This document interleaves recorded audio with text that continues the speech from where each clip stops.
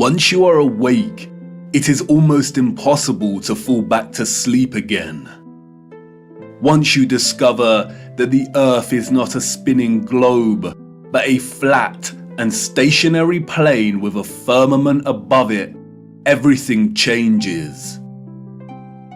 The trusted voices and satanic scientific priests who once shaped our reality and understanding of the world are no longer reliable.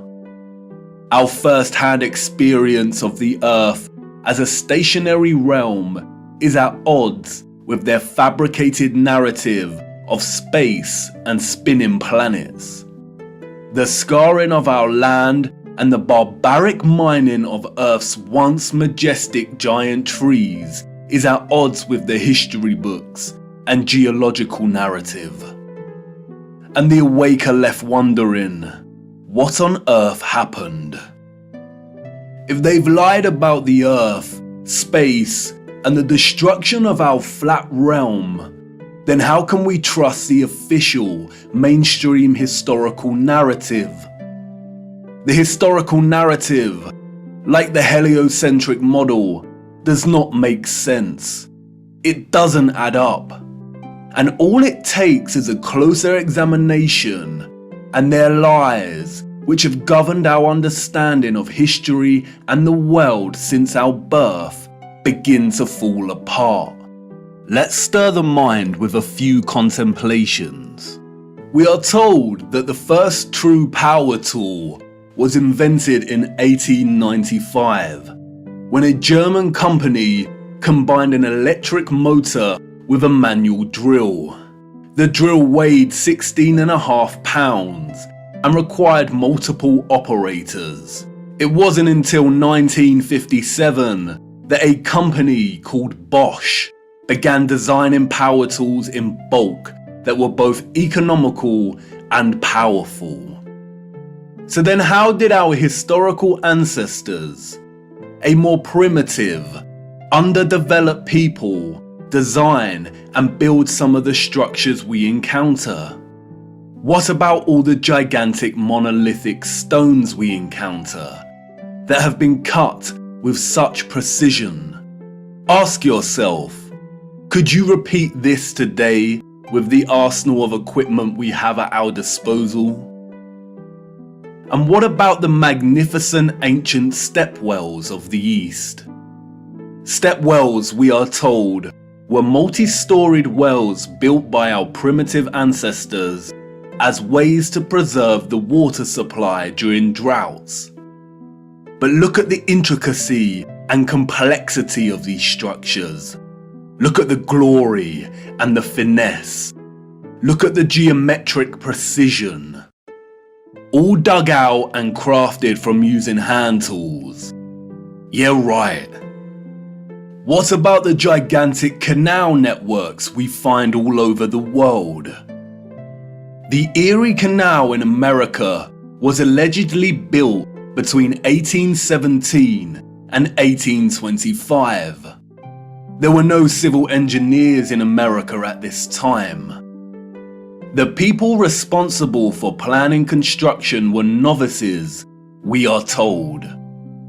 The canal is 12 meters wide and 4 meters deep. The Erie Canal spans 363 miles. But this was not just a case of digging each day for the Irish immigrants and their oxen companions. They had to fell hundreds of trees as they passed through the virgin forest.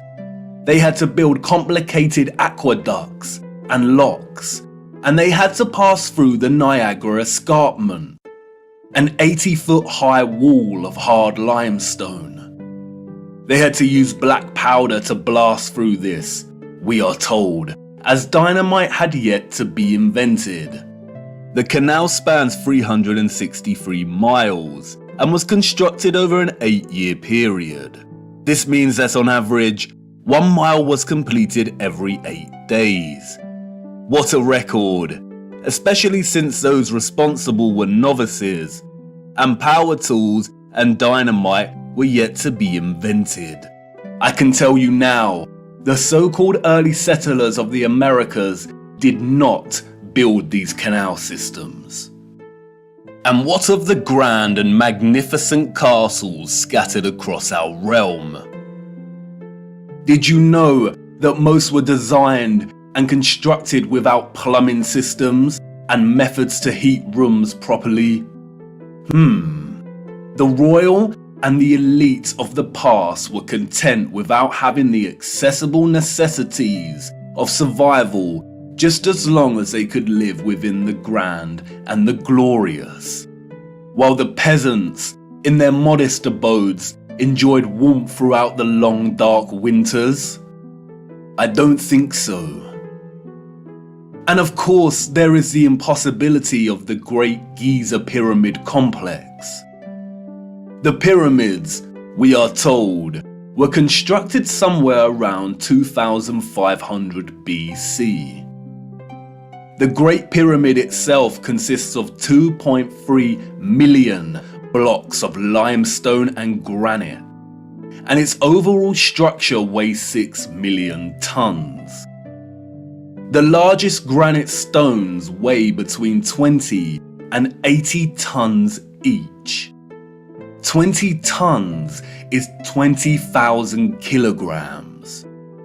These blocks were carved from quarries with copper chisels and allegedly transported from 800 kilometers away. The so-called experts can only theorize that a vast amount of slave labor was required.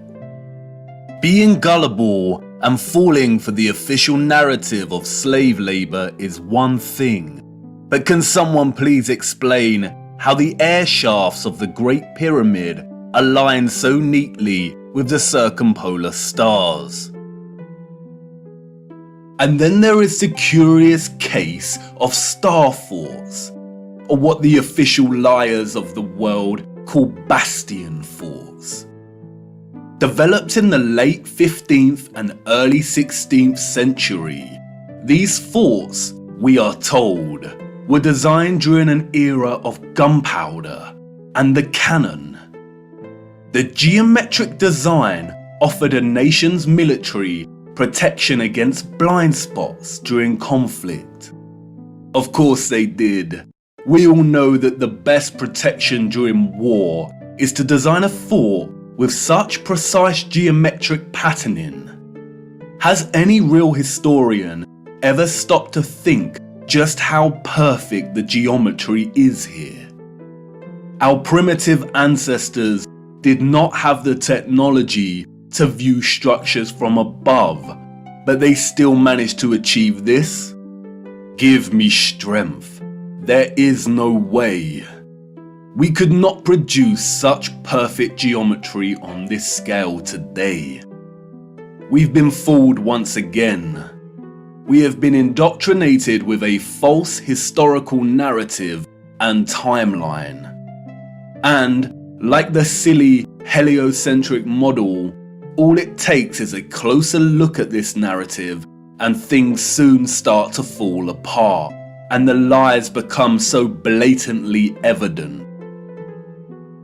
Because of their satanic lies, piecing together an accurate, honest historical timeline has become an impossible Rubik's Cube.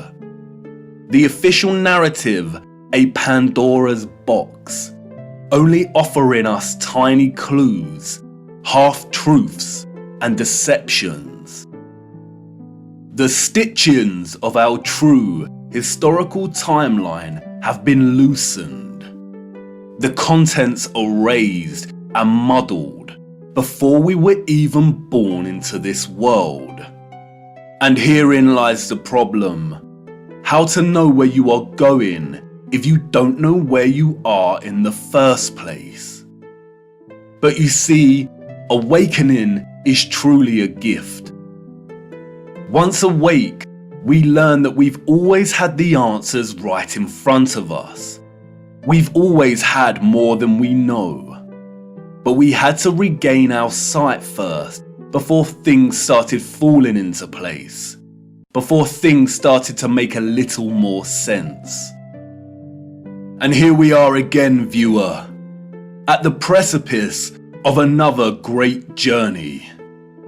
What if I told you that before us there existed a civilization that was responsible for the most advanced technology ever developed, and that it was their understanding of the workings of our flat realm that was key to their innovation? And what if I told you that it is highly likely that our true history as a people only begun just over 200 years ago? Would you think of me as mad once again? Do I sound as preposterous as when I first told you that the earth is flat? Perhaps, and that's why I need to show you. What I hope to show you is one of the greatest cover-ups of all time. It is on par with the heliocentric lie in its enormity and the impact it has upon humanity. And, as I will try to show you, it is inextricable from the true nature of our flat realm Earth, and you cannot understand one without understanding the other. We cannot waste time, for we must journey in search of lost time. At its heart, this is a story about deception. It is also a story of endings and beginnings, of death and rebirth. And please bear with me. Due to the deceptions and falsities underpinning our historical narrative, this story cannot be told in a linear fashion. We need to go back and forth in time to really draw out something that brings us a little closer to the truth. It is also imperative to understand that, like much contemporary science, history as a discipline was corrupted a long time ago. At its most innocent, a lot of established historical narrative is guesswork. But at its worst, it is a set of lies agreed upon, as the so-called Napoleon put it so succinctly. We are going to be digging in the dark. No historian will be there to help us. We are alone in this journey. Our journey is a hunt for things buried in plain sight. And things may become a little uncomfortable at times, but it is necessary. We have been living a comfortable lie for far too long now. Come on, jump in and put your seatbelt on. For to understand our place in the world, we need to do the unthinkable. It's time for us to take a journey back to the future.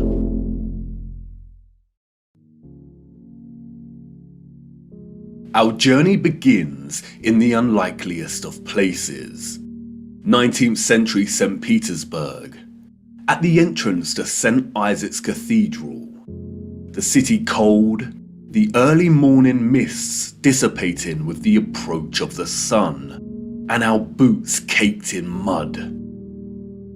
The year is 1860, and while St. Petersburg stands regal and proud, its inhabitants are nowhere to be found.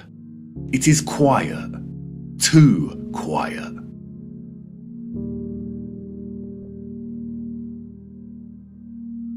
The population of St. Petersburg in the 1860s was, we are told, roughly 500,000 people, and yet there is not a soul in sight.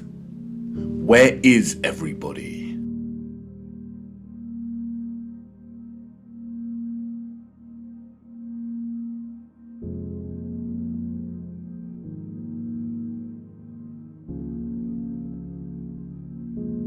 The long shadow of Alexander Column gives us a clue as to the time of the sun's journey above this region. Long shadows only occur during morning or evening. It must be morning, but it appears that no one has surfaced yet. If we travel 400 miles across to Moscow, we see the same thing. Empty, quiet streets. In 1860, Moscow shared a similar population with St. Petersburg, roughly 500,000 citizens. But again, where is everybody?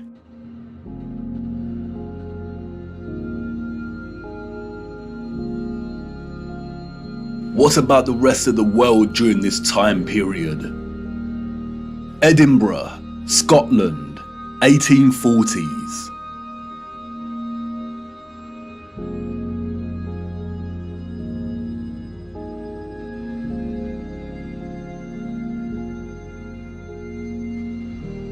Copenhagen, Denmark, 1840s. Dresden, Germany, 1860s.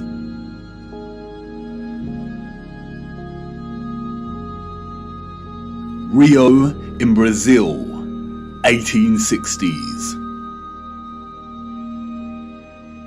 Toronto, Canada, 1860s.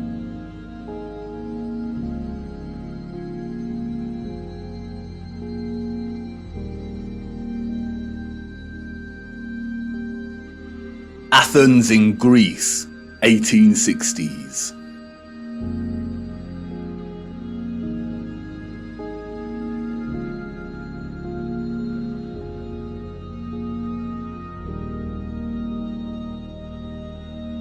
And then London, finally, people.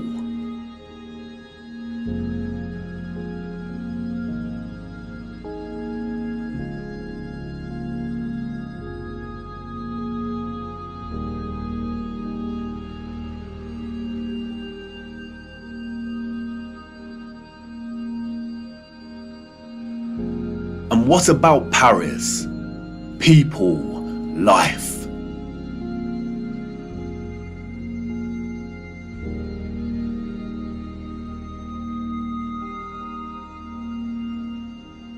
The first photograph, we are told, was created in 1822. The art of photography relies on methods of juxtaposition, of comparison and contrast to deliver its message and sentiment. In these old photographs, we do not find the same deliberate techniques of juxtaposition that contemporary photographers craft into their art, but rather we find natural contrasts that are so important and central to navigating through our deceptive history. Contrast is a phenomenon, natural or artificial, in which meaning is generated and conveyed through the comparison of two opposing elements.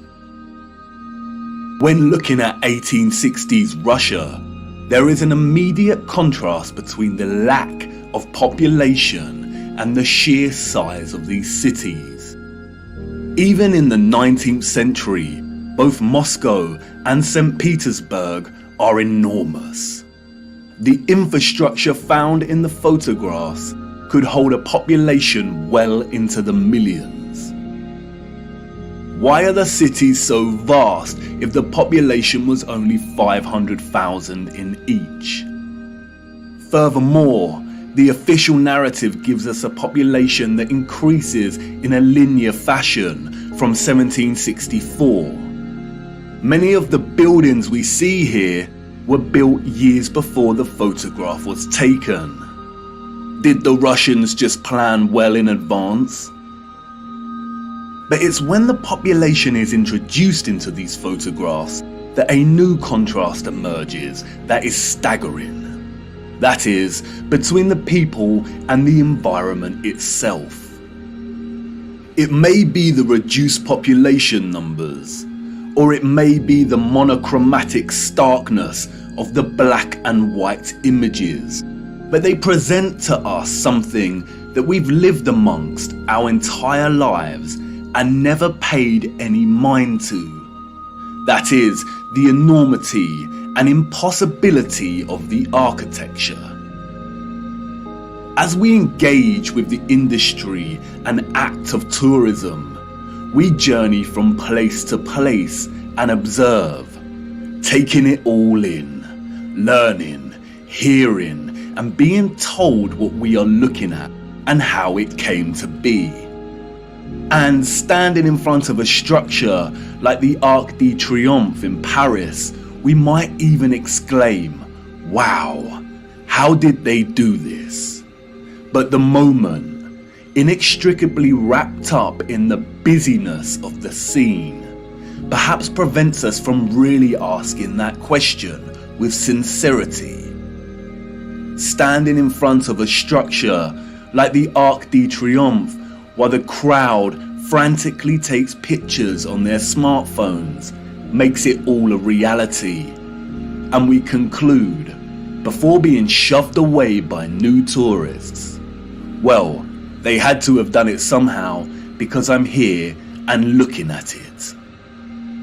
During our indoctrination at school, we are seldom shown old photographs of the grand cities scattered around our flat realm. And perhaps for good reason. Because when we marinate on images like this and are presented with the visual evidence of a very primitive Victorian people dotted around like grasshoppers within the shadows of the most magnificent, grandiose, brilliant architecture a human could ever imagine, we begin to have doubts. Indeed, how did they build this? The Arc de Triomphe is made from 36,695 cube meters of limestone and weighs 95,407 tons, or just over 95 million kilograms. They tell us it took 12 years to build the giant arch in two different periods, between 1806 to 1814 and between 1832 to 1836. How did they transport this amount of limestone with the same horse and carts that we see in the photographs? Look closer at the four sculptures that adorn each of its sides. Look at the intricacy of the sculptures and the patterning of the ornamentation that frames the arch. Each section is perfectly repeated without any deviation or inconsistency. The first true power tool was not invented until 60 years after this arch was completed. They tell us this was crafted by hand. Is that even possible? And then there is the ceiling of the arch. Immaculate, 3D sculpted roses, perfect in their geometric symmetry. The nuance of the detail and finesse of each petal and cross-section borders is overwhelming. Look at the rest of Paris during this time. Again, a plethora of unbelievable, gigantic, and magnificent structures. The city's infrastructure glorious, and the people and their means of transport primitive, unsophisticated, and seeming not at all developed to the point of producing a city like this. The roads are improperly paved and uneven. They are dirty and muddy. We also see buildings during this period in which the architecture aligns with the inhabitants. Buildings of misshapen proportions, less developed and refined, charming in their own way, but coarse in their use of wood and plaster. This is exactly the type of architecture we expect of a generation of horse and cart. A generation ignorant to the discoveries in technology that would follow in the years to come. Furthermore, at the time of this photograph, the arch is roughly 40 years old since its completion. Yet can you see how worn some of the parts of the structure are? We see weathering on the stone that suggests the arch is much older. As we approach the late 19th century, we see that the people of Moscow have finally decided to leave their homes and venture out into the streets. The infamous Red Square, now bustling with life. St. Basil's Cathedral and the Spasskaya Tower dominate the frame of the square. The construction of St. Basil's Cathedral began in 1555 and was completed in 1561, a mere 6 years. It suffered a huge fire in 1737 and underwent restoration over a 20-year period. But look at it. What a structure. Almost unreal and like no other. It is composed of thousands of red bricks and tin sheet metal that has been shaped into the distinctive onion domes we see. Look closer at the intricacy of the domes. How did they bend metal to achieve such precision and perfection in the 18th century? And again, if they had the skills and dedication to build a wonder such as this, then why are the conditions of the road so poor and covered in mud? We see these incredible structures and buildings everywhere in 19th century photography. We have the wondrous Crystal Palace of London, a monstrous structure with the greatest area of glass ever seen in a building, and all constructed before England had automatic glass manufacturing. We have Westminster Abbey and Parliament. We have the old Euston Arch, constructed out of pure sandstone in 1837, and streets unpaved and full of mud. Why did these people not prioritize the streets they walked upon? The Frauenkirche, the domed masterpiece of Dresden, Germany.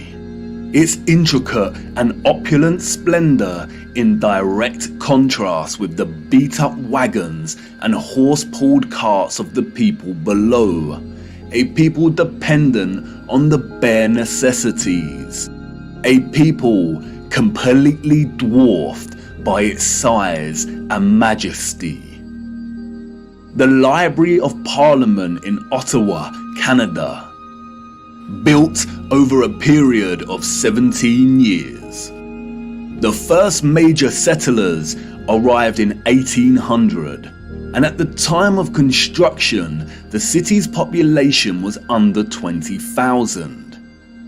Would a grand, glorious library really be a priority for settlers?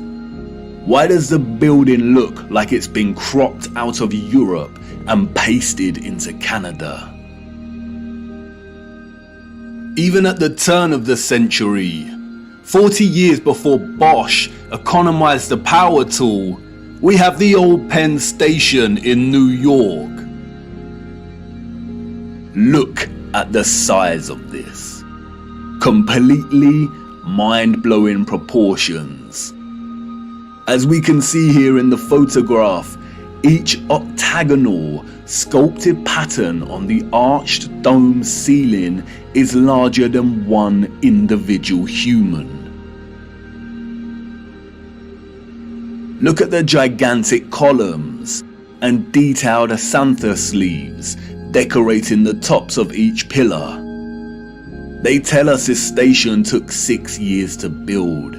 6 whole years. Yeah, right. Why are we so gullible? Even without access to modern power tools, printable construction pieces, and crane technology, we could not reproduce this today.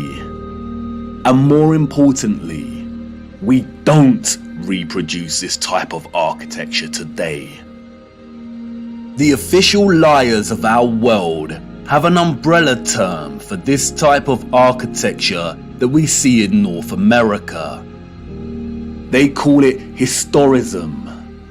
Historism is a term coined to describe a style of architecture that is revival in nature, or in other words, copies the style of another period in time. The grand arches and buildings with giant columns we see are built in the classical or Greco-Roman style, and the cathedrals are built in the Renaissance and Gothic styles of medieval Europe. Components of these particular styles of architecture feature large spires, arched windows, towers, turrets, domes, arcaded arches, sculptures, enormous doors, circular geometric windows, columns, clock faces, and bell towers. Traces of this impossible architecture are literally found everywhere, in every city and across our world today.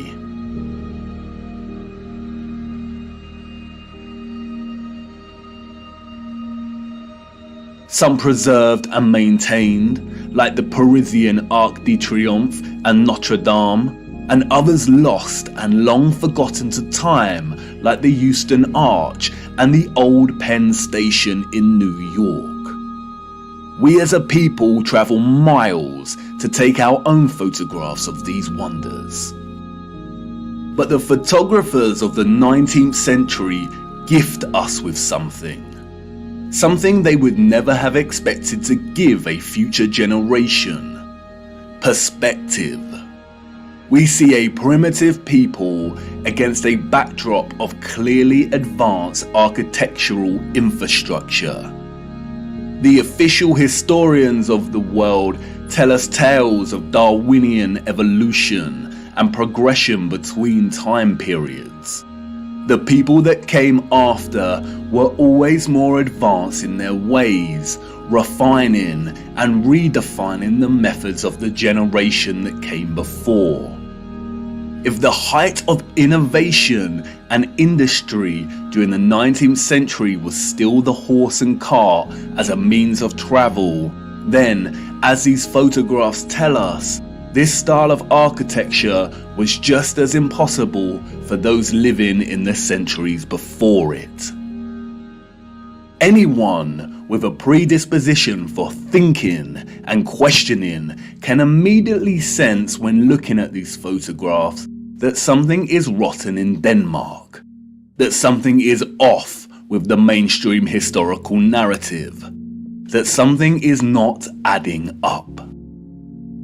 In a panoramic image of San Francisco in 1877, we see a collage of historicist architecture.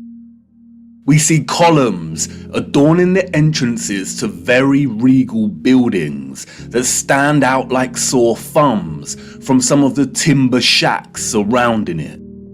We see Gothic spires and towers in the distance. We see domed cathedrals and buildings. We also see just how sprawling and huge the city has become. In 1846, there were under 500 Mormon settlers living on the area of land in which we now call San Francisco. It was frontier land and ready for the taking.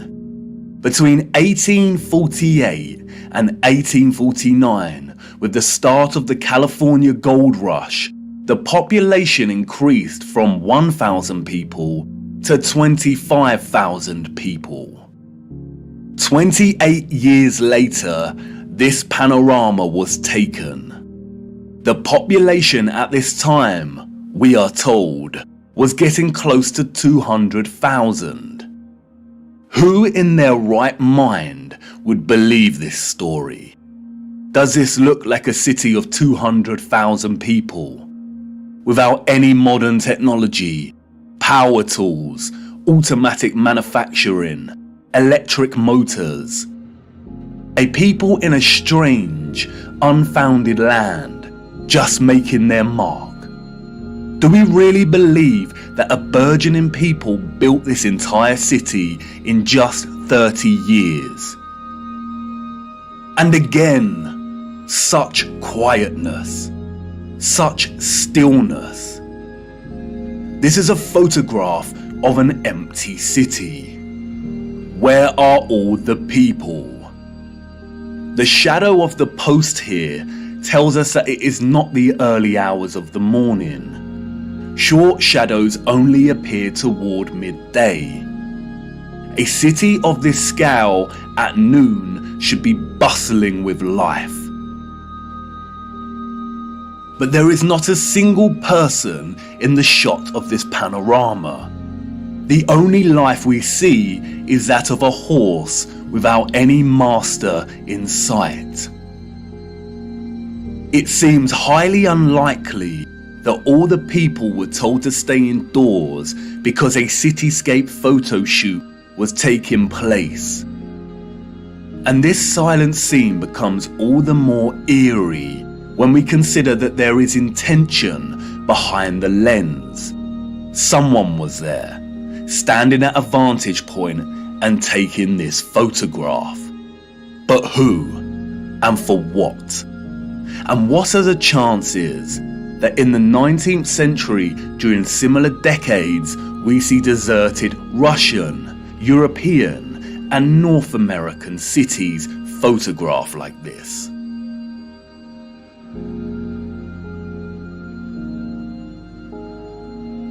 And then only a few years later, we find the same locations bustling with people. A people clearly incapable of building the architecture found in these cities. And what to do with these photographs? If we accept the narrative and these strange anomalies, then we stop here and get back to our busy lives. But the narrative we've received is not the truth. And we shouldn't accept any narrative, no matter how official and certified it is, unless it makes sense. The people we see in these photographs and their early ancestors could not have built the magnificent architecture we see. It is an impossibility. Come on, jump in. We must venture further into these cities and look a little closer. There must be some clues waiting to be uncovered that helps us understand why these cities are empty. Wait, what's that you say? You want to wipe the mud from your boots first? Do not bother, it's a waste of time. Come on, jump in and let's go. For it is the mud that offers us some small clues as to what could have occurred during this time period.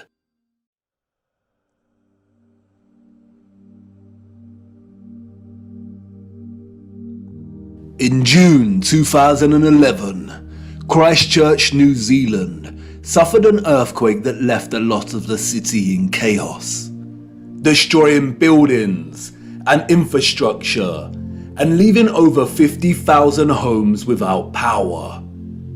As a result, there were collapsed houses, ruptured water mains, flooding, and fires due to disrupted electrical lines.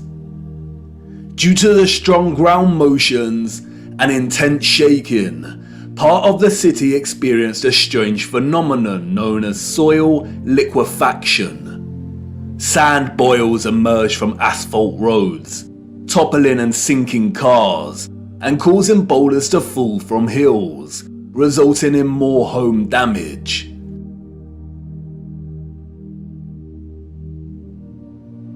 Soil liquefaction occurs when saturated soil loses its strength and stiffness in response to an applied stress, such as shaking or other sudden changes, such as a strong explosion. Loose, saturated soil or sand has a tendency to compress when a load is applied, but in the event of a stress, such as shaking or an explosion, we see the opposite. The soil tends to dilute, and the result is treacherous quicksand or quick clay. The land turns to liquid, causing structures of heavy mass such as buildings, infrastructure and cars to start sinking, topple over or collapse. It can also affect dams and bridges. Turbidity currents can also form huge landslides that are impossible to stop. In the worst case scenario, entire cities may be destroyed. As you can see, liquefaction can move entire areas of land. The mud can rise dramatically and rapidly, and its destructive force is unstoppable. It is a well-documented phenomenon. The 1964 earthquake in Nagata, Japan caused liquefaction, and we can see the effects very clearly in these photos. The same here with the 1964 Alaska earthquake. Buildings toppling, cars sinking, infrastructure collapsing. Once the stress has subsided, the soil begins to solidify once again, and we can see the aftermath. Uneven, muddy streets remain where there was once road paving. Returning to photographs of 19th century cities, we see a similar situation here. The roads are unrefined and full of mud. We see unsophisticated, uneven, coarse and muddy roads everywhere against a backdrop of refined, sophisticated and magnificent architecture. Could these cities have suffered the similar fate of soil liquefaction that we see in more recent times? Perhaps. But unfortunately, muddy roads is not enough evidence to base any conclusions on, is it? Children ask the most vital of questions, and adults, in their foggy stupor, usually provide the most unsatisfactory answers, often regurgitating learned nonsensical information that leave the child's imagination unfulfilled. Squelching along these muddy 19th century roads, observing their surroundings, a child may ask, why did they build the windows so low to the ground?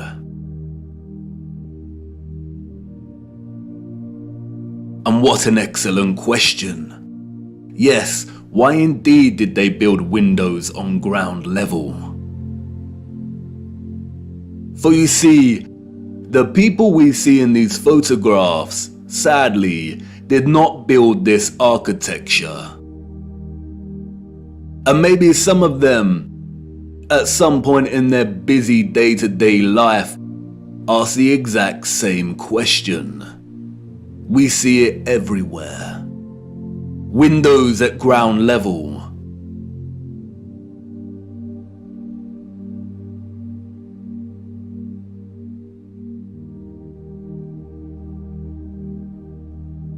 Windows partially below ground level.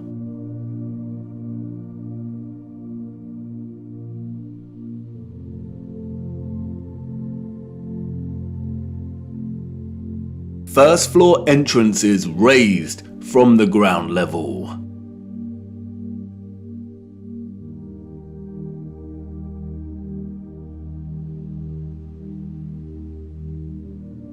Steps leading down to entrances below ground level.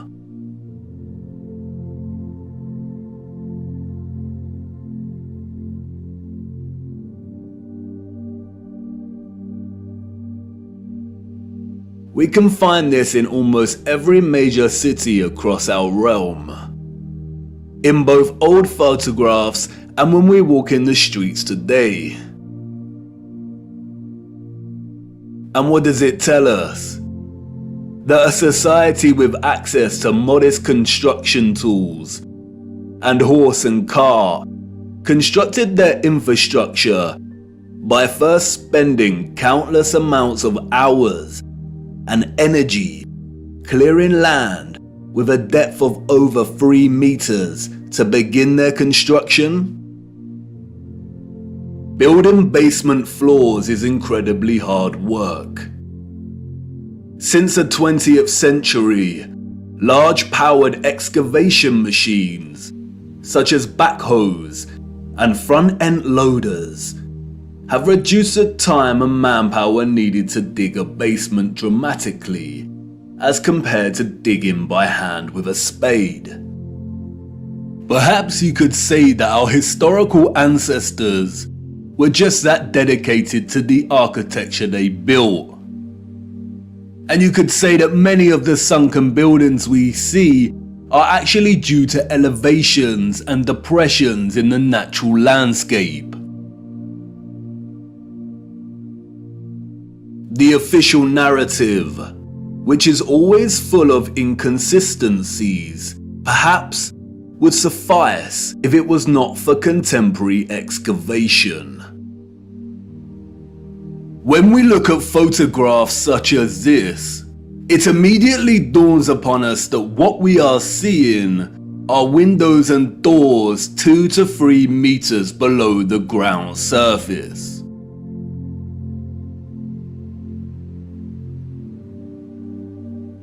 Why are there windows and doors underground?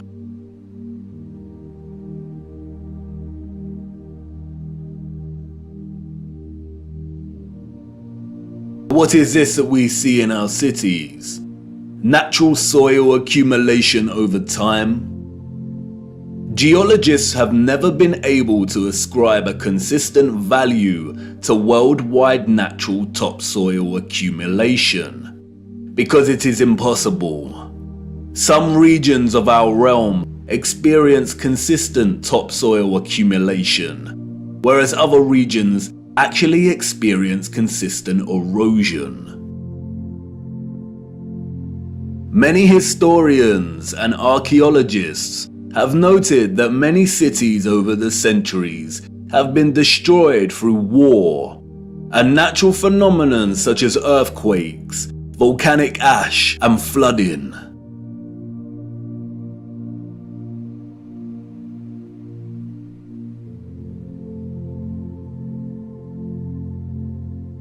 Aren't these just the layers of previous civilizations?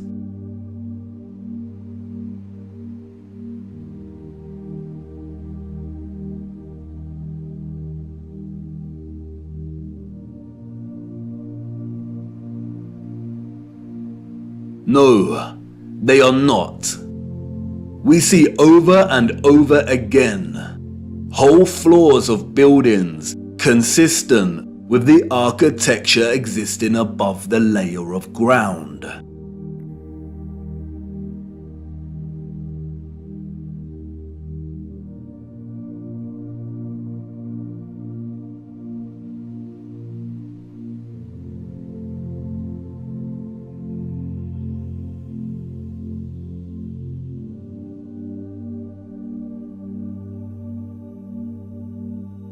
You see, what lies beneath is not the unfamiliar traces of previous generations, but of the same generation that built these structures.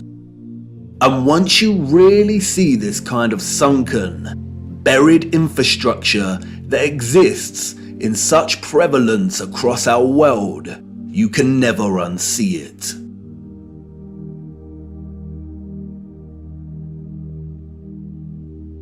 We see that the foundations of old churches are actually the original first floors with consistent entrances and windows.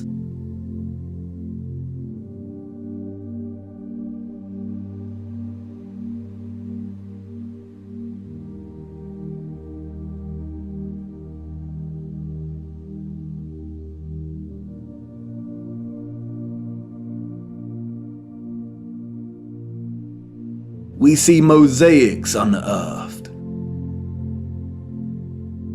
we see pillars, columns and arches that were originally much larger, and it was the layer of soil that reduced their size, as if they weren't big enough to begin with.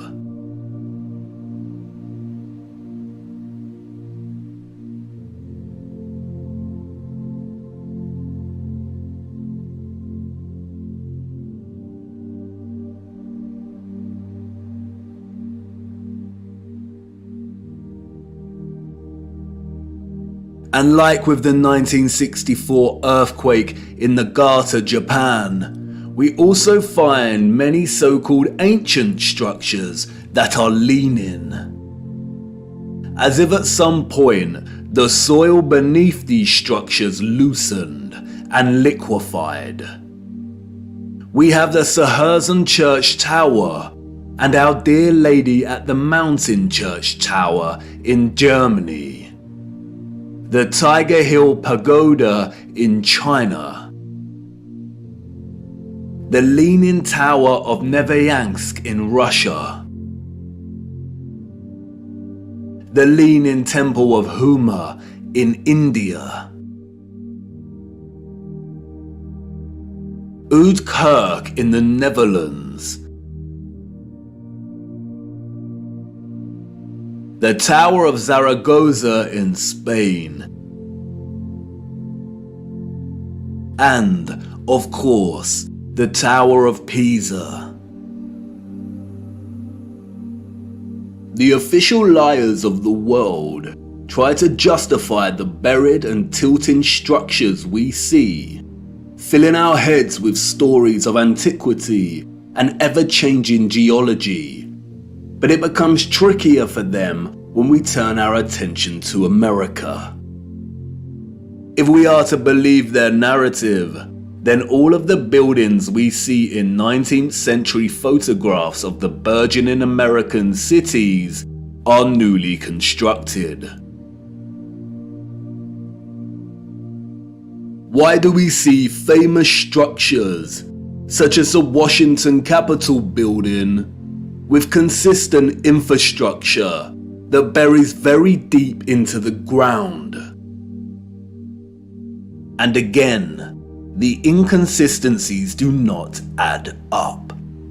Why would an underdeveloped people waste resources, energy, and time constructing the foundations of the Capitol building to be consistent with the column style we find above the surface?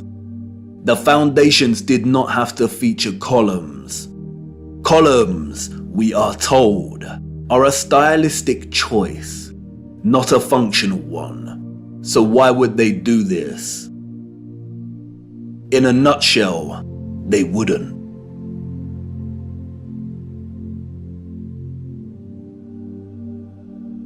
We see images that suggest that the people of the 19th century were actually concerned with moving a lot of the vast amount of mud we see, leveling the ground and excavating existing structures.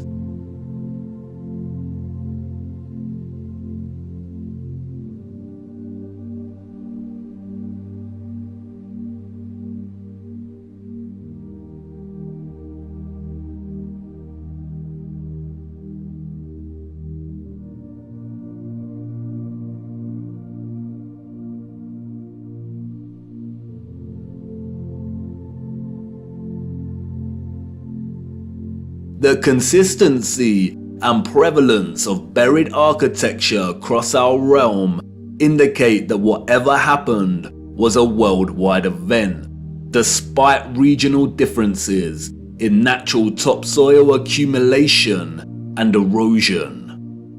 And there is no official narrative explanation that justifies the buried architecture we see. No explanation provided to justify the amount of mud we see in 19th century photographs of our cities. On the roads, mud piles from clearing, the roads uneven, the land ravaged, but the architecture grand, perfect and intact. applauded by literary scholars for his use of fog as an opening simile and metaphor to paint a portrait of London as a corrupted hub amidst burgeoning industrialization. Many often overlook that Charles Dickens's 1852 novel Bleak House actually opens with a different image. London, Michaelmas term lately over, and the Lord Chancellor sitting in Lincoln's Inn Hall.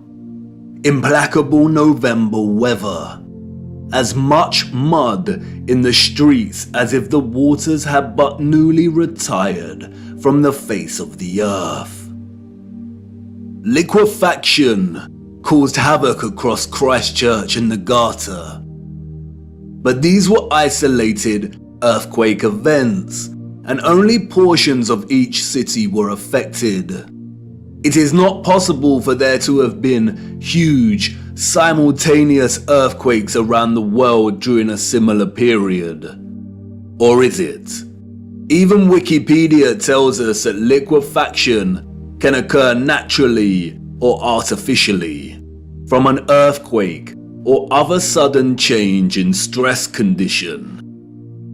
Even if this was the case, we do not see the same structural damage to the buildings in the 19th century like we do in cases such as Christchurch and the Garter. Most of the buried architecture we see is intact.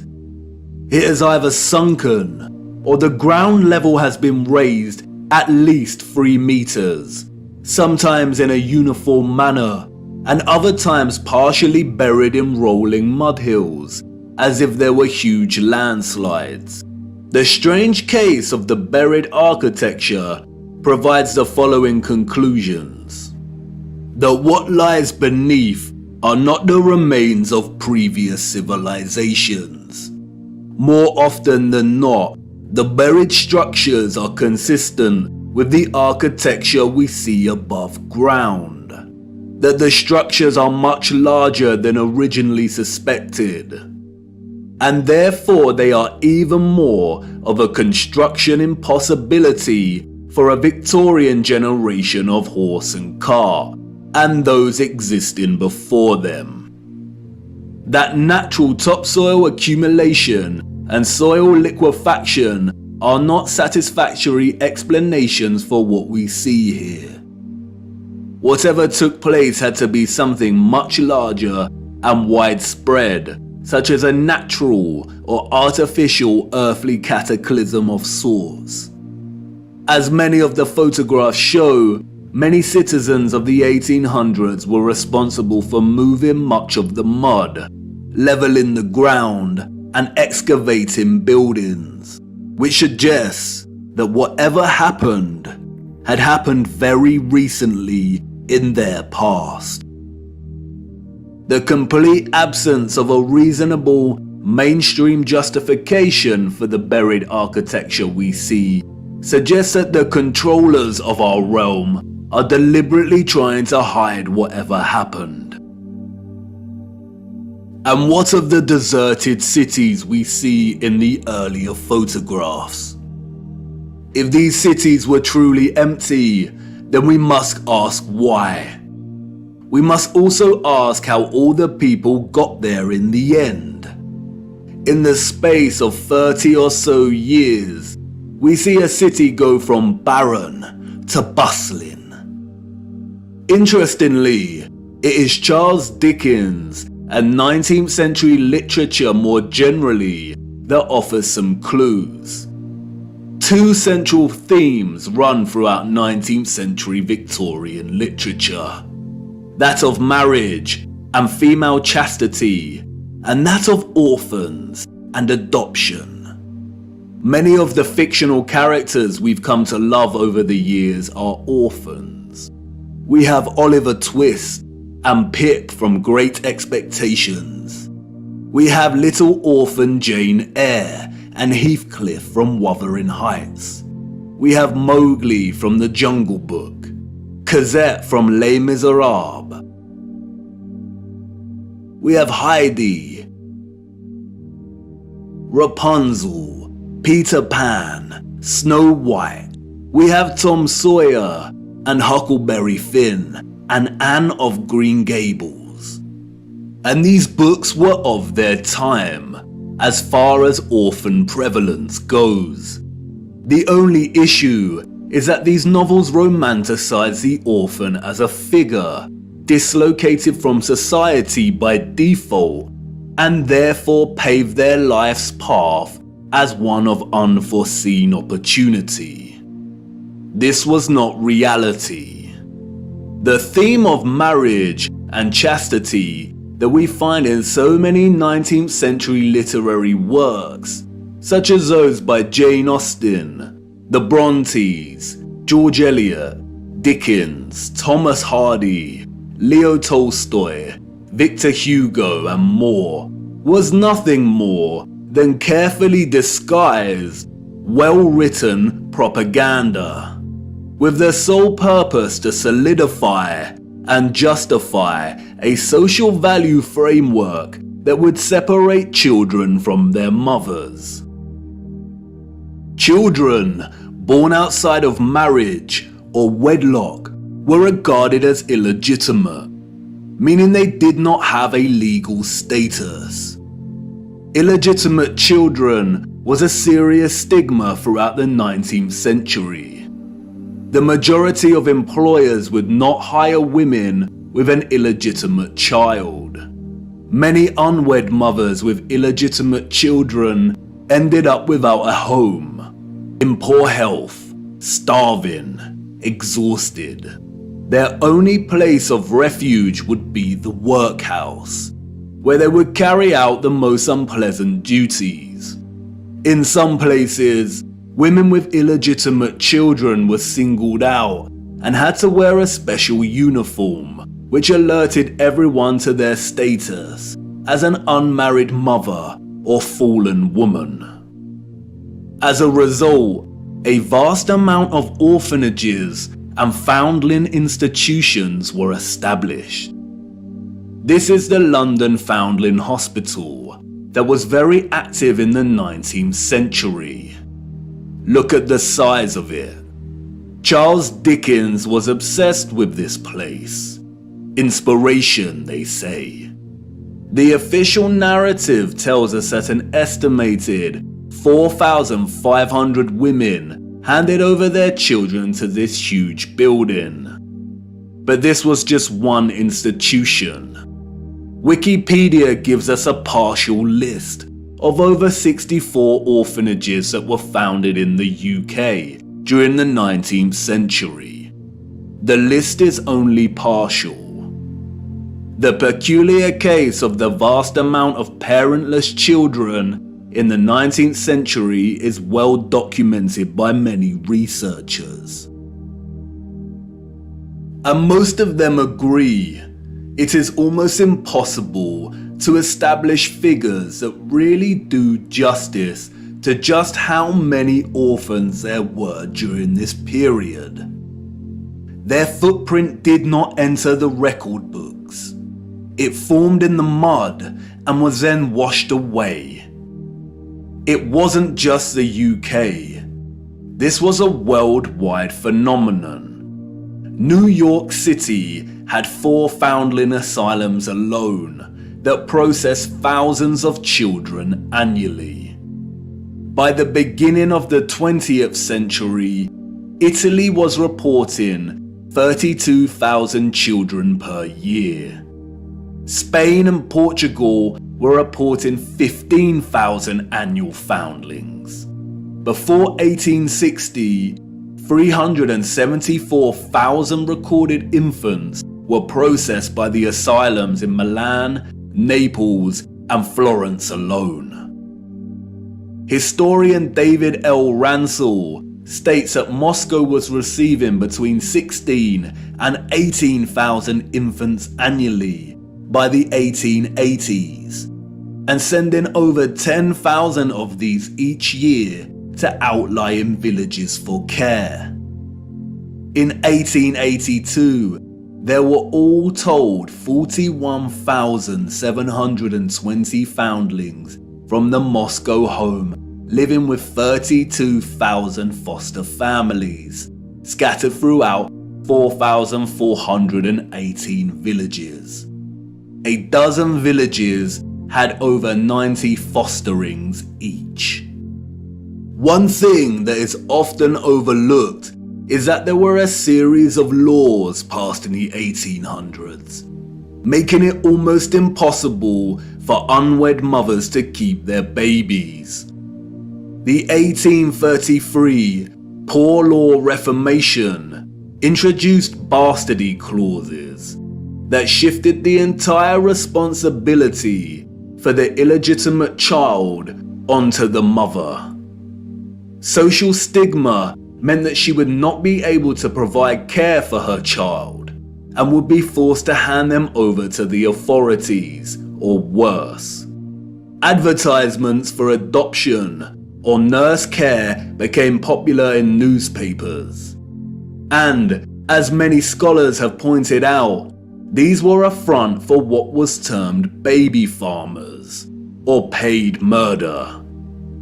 As Dorothy L. Haller states, the adverts may have been misleading to the general public, but read like a coded message to unwed mothers.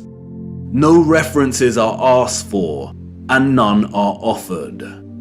The sum of 15 shillings a week to keep an infant or a sickly child was inadequate, and a sickly child and an infant under 2 months were the least likely to survive and the cheapest to bury. Infants were taken, no questions asked, and it was understood that for £12 no questions were expected to be asked. The transaction between the mother and the baby farmer usually took place in a public place, on public transportation, or through a second party. No personal information was exchanged. The money was paid, and the transaction was complete. The mother knew she would never see her infant alive again. Most children, however, were not murdered, but were dropped off at the doorsteps of orphanages or the workhouse. All children taken into these institutions were given entirely new identities. They were provided for with shelter, food, and clothing temporarily, and then sent off to workhouses or another location. Photographs in the 19th century were scarce, but towards the end of the century we see more photographs, and the last continent to experience such mass exodus of orphans was the United States. And it is here that we see evidence of the orphan trains. The first group of these orphans arrived in Michigan in 1854, and from that moment on, the movement shipped hundreds of thousands of children across the states until it ended in 1929. Officially, there were over 97 institutions involved in orphans and orphan trains in the 19th century. And again, this was not just the United States.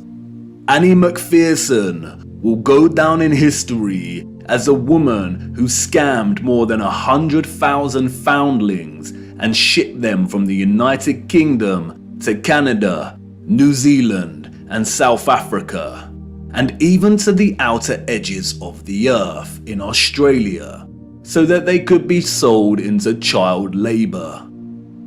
Why do we see so many photographs of orphans in workhouses? Why are they working with machinery created for adult use? Were there not enough adults during this time to carry out this work? And then there is the strange case of the burgeoning American amusement parks at the turn of the 20th century. In addition to rides and exhibits, many of these parks featured an unusual attraction: infantoriums. Visitors of these parks could stroll around with ice cream and swing by these stations, a visit equivalent to that of a fully functional neonatal intensive care unit, complete with incubators filled with sleeping, premature babies. History has been kind to Martin Cooney. Touted as a hero, Cooney was the German mind behind the incubators. His first encounter with premature babies, we are told, was at the 1896 World's Fair. He knew immediately that the exhibition would save babies' lives. The technology to keep premature babies alive was expensive, and he knew the public would pay to see the babies in incubators. He would charge an entrance fee at the amusement parks to generate funds to help these babies live. Nurses tended to the babies as an enraptured public looked on.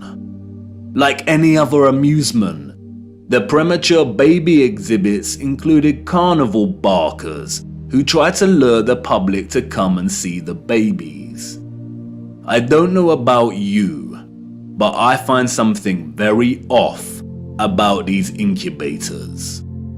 Advertised as featuring living babies, a lot of the fairs where Cooney showed his babies also featured eugenics exhibitions.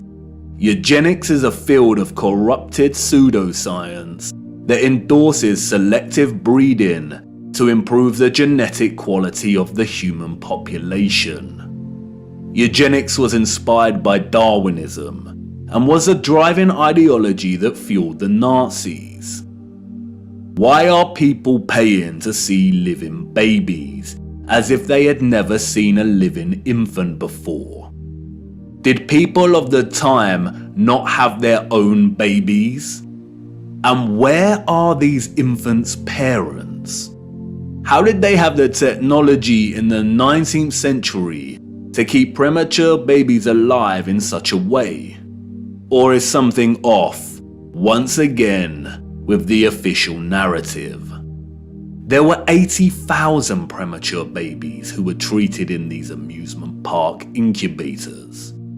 80,000. The hundreds of thousands of orphans in the 19th century are just barely believable. Were women really that carefree? Did America even have the population numbers to justify 80,000 premature babies? We are not talking orphans here, but infants born prematurely. The narrative is not convincing or realistically fathomable. Where did these babies come from? More troubling is Cooney's background. As many historians have pointed out, he had no medical degree or training. His story is a very similar one of unconvincing philanthropy that we find surrounding some of our contemporary figures today that also do not have medical degrees. And then there is Marie Dressler, a Canadian silent film and Depression-era movie star. She adopted one of these incubator babies. Celebrities and adoption. The official narrative conveniently leaves this out of her story and tells us that she may have had a daughter who died as a small child. But the photographs suggest otherwise. Did she adopt her incubator baby at one of these fairs? Were the fairs a front for illicit adoption of premature babies? Even if they were premature, did that mean they had no parents? Who owned and was responsible for these parks? And what happened to the babies once they grew and left the incubators? If something feels eerily wrong, about the entire narrative surrounding these parks and orphans. It's because we are not being told the truth. Why were there hundreds of thousands of parentless children in the 19th century? Where did they come from? They were relocated all over the world. Europe, America, Russia, Australia, Canada. Why? Especially when most still had a living parent. If pregnancy out of wedlock was such a social stigma that resulted in such trauma, why would so many people put themselves in that position in the first place? Did the government really care about social morality enough to pass laws?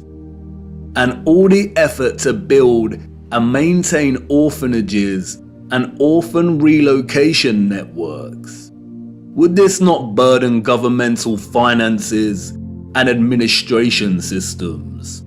It certainly would have. But you see, there was a greater purpose behind the government's worldwide agenda: repopulation.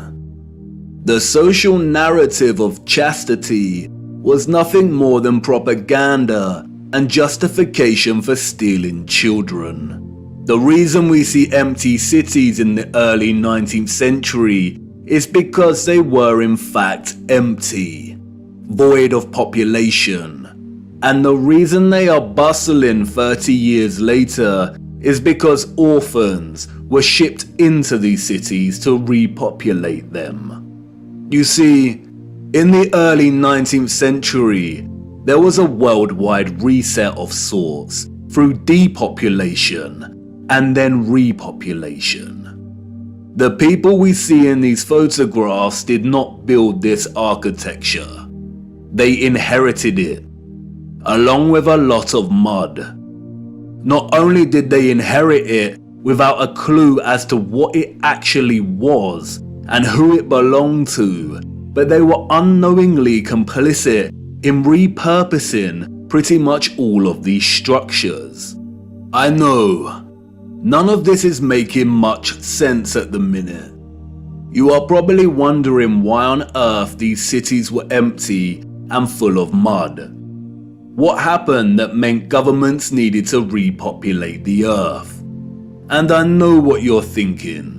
This is all very intriguing, but what does this have to do with flat Earth? You want to know more about the firmament, the sun and moon, and our stationary plane. Do not worry. Everything will become clearer as we continue our journey. The prevalent evidence of buried infrastructure, coupled with deserted cities and a burgeoning industry of orphans, is just a start. These are all necessary clues, hinting at some kind of cataclysm, but the real story hasn't truly begun yet. The stage had to be set first, and now it is ready. And even if you cannot see it yet, I know you feel it, viewer. The deserted cities, the buried architecture, and orphans all signal a looming darkness. There is a great black cloud in front of us, and I won't lie, we are heading right into the heart of it. And like I said before, we do not have much time. Come on, it's time for me to honor my promise and take you back to the future.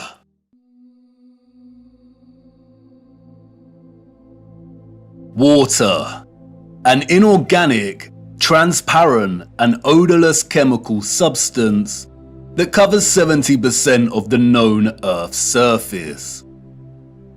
It is the driving life force behind the carbon-based organisms that flourish on our Earth. It borders and separates our lands and collects and solidifies at the inner and outer regions of our flat, stationary realm. God should have sent a message to the inhabitants of Earth.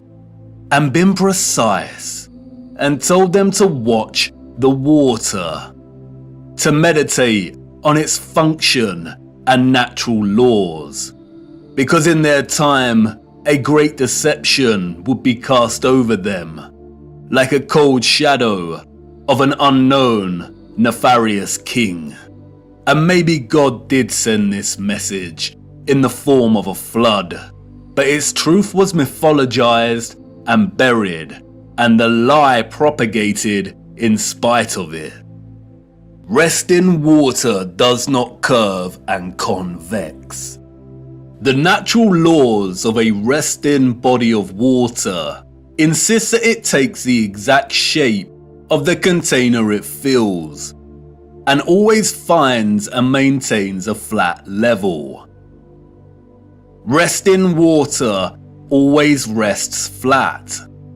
And watching the water when we sit at vantage points, when journeying above in planes, and before we take a sip from our drink, we must remember to never forget this law. Most of us instinctively understand the laws of water, and yet many continue their day-to-day willfully participating in the nonsensical, heliocentric hoax.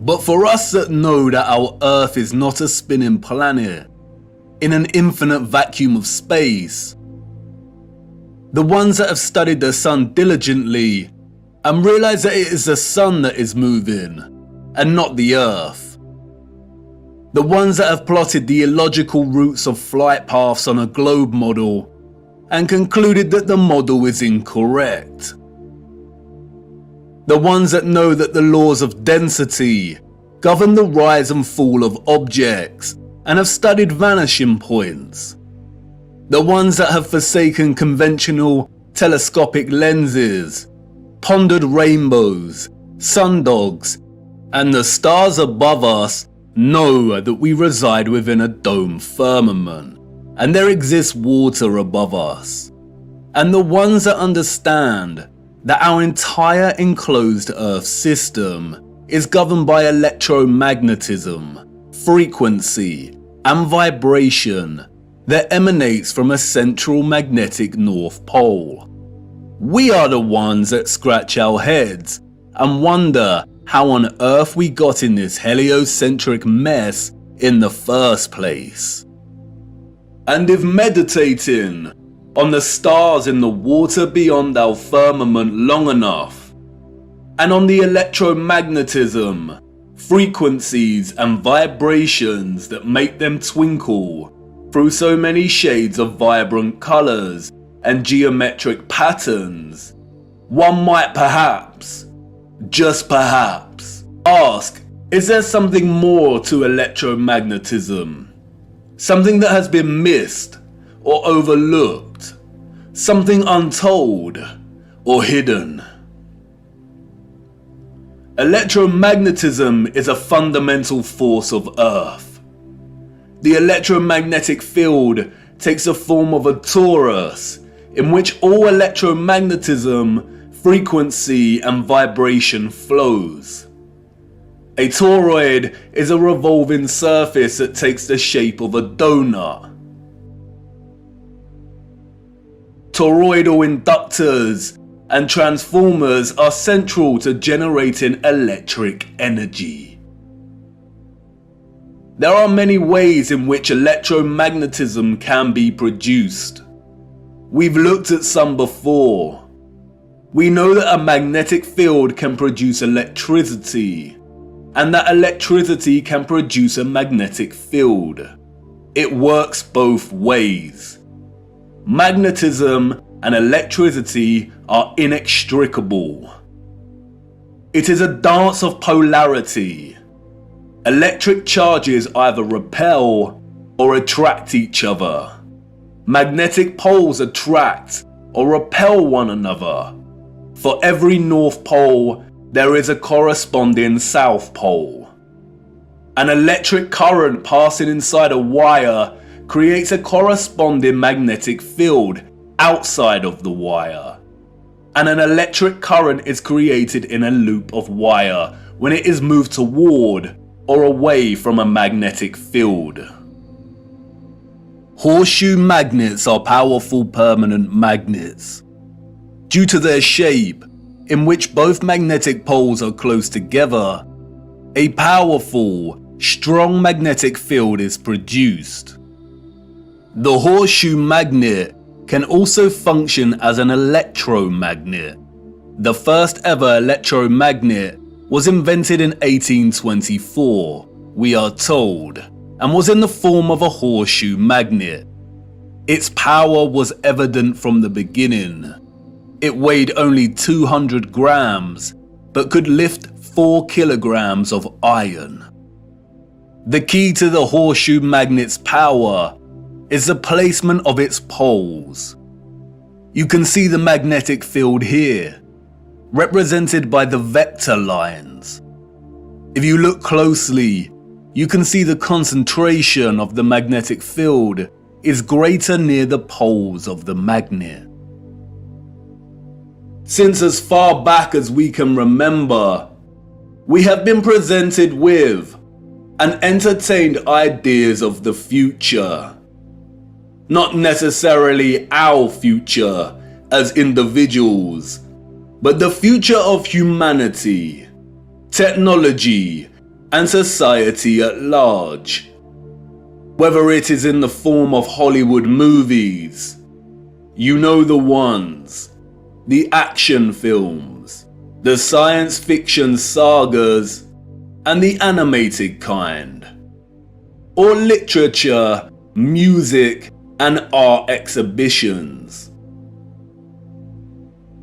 In these, we see our technology taken to its limits.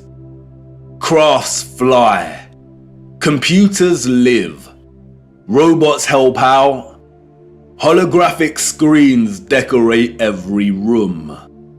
Cities continue to grow upward into dominating skylines.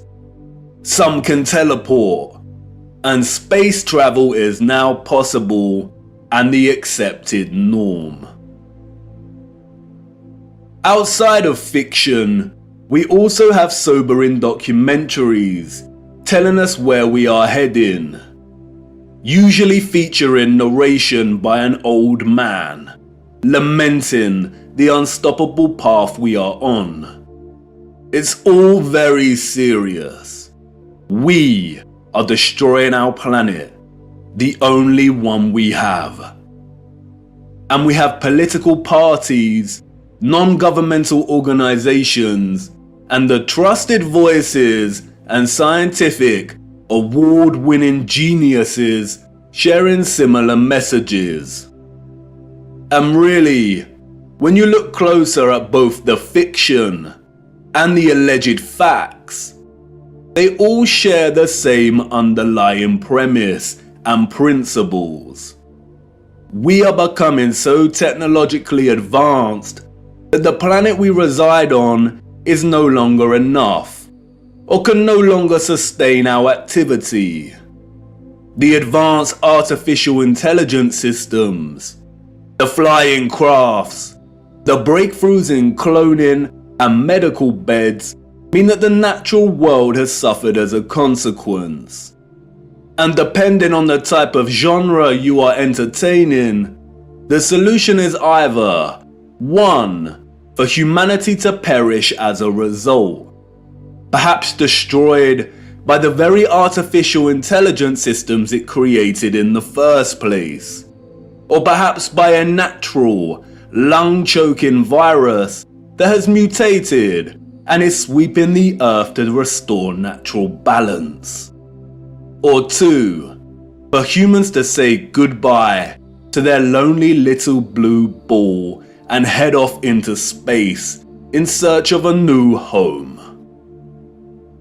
But you see, there is no globular planet, and there is no space, and therefore all visions of the future are purely fictional, and not particularly innocent. What we don't see emphasized in these visions of the future, however, is the potential of electromagnetism to transform all human life, technology, and society. Which is strange when you consider that all life, and the Earth itself, is impossible without electromagnetism. Why wouldn't visionaries want to explore this in more detail? Could it be that they are not allowed to? Could it be that they are afraid of something? Afraid of us connecting one too many dots, perhaps? And again, horseshoe magnets can act as powerful electromagnets.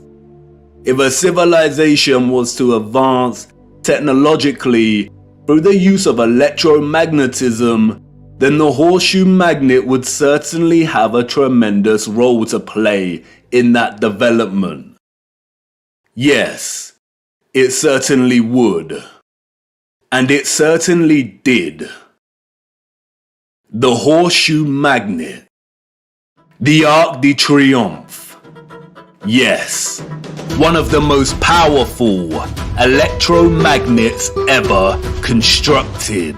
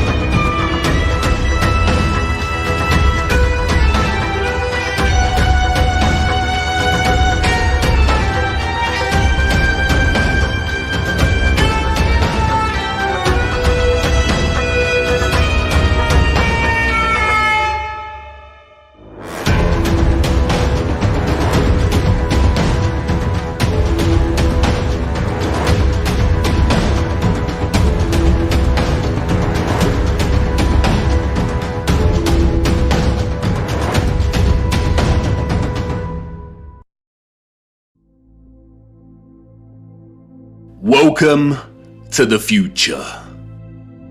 Except it's the past. The future came and went and we missed it. The magnificent architecture we see throughout our realm, in which the official liars and controllers of our world have termed historicist, neoclassical, Renaissance, Gothic, and so on, all belong to one whole unified civilization. A civilization so developed they had harnessed the power of electromagnetism to such a high degree that they not only built these huge structures, but also crafted them with utter finesse and beauty. A celebration of their own technological advancement.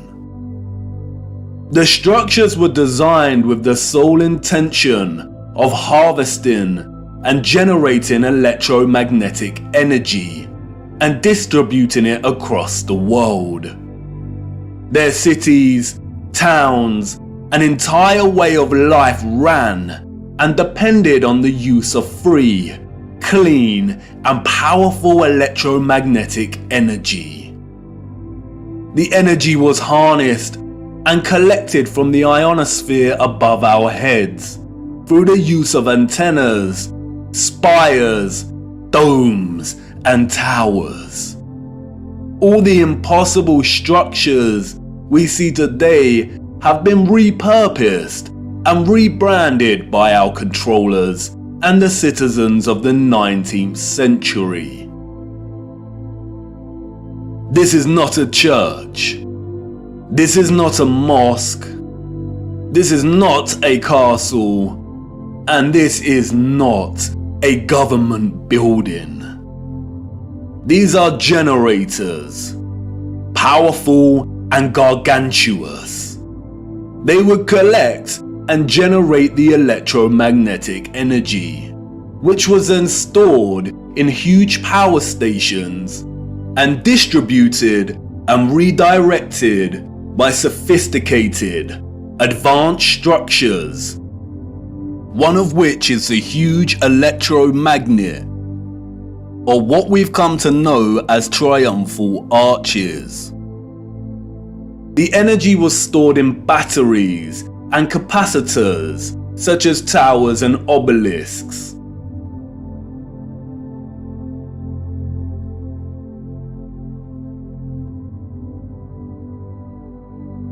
All cities were constructed across our realm in the form of one big, interconnected power grid, much like a huge computer motherboard. I already know what you're thinking. What? He's finally lost it. He had us with flat earth, but this is just too much. I know. The backup programming is kicking in. But before you turn away to leave and cast aside your muddy boots, let me show you how it worked. As you know, we live on a flat stationary plane. At the center is a source of magnetism at the North Pole, and directly above this is Polaris, fixed at the central and highest point of a wondrous crystalline dome firmament. Beneath the firmament, different layers of atmosphere exist at different heights. The ionosphere starts at about 30 miles above Earth. It includes the thermosphere and the mesosphere. The ionosphere is an electrical atmosphere that is ionized by the sun's electromagnetism. It also forms the inner edge of the magnetosphere. I know, a lot of big words and abstract concepts, but you are familiar with this process and have been witness to it every day for the entirety of your lives. As you can see, the vials here contain molecular gases that are present in the atmosphere above us. When an electromagnetic source, such as a Tesla coil, is applied within close proximity of these gases, the coil's magnetic field ionizes or charges these gases, and the result is phosphorescent plasma. the gases become colorized. This is why our sky is primarily blue, because the sun's electromagnetic presence ionizes the atmosphere, and the result is colored plasma. When the sun is entering or exiting our region, or what the liars of the world call sunrise and sunset, we see a variety of color gradients due to its distance from the ionosphere above us. When the sun is no longer journeying above our region, the sky loses its color and we can see the stars in the firmament beyond. Although the official scientists designate the ionosphere as an atmospheric layer, it is actually an ethereal layer. Ether is the fabric or element that carries electromagnetism. It connects everything in our realm. It is the fabric that makes the sun and moon and their concentric journey above our disk possible in the first place. Ether is the mysterious fifth element. It connects everything electromagnetically through vibrational energy. It is the glue, the web, the driving force behind absolutely everything. The four other elements, air, fire, water, and earth, only exist because of the ether. They are expressions of ether's vibrations. Cymatics is a good example of ether's presence. The frequencies fed through the Chladni plate make the sand or salt form precise and complex geometric shapes. The higher the frequency, the more complex the geometric pattern. But what is the conduit that takes the frequency's vibrations and allows the sand to take such shape? That is the ether at work. That's why we see fruits and vegetables that closely resemble cymatic patterns. It is the ether at work.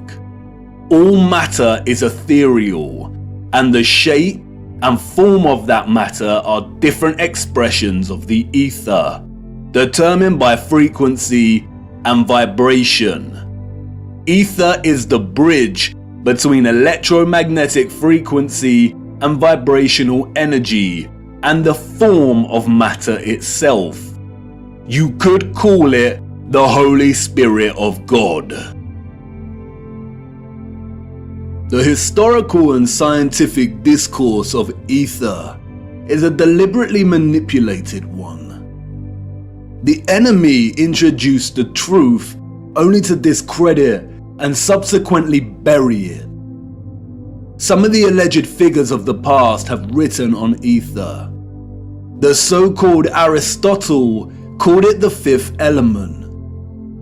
James Clerk Maxwell, the so-called father of electromagnetism, spoke of the ether, stating, "In several parts of this treatise, an attempt has been made to explain electromagnetic phenomena by means of mechanical action, transmitted from one body to another by means of a medium occupying the space between them." The undulatory theory of light also assumes the existence of a medium. We have now to show that the properties of the electromagnetic medium are identical with those of the luminiferous medium. The medium he refers to here is the ether. Albert Einstein and others successfully solidified the heliocentric model through fraudulent schools of scientific thought. But even Einstein could not deny the presence of ether. According to the general theory of relativity, space is endowed with physical qualities. In this sense, therefore, there exists an ether. According to the general theory of relativity, space without ether is unthinkable. For in such space there would not only be no propagation of light, but also no possibility of existence for the standards of space and time, measuring rods and clocks, nor therefore any space-time intervals in the physical sense. Even contemporary scientists, under the spell of heliocentrism, admit it is nonsensical to deny ether's existence. Today, the vacuum is recognized as a rich physical medium. A general theory of the vacuum is thus a theory of everything, a universal theory. It would be appropriate to call the vacuum ether once again. Returning to the ethereal ionosphere. As I said, this layer of ether above our heads is a constant sea of electromagnetism, and is responsible for the colored plasma above that we call the sky. The source of its electromagnetism is the sun. It is because of this ionized layer that we get ionospheric lightning in the form of sprites, which in turn influence the thunderstorms below. An ion is a particle, atom, or molecule with a net electrical charge. Electricity is a continuous flow of ions. The electrolytes in our body are ionized. Everything is connected by electromagnetism and the ether. Our highly developed and sophisticated historical ancestors not only understood the workings of the ionosphere and the ether, but they had developed methods to masterfully harvest it as a fuel to power the entire Earth. And while the exact process by which they were able to extract the ether is deliberately hidden from us and remains unknown, the structural remains that humanity has since repurposed and reused as architecture offer us many clues as to how it all worked. The evidence is everywhere for those with eyes to see, and once you see it, it becomes so glaringly obvious that you'll kick yourself for never noticing in the first place. The matter is very complex, and it would take time to really flesh out. So for now, let's have a closer look at some of these structures, and I will introduce some basic concepts. As we continue our journey, we will explore everything in more detail. We see them everywhere. On top of all these magnificent structures, towers, spires, and pinnacles that rise into piercing antennas. It was through these complex antennas that the ether was harvested. You see, after the Great Reset of the 1800s, the enemy fractured the old world's unified understanding of God and created multiple religions to try and hide God and justify the existence of such grand and beautiful technological structures. And I know this may trigger some people, but stay with me, I will not let you down. But for now, it is critical to understand that a lot of the religious icons that adorn and make up these antennas were never indicators of different religions in the old world, nor were they intended to be. They signaled something else entirely. They are usually made from copper and gold. Both are excellent conductors of electricity. In many of the structures we call cathedrals, the symmetrical spikes on the pinnacles worked in a similar fashion, extracting ether from the ionosphere. Once harvested, the energy would inevitably have been drawn down into the top larger portion of these domed structures. When examining many of the interiors of these domes, we come to realize that they rely heavily on symmetrical ornamentation. This is achieved by indentation or cavities in the masonry. In the world of electromagnetism, a cavity resonator works through symmetry to produce oscillation or vibration of energetic particles. Symmetrical shapes force energetic particles or ions to vibrate in a constant manner. Is this why we see perfect symmetrical ornamentation within the ceiling of many domed structures? It no doubt sounds absurd, but the majority of these structures also feature a smaller type of cavity resonator, or what is more appropriately termed cavity magnetrons, that offer some clarity as to the real function of these structures. A cavity magnetron is a high-powered vacuum tube that generates microwaves using the interaction of a stream of ions with a magnetic field while in the cavity resonator. A magnetron operates through a hollowed, symmetrical vacuum.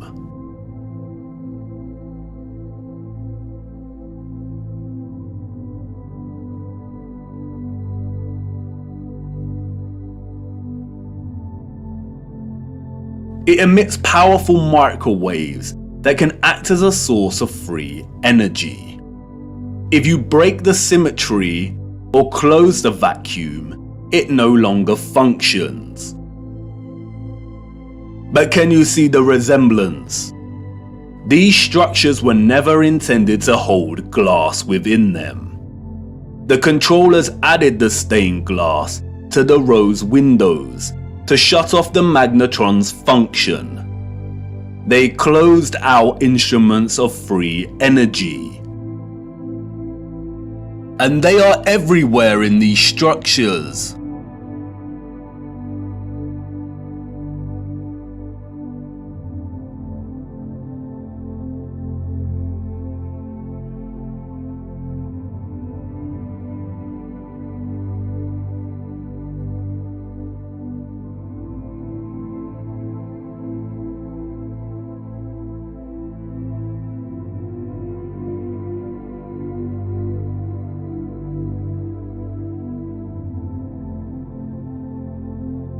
Interestingly, if you look at the geometry of entire sections of the structures themselves, then it becomes very evident that they functioned in their entirety like a cavity magnetron to generate energy. All cavity magnetrons consist of a central heated circular metal chamber in which the current leaves, and it's called a cathode. Look at that word. Cathode. Does it remind you of another word? Cathedral. Cathode. Like with everything else, they corrupt the truth and hide things in plain sight.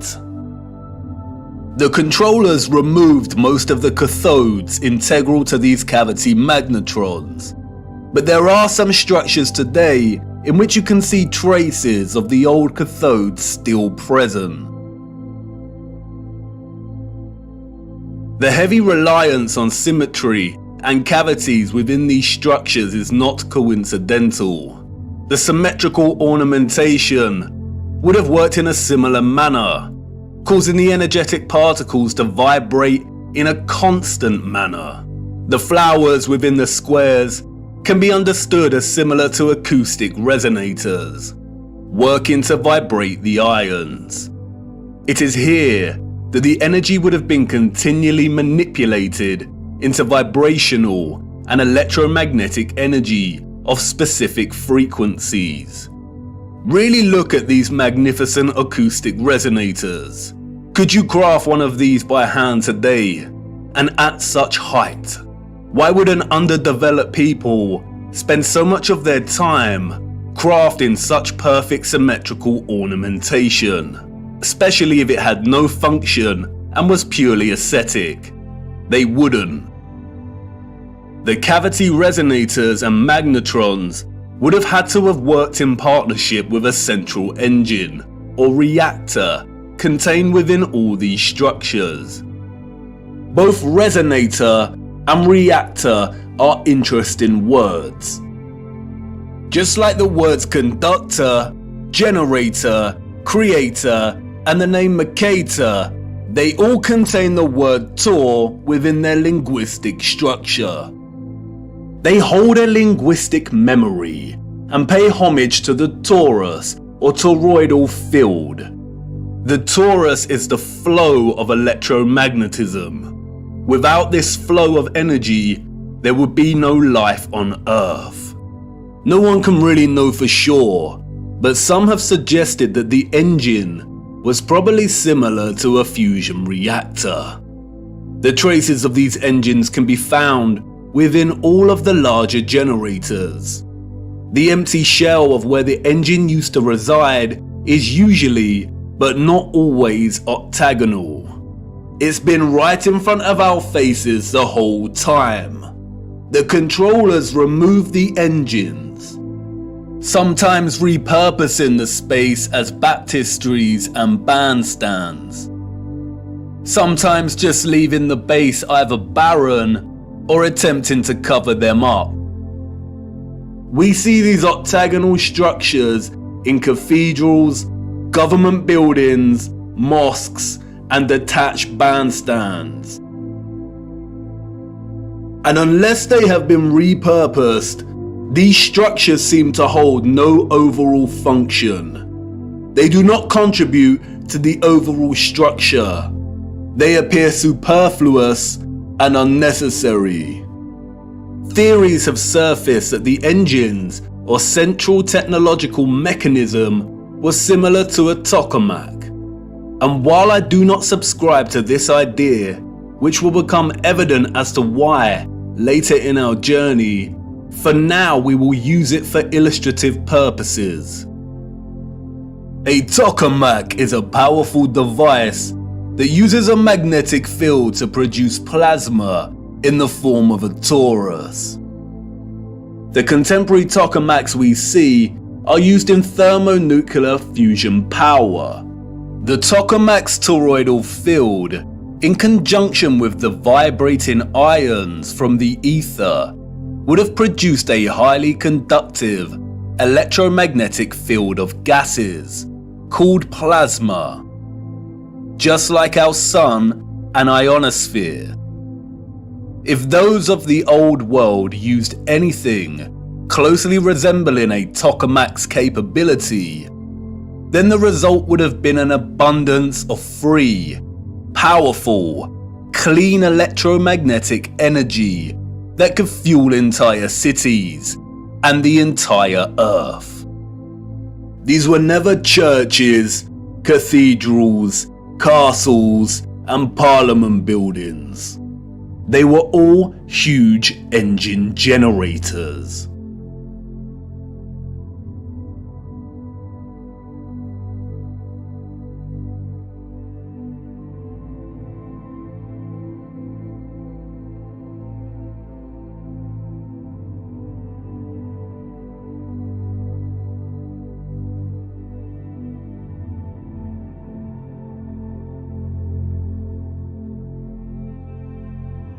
The controllers invented labels and terms such as Renaissance, Greco-Roman, and so on to describe the style of these structures. But as you can see, all these magnificent, impossible structures all share the same fundamental structural principles and design, despite location, time period, and cultures.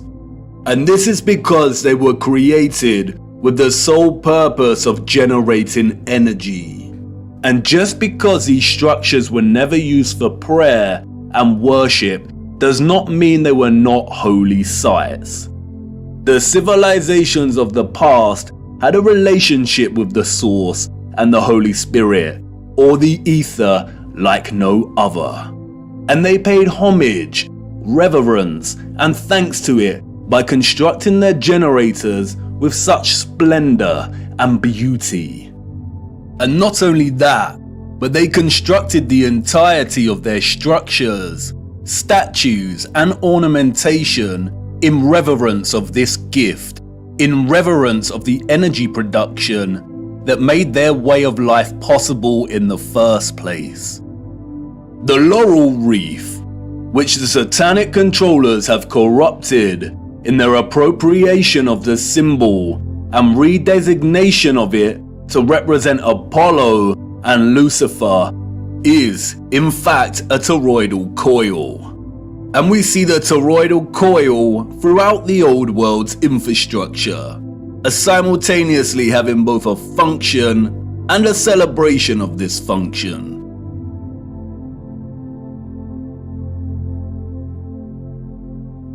Electromagnetic coils are electrical conductors. They are used in applications where electric current interacts with a magnetic field. In devices such as generators, motors, inductors, and transformers. Most coils take the form of a toroidal coil or spiral.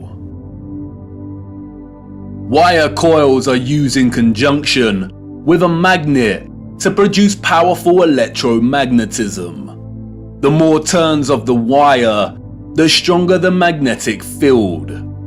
Coils generate vortexes, which in turn create an electromagnetic field. It's all one interconnected system.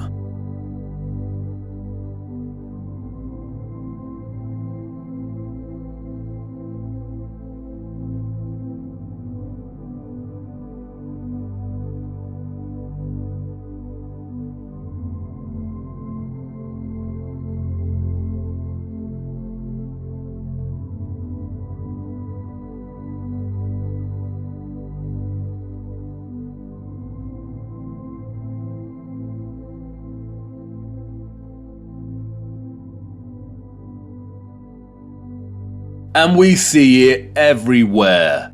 This is what columns and rotundas were used for. Powerful coils to generate electromagnetism and carry the current in loops. The torus is found at the base of pretty much every column found throughout our realm. It is everywhere.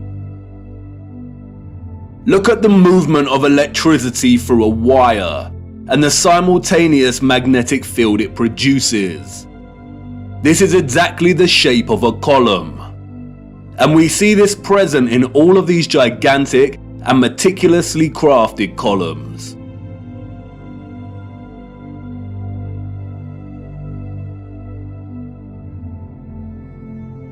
This is why we see the magnetic field represented at the top of a lot of columns. It's the movement of the ions in the magnetic field. It's the movement of the toroid and the toroidal vortex.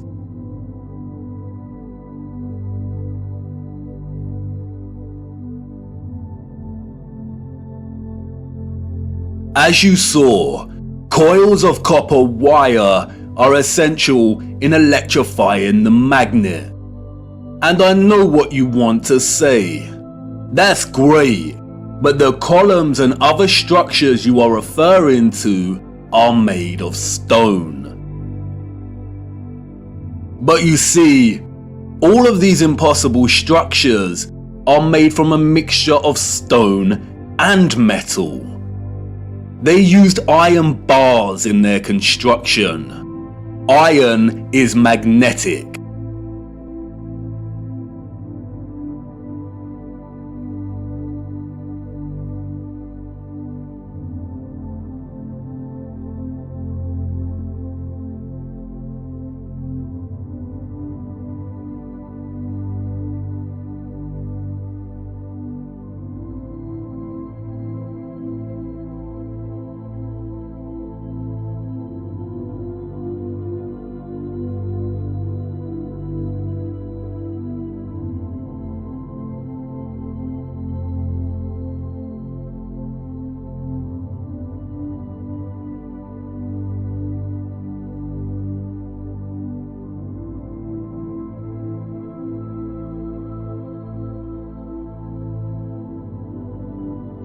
These iron rods run throughout the stone infrastructure and are complemented with copper and gold roofing. Copper and gold are strong conductors of electricity.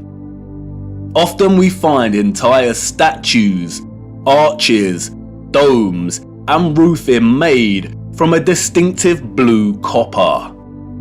Furthermore, the limestone, granite, and dolomite stone is mixed with crystal silicon or quartz. Quartz has strong electric potential. The colonnades and arches we see everywhere were at once integral components to the overall electromagnetic infrastructure, while also constructed in geometric forms that mirror the flow of electromagnetic energy, such as coil loops, horseshoe magnetic fields, and toroidal vortexes. As with everything else constructed in the old world, they were both functional and crafted as a homage to that function. A lot of ethereal energy was stored in structures constructed from red bricks and concrete. Red bricks and concrete are excellent conductors of electricity. They operated as huge capacitors or batteries. According to new research, red bricks can be converted into energy storage units that can be charged to hold electricity, like a battery, and can store energy until required for powering devices. The key to this battery-like function inherent within red brick is the iron oxide. The development and use of red brick is so important, and we will be returning to this subject much later in our journey. The really big red brick power stations and batteries were designated and recognizable by their white stripes, such as St Pancras Railway Station in London, and many other famous structures. We still carry this red and white stripe designation of power stations today, and it is also an indicator for the magnet. Some were constructed of blue, black, and brown with white stripes. Towers, obelisks, and small clock towers functioned as the intermediate capacitors or batteries to store, distribute, and provide energy throughout the grid. The entire flat realm Earth was connected as one whole grid, a complex interconnected system of free energy production, distribution, and consumption. And this entire grid was destabilized and deactivated somewhere between the 17th and 19th century. Power grids like this do not function on a spherical mass. Our historical ancestors knew that the earth they walked upon was flat.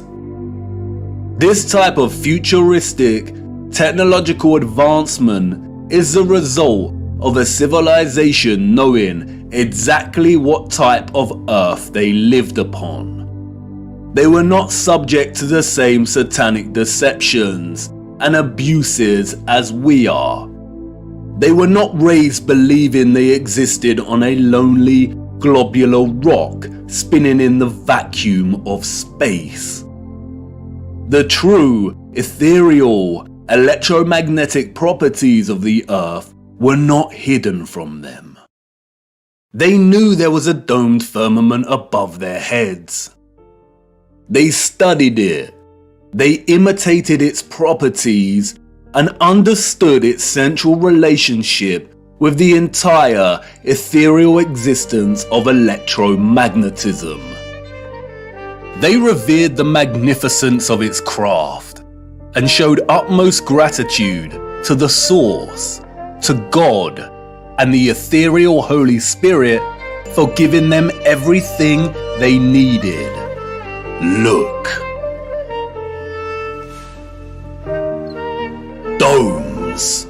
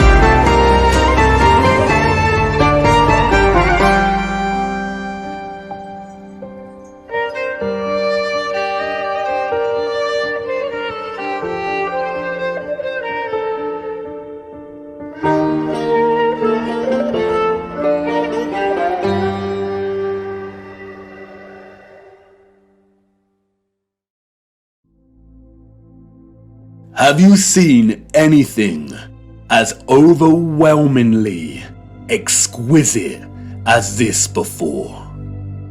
How have we lived our entire lives and not seriously considered the impossibility of these structures? How have we lived our entire lives walking amongst the skeletons of the future long forgotten? I know this is all a lot to take in, and I know that the picture has not formed properly in your mind yet. It is hard to imagine an interconnected electromagnetic power grid of this size across the Earth, and the technical nature of electromagnetism doesn't help. And I know that you're full of questions.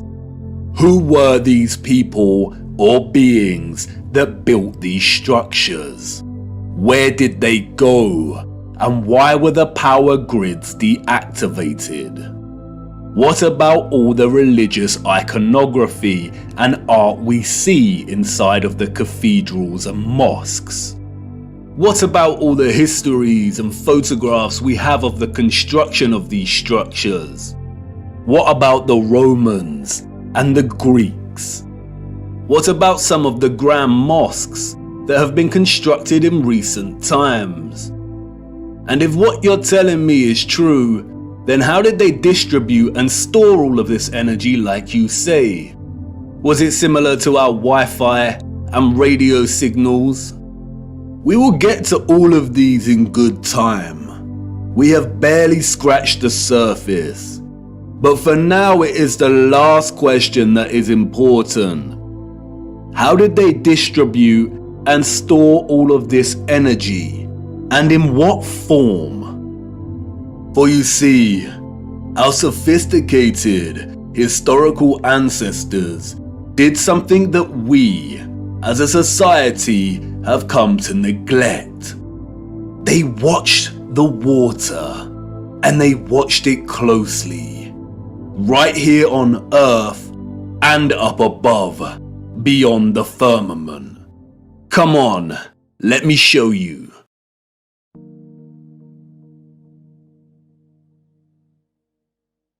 Tip-tap goes the rain, spitting on my window pane.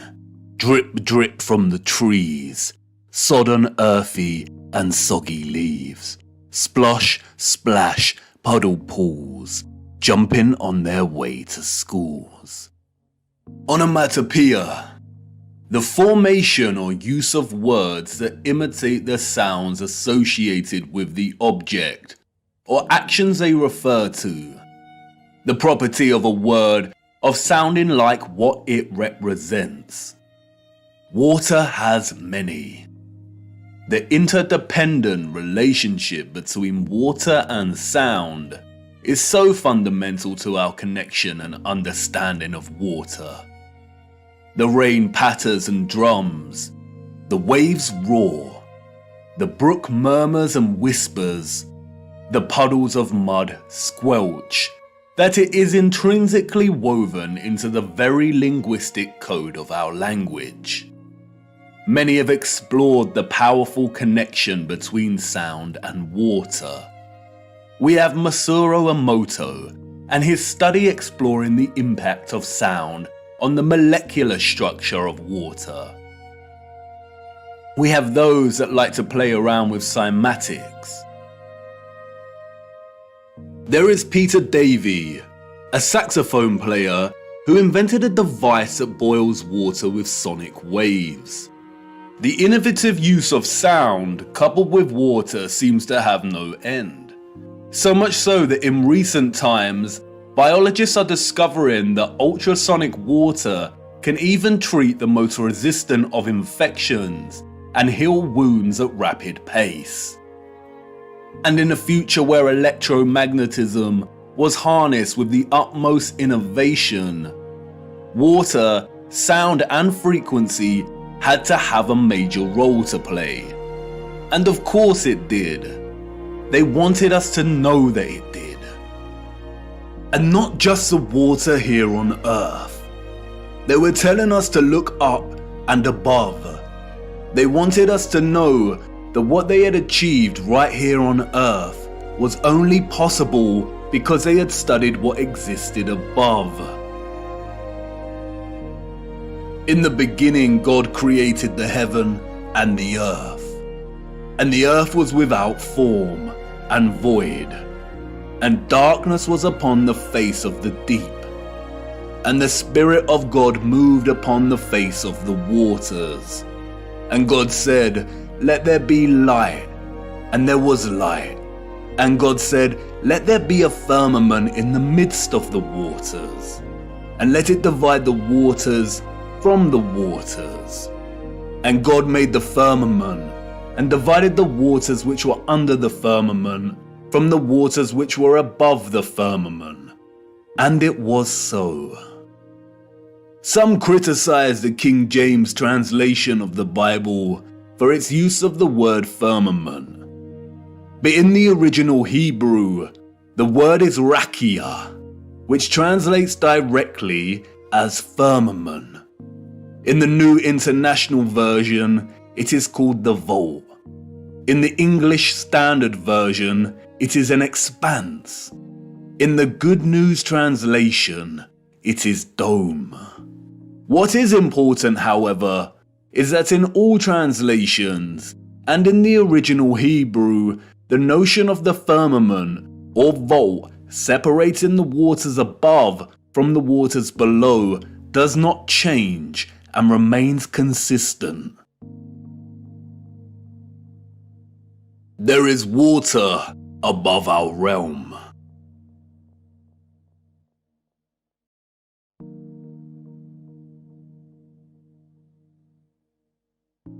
The telescope is an interesting instrument, both at once an apparatus for discovery and simultaneously a weapon of deceit. There are two primary types of telescope, the refractor and the reflector. A refractor uses an objective lens, usually a convex lens, and a reflector utilizes a single or a combination of curved mirrors to reflect light and form an image. Many reflector telescopes use either a concave mirror or a parabolic mirror. This is what a reflection looks like in these mirrors. The eyes we were born with, and which we see the world through, are convex lenses. We do not witness the world through curved mirror reflections. This is Jupiter as seen through a reflecting Newtonian telescope. And despite the slight spherical distortion caused by the reflected mirrors, this is still not what NASA has shown us. Your mind immediately sees a planet because you have been programmed since birth to associate an image like this with the notion of a planet. Just in the same way you associate the moon with a ball of rock by default.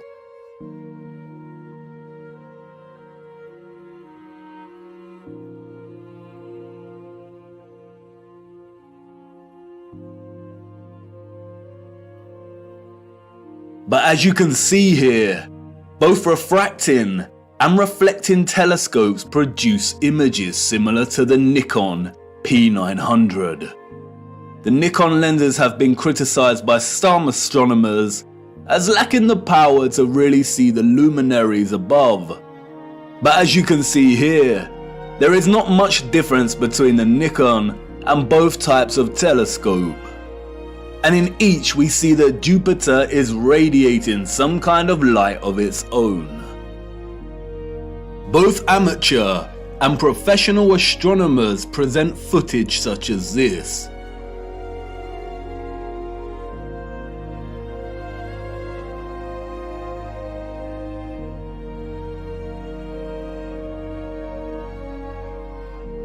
But look what happens next.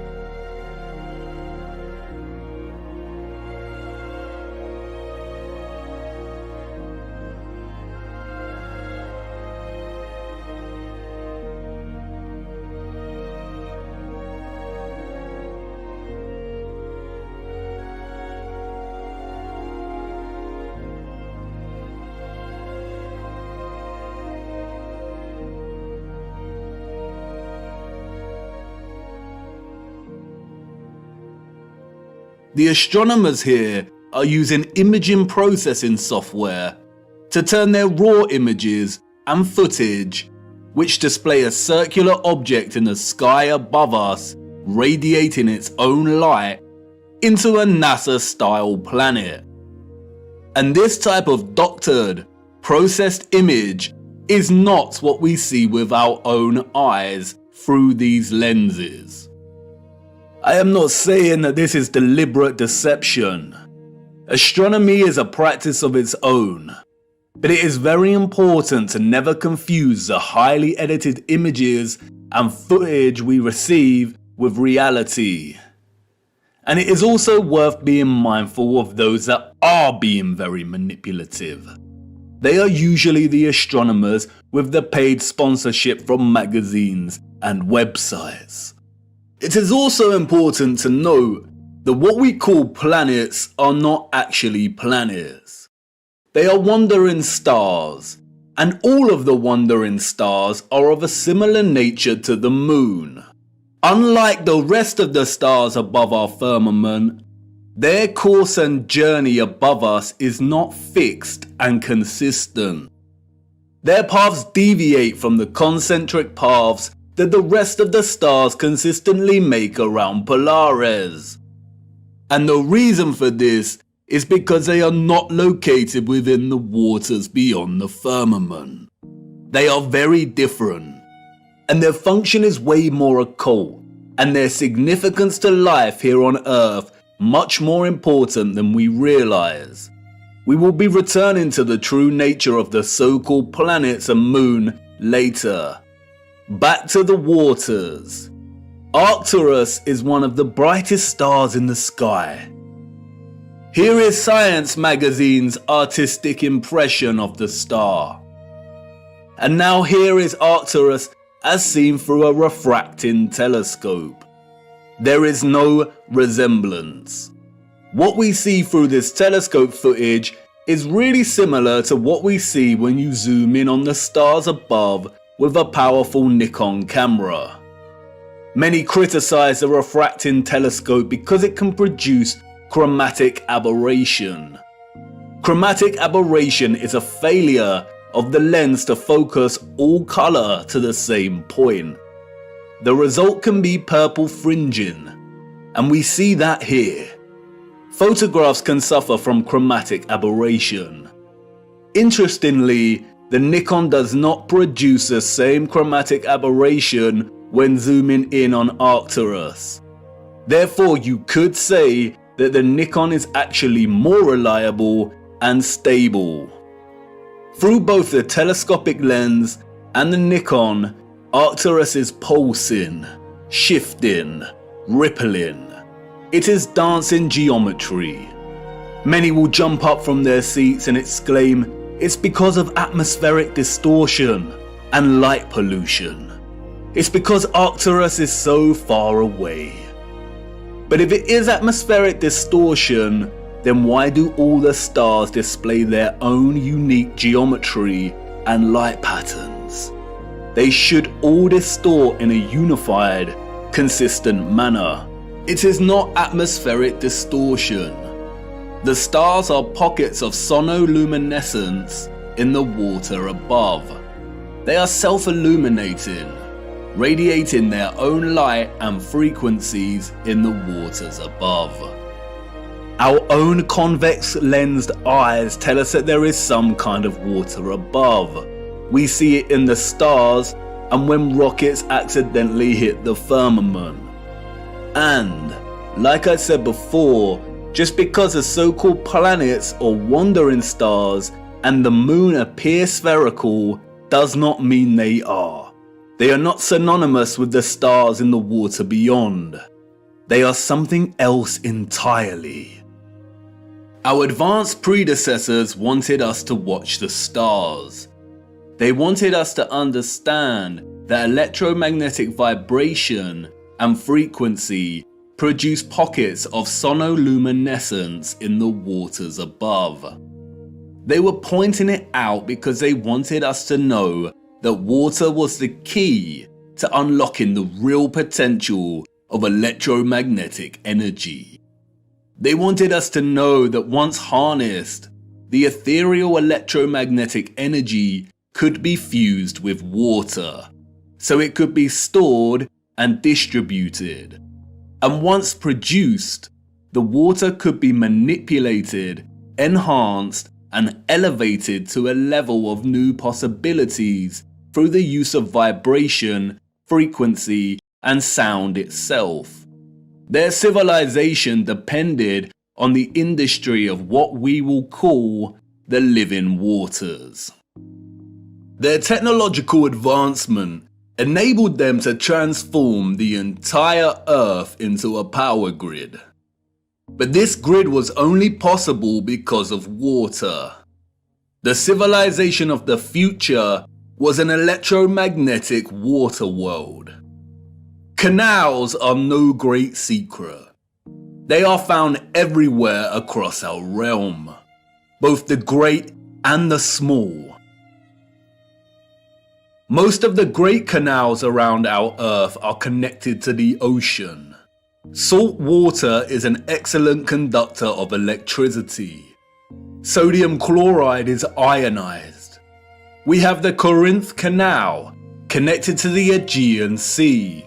We have the Panama Canal that connects both the Atlantic and Pacific Oceans. The Suez Canal connects with the Mediterranean Sea. And there is the Volga-Don Canal, connecting the Azov Sea, Caspian Sea, and Black Sea with the major oceanic networks. All of the canals built before the 1920s were not built by us or those in the history books. We inherited them. And while the official narrative tells us that the Volga-Don was finished during the 1950s, its construction actually began back in the 16th century. All narrative surrounding the construction of these canals is purely fabricated, and I will show you how much later in our journey.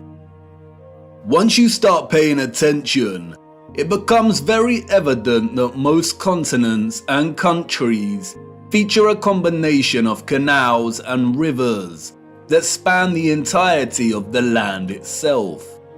The citizens of the old world utilize the oceans and rivers to create a grid of interconnected waterways to provide water to all of their areas of habitation.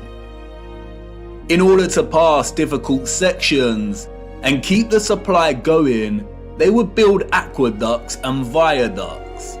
Sometimes these were constructed with the purpose of energizing the water as it passed through and into different areas, and that is why many were designed with symmetrical archivolt structures. The Romans did not build these structures. The entire infrastructure of so many cities found across our realm are designed around canal systems. Look at Amsterdam from above. The precise geometric grid lines here are not roads, they are canals. And the sole purpose was to supply water from one area to another. The water was stored and manipulated for a variety of purposes in reservoirs, water towers, pumping stations, cisterns, and other structures. The water also functioned to provide necessary balance. A complex grid of electromagnetic production, distribution, and consumption would generate a lot of heat and magnetism. Water provided not only a balance of diamagnetism, but also ensured the entire grid did not overheat. When looking at all the magnificent generators and other instruments of power from the old world, we can always find water nearby, or the remains of water storage. Sometimes this is hidden primarily underground. Many do not realize that many so-called Victorian cisterns and reservoirs run very far under a lot of our cities, and other times it is a central characteristic feature of these structures. an example of which is what the controllers have redesignated as castle moats. The electromagnetic water grid was not just an energized version of what we are already familiar with in our cities and towns. It was much, much, much more. It was way more magnificent, impressive, and futuristic than we could even imagine. The grid was connected to central, bigger power stations, or what is more appropriately termed star stations. Sometimes these were isolated stations, and other times they comprised entire cities. We are going to have to fly to a higher altitude for this. I need to show you. Hold on tight now and keep your eyes open. Look.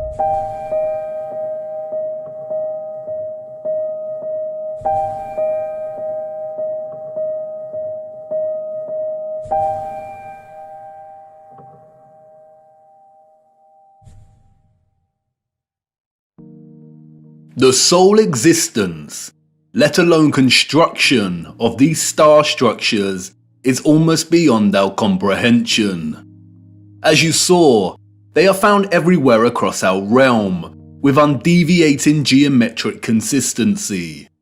A wondrous impossibility. Perhaps they had some kind of technology that allowed them to view huge areas of land from above while planning and building. They were never forts. That is a fairy tale invented by our controllers. The stunning geometric precision and symmetry of the star structures would most likely have functioned to enhance the power of the generators and to etherize the water, or turn the water into living, energized water. We can see from comparing some of these ruined sites, and some left a little more intact, that water would have been present throughout the structure. Before the controllers destroyed and drained most of these structures, they were full of water. They were connected to rivers and canals and the oceans. They were a key component of the entire power grid. The star structures are fractals of symmetrical geometry, just like many of the ceilings of these huge energy generators.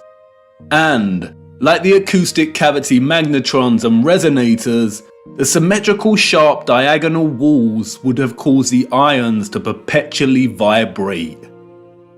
Old plans and illustrations, which have no doubt been edited or manipulated in some way or another, offer suggestion as to how complex, integrated, and essential the star geometry was to the entire grid. Look at Paris here. It isn't obvious at first glance, but upon closer inspection, we come to realize that the entirety of Paris was itself a star station, or a star city. And like with everything else constructed in the old world, these structures were at once functional and a celebration of the source of their innovation. Look closer at the star geometry here. Can you see the resemblance? The snowflake. Do you remember what happened in Masaru Emoto's experiment on water? Ethereal vibration expressing itself through water's molecular structure. Those of the old world had perfected this science. They knew the key to releasing electromagnetism's potential was through sound and water. Just imagine what they were able to achieve. Sound, vibration, and frequency was just as integral to the success of their technology as water was. Those of the old world did not hide their adoration for sound. Traces of this love for sound are everywhere. These structures were literally instruments of power, or as the so-called Goethe put it so succinctly elsewhere, music is liquid architecture. Architecture is frozen music. This is why so many generators, capacitors, power stations, and intermediates feature holes, pediments, dentils, indentations, and complex 3D ornamentation. They were structural openings to manipulate sound waves, the vibrations and acoustics, so they could tune the electromagnetic energy in conjunction with the water in a variety of ways to achieve different results. They were similar to the aerophone instruments such as the flute, the pipe, the recorder, the bassoon, and the trumpet. The old world revered the geometry of the star because it was through the study of the stars in the waters above that they learned the power of fusing electromagnetism, vibration, and frequency with water itself. They all work harmoniously and in concert with one another. This interconnected and interdependent energetic relationship is what makes the stars and all life itself possible in the first place. Look a little closer at the dancing geometry of the sonoluminescent stars beyond the firmament. Do they remind you of something else? That's right, all of the magnetrons, or what we've come to call rose windows, were designed to mirror the cymatic patterns of ether's vibrations in water itself. Artist Tanya Harris was onto something in 2013 when she turned her attention to studying and recording the silent resonant frequency of churches. By placing water inside of a loudspeaker, she was able to discover the hidden geometry of these resonant frequencies. The results showed that even the silence within these structures produced strong cymatic patterns. And again, can you see the resemblance? Others have applied the same technique and studied the cymatic patterns displayed when bells chimed within the structures.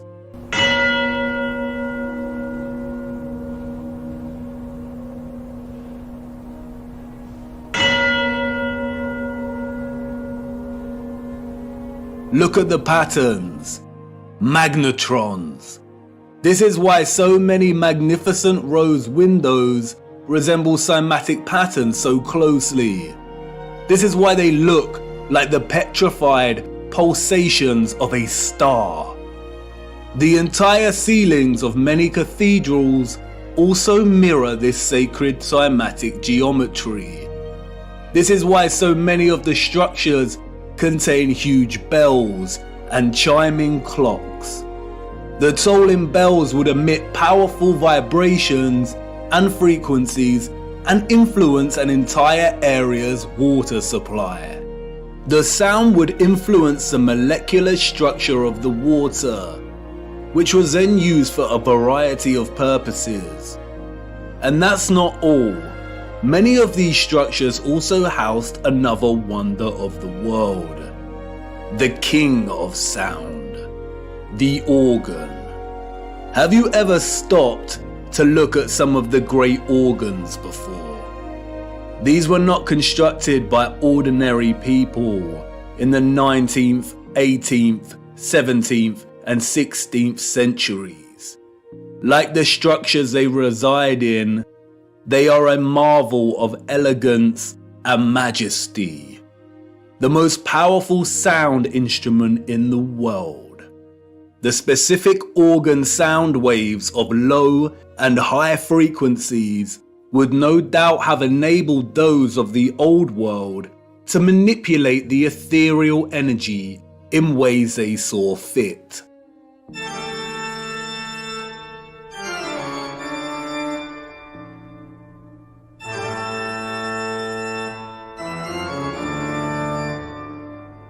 The magnetron rose windows that would not have contained glass would amplify these sound waves, which in turn would influence the molecular structure and properties of the etherized living water. Organs would have had multiple uses, perhaps providing entire towns with specific resonant frequencies for good health and prosperity. The specific functions of the organ have been deliberately hidden and withheld from our knowledge.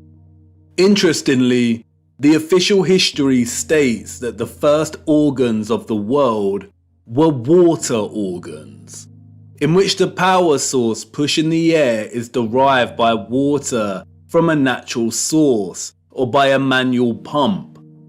No doubt a deceptive half-truth disguising the instrument's true interaction with water.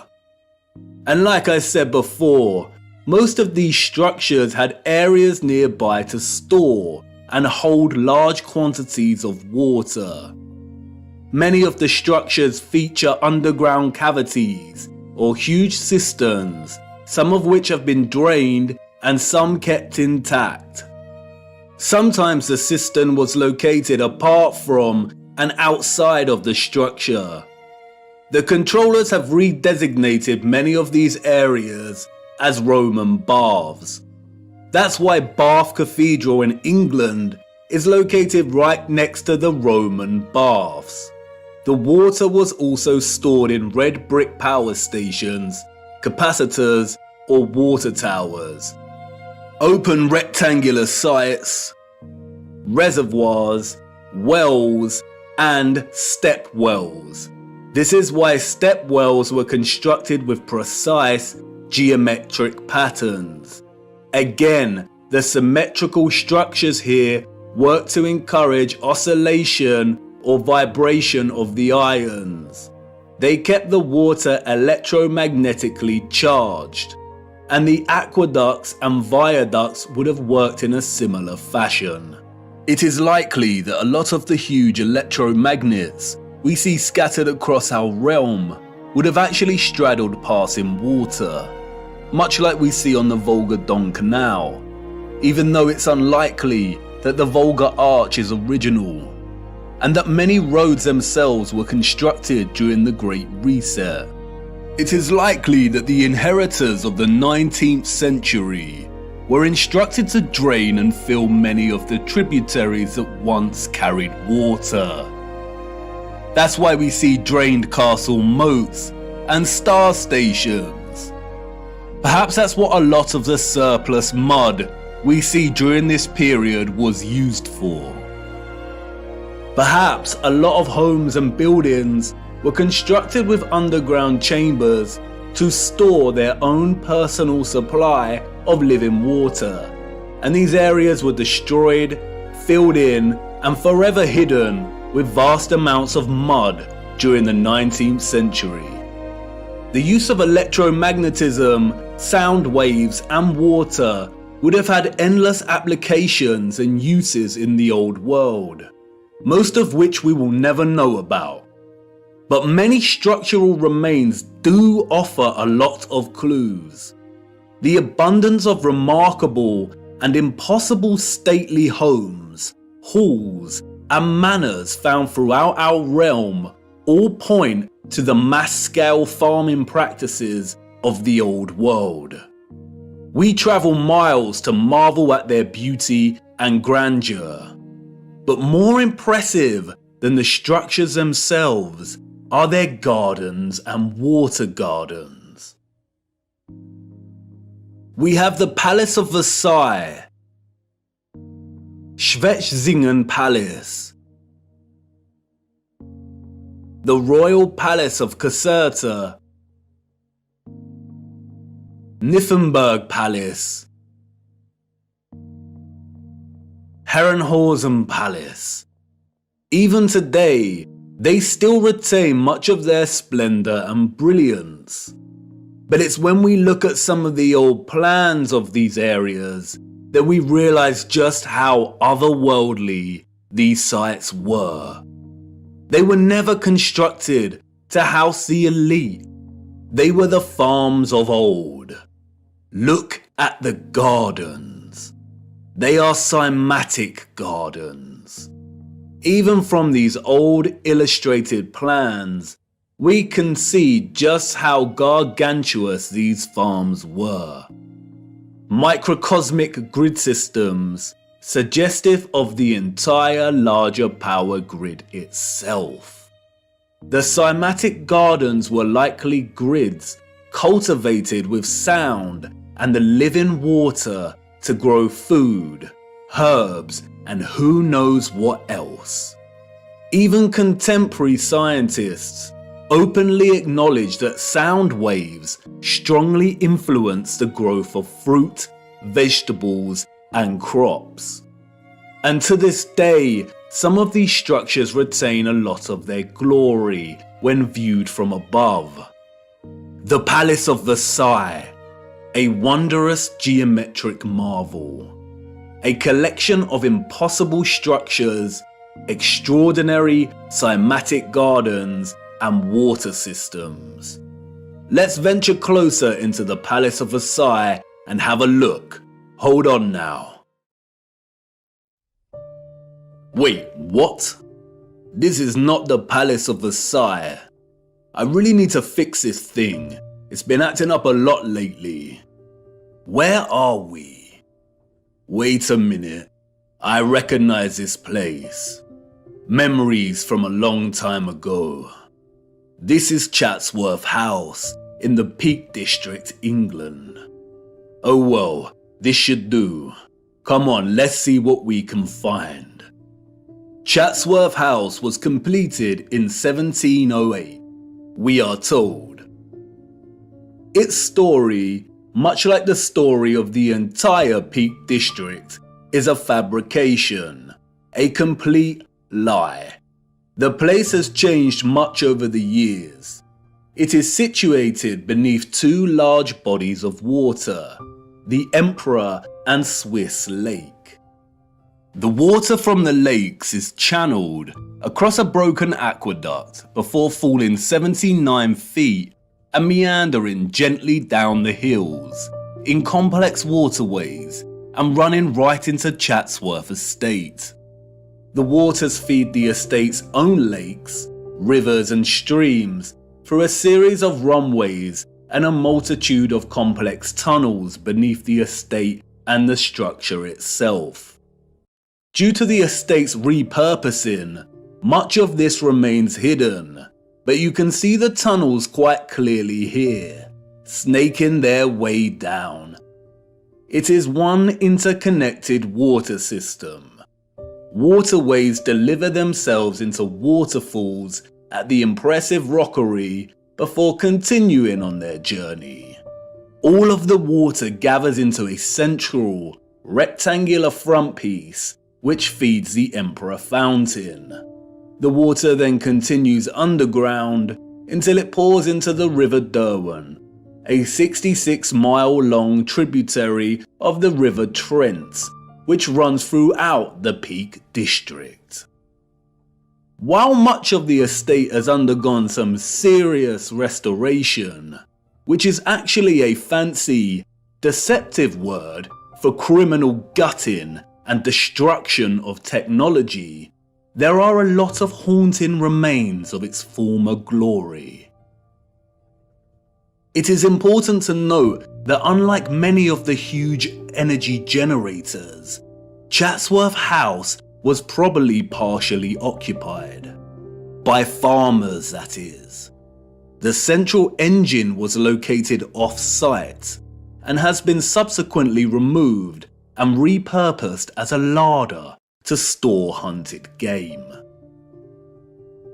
This magnificent, gorgeous structure would have functioned as a small generator, which also contained a small engine in its center. It was repurposed as the stables. The horses of the 19th century clearly lived better lives than most of the population. Above, atop of the hill next to the Emperor and Swiss Lake, we can see the quadruple capacitor or water tower. This was repurposed as a hunting tower. But stalking the 105-acre grounds, a visitor with eyes to see might spot some unusual sights. One of which is the half-ruined obelisk hidden away in the tangled overgrowth at the bottom of the hill below the lake. The official, controlled history that visitors receive when touring Chatsworth conveniently leaves out any mention of the obelisk. For you see, the hunting tower was not Chatsworth's only capacitor. The entire estate needed constant water storage to fulfill its energetic requirements and purposes. There are many odd structures dotted around that remain unexplained. And then there is this, the Cascade, a true little wonder. The dome, a series of toroidal circles that rise to meet the smaller copper dome. They tread carefully here, making sure they force a distorted history on you. But, as always, they cannot help themselves. They just have to tell you in their own roundabout controlled manner. As the placard states, water can be made to flow over the roof and out of 13 spouts. Some of these spouts are crafted in the form of immaculate stone dolphins and giant fish. There are even hidden jets in the floor, they tell us. The water is received from the lakes above and is used twice more in its journey to meet the River Derwent below. Once in the South Lawn Fountain, and again the private West Garden. But look closer at what they acknowledge. Each step of the cascade is different from the one below and above it, to vary the sound of the falling water. This was allegedly built in 1703. Why would an 18th century people be concerned with varying the sound of falling water? How did they even have the knowledge and skills to manipulate the sound of water like this? And it's everywhere in the estate. The waterways, streams and rivers all meander gently down to rest briefly at ponds and lakes before continuing their journey toward the River Derwent. Their journey is one of such splendid sounds.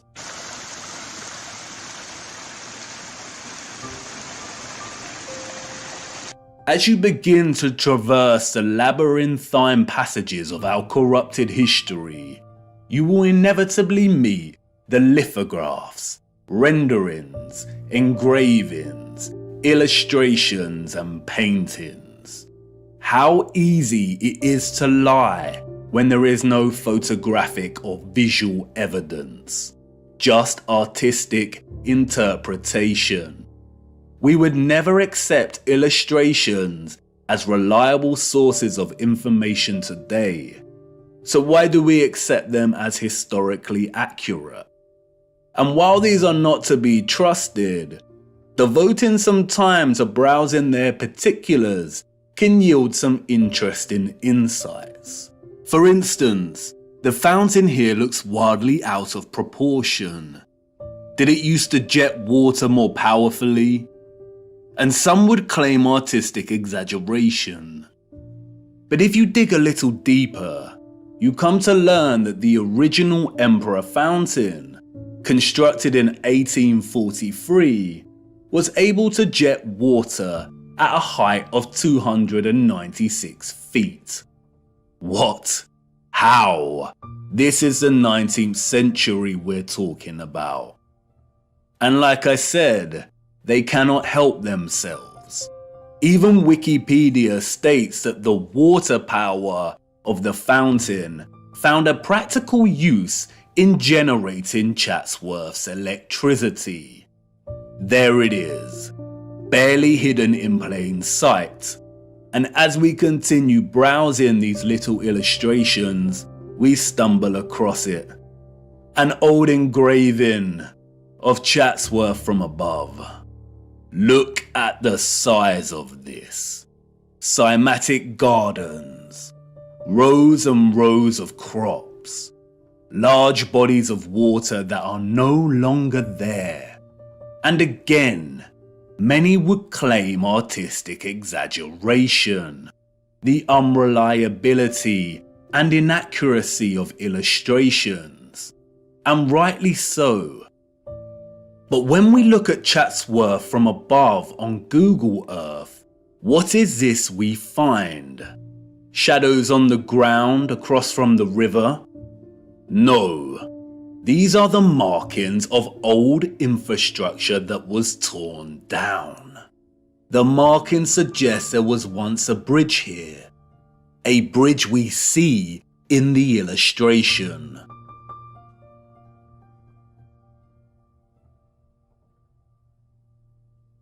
Look a little closer. An octagon with the clear outline of an old generator. So yes, the illustration is a lie. The estate was much, much larger than depicted here.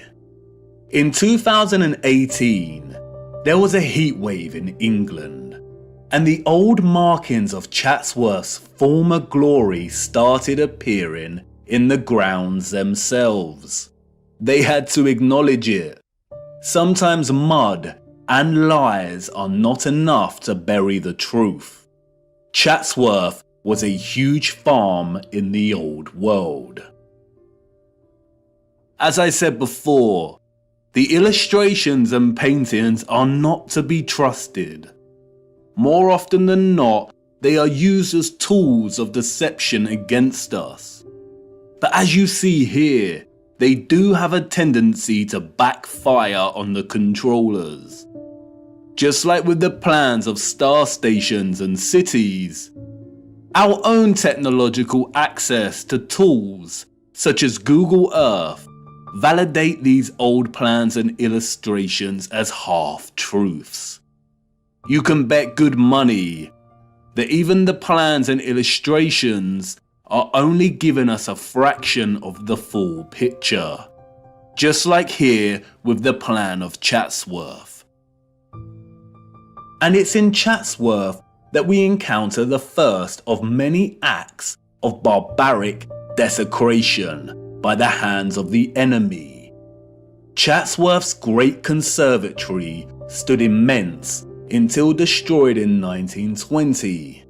It was 84 meters long and 20 meters high, and constructed, they say, in 1840 before the establishment of automatic glass manufacturing.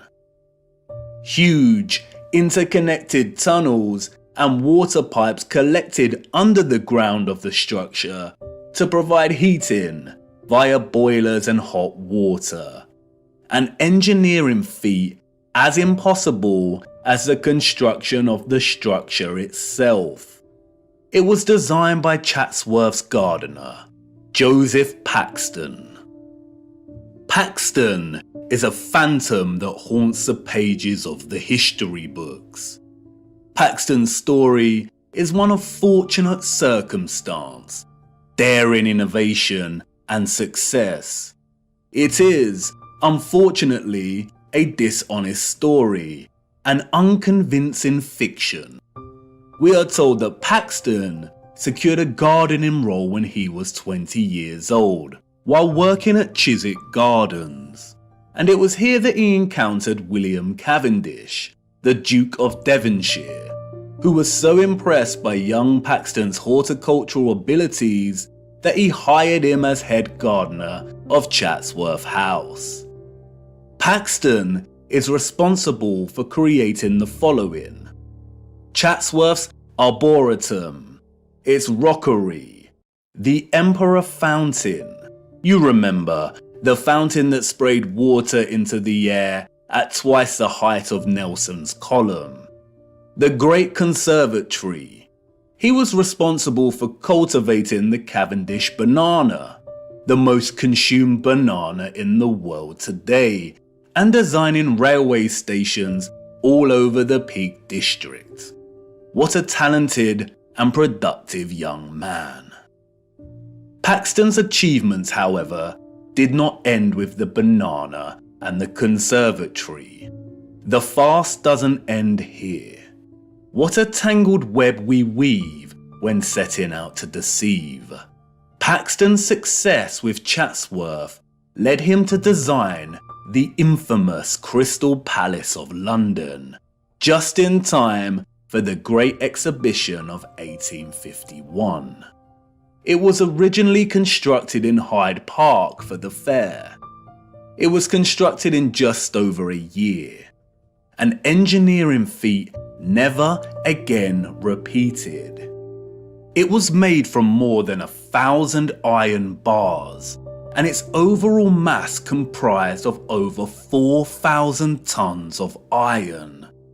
The Chance Brothers Glassworks in Smethwick provided the 300,000 sheets of glass. Remember, this was before automatic glass manufacturing. This is the glassworks in which the glass was produced. A simple maths equation gives us an average of 822 glass panes produced every day, 7 days a week, for a year. Right here in this factory. This was Paxton's initial planned sketch for the structure. He went from this to this in a year. Furthermore, the entire Crystal Palace was able to house gigantic trees, and they had to board a lot of the glass panes up and cover a lot of the top of the structure during the World's Fair exhibition because the interior of the structure became too hot. Wouldn't Paxton, who designed the Chatsworth Conservatory, know that a huge glass palace would produce immense heat? The entire narrative soon dissolves into stupidity when we realize that a year later, in 1852, they dismantled the Crystal Palace and moved the entire structure to Sydenham in southeast London, where it was rebuilt with 2 additional huge water towers at either end of the monstrous structure. Interestingly, no photographic evidence of the original Hyde Park Palace exists. Just illustrations. Wouldn't the structure have been the focus of many photographers during the opening of the Great Exhibition of 1851, the first of its kind? It is highly likely there were either 2 of these crystal palaces in London and both destroyed, or the Hyde Park Palace is just an outright lie. Interestingly, a few years after its relocation to Sydenham, this map of the palace was produced, all designed at the hand of our genius gardener. He struggled with the water supply, we are told. After all, supplying 12,000 fountains, 2 of which shot water 250 feet into the air, and the various cascades would be a difficult task to achieve. But clearly not for Paxton. He made it happen. Interestingly, the Crystal Palace also featured one of these impossible, grand, and spectacular organs. Oh, and if that wasn't enough, while Mr. Paxton was redesigning the Crystal Palace at Sydenham, he was also designing the glorious Mentmore Towers for none other than Baron Mayer Rothschild.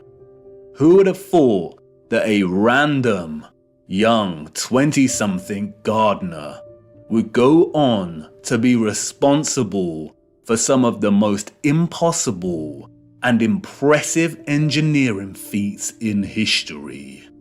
Let's also not forget about his banana. Paxton is an example of the enemy's laziness when it comes to hiding our true history. It is not fathomable or even possible for the citizens of the 19th century to have even built these structures, let alone assign their inception to one sole man. The Crystal Palace and its gardens, just like Chatsworth, were huge farming grids that used the living water in conjunction with sound and electromagnetic energy to cultivate a whole range of wondrous produce. Kew Gardens in London is another example. The abundant electromagnetic energy was able to produce conditions of heat with ease, and the vibrational frequencies encouraged growth.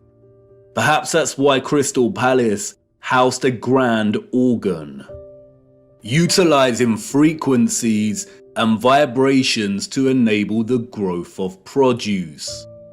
And that's why the controllers were able to assign the cultivation of the banana, an exotic fruit, to a fabricated Englishman.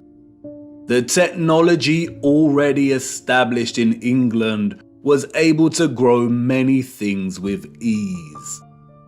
Among other impressive horticultural achievements attributed to Paxton's genius were the perfect pineapples, another tropical fruit he grew at Chatsworth.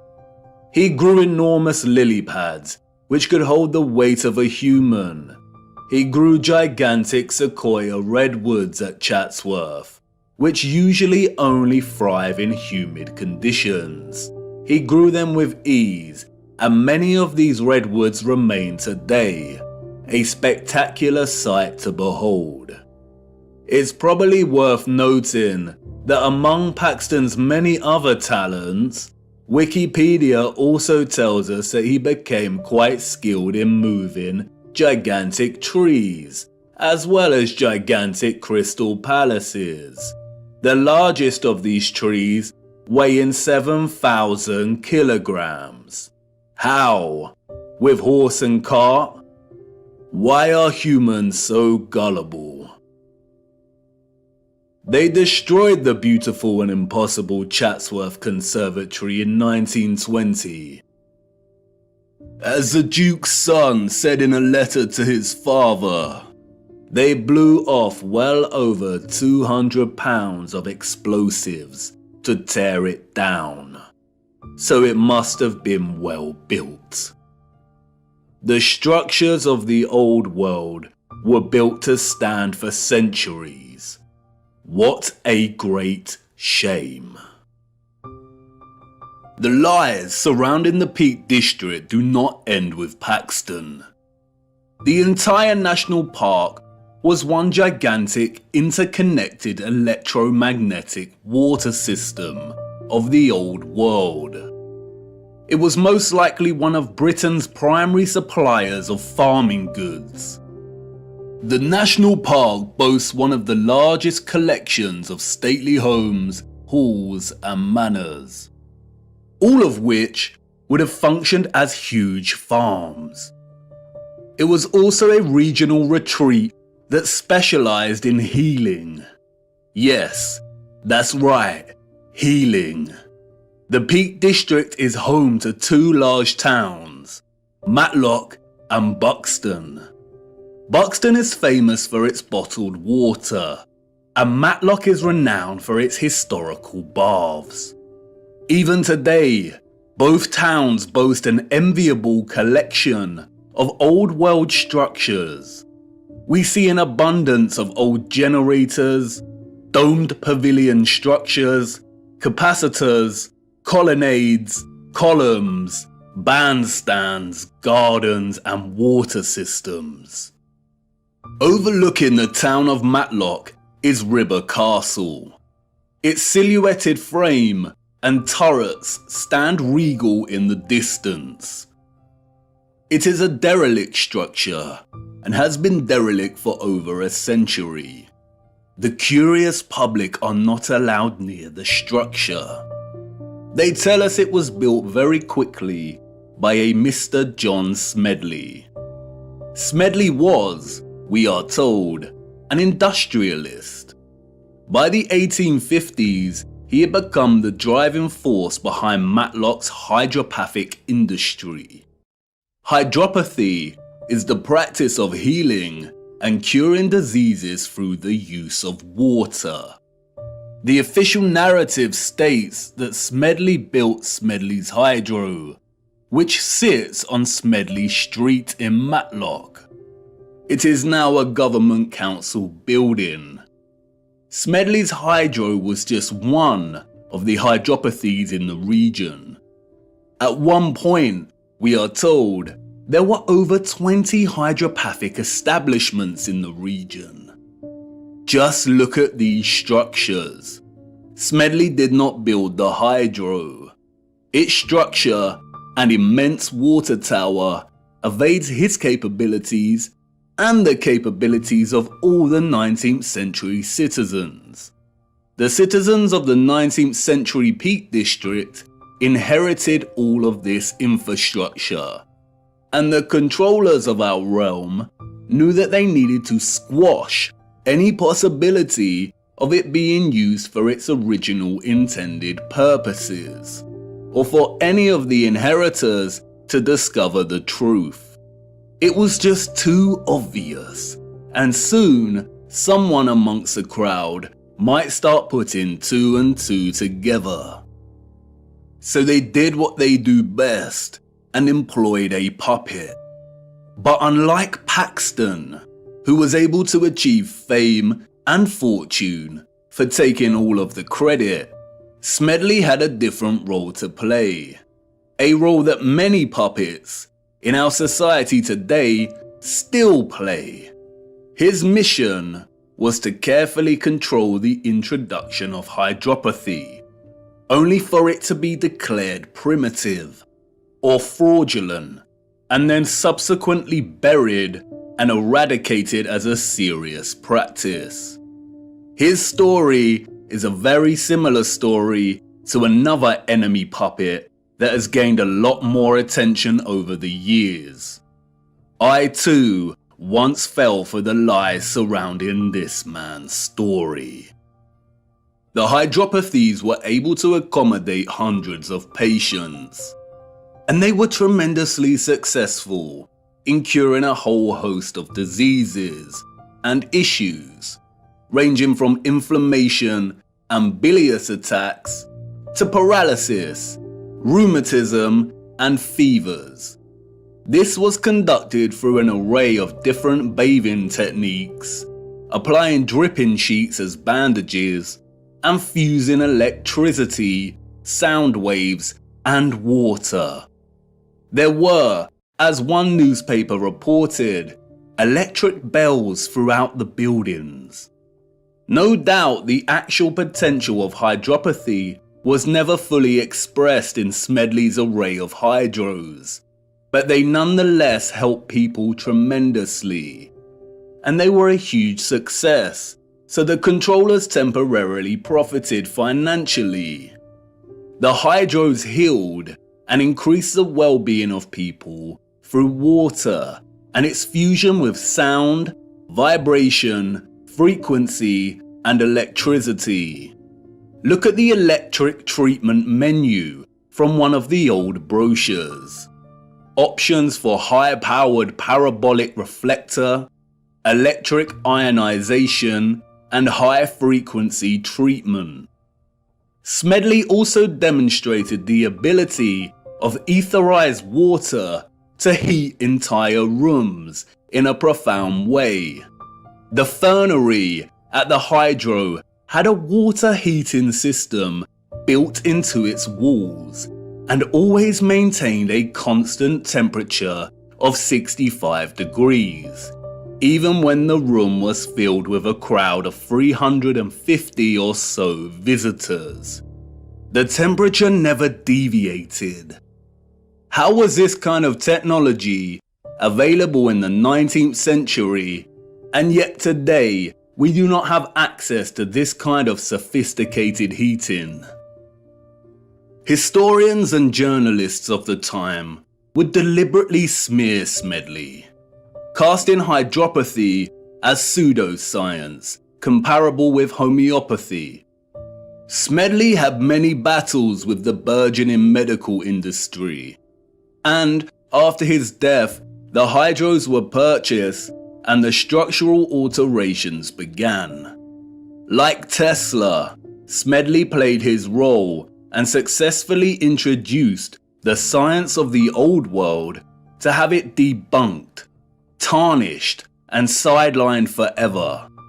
Hydropathy today is regarded as nothing more than a relaxing spa venture. All of its original applications of frequency and electricity have been eradicated from the practice.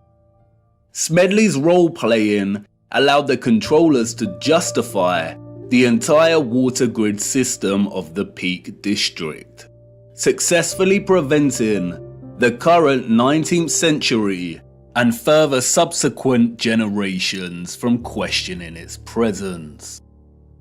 The remains of the grid today are so evident. You can sit and relax to the soothing sound of water falling over the turreted regal Derwent Reservoir, which connects the entire region for its branching rivers and canals.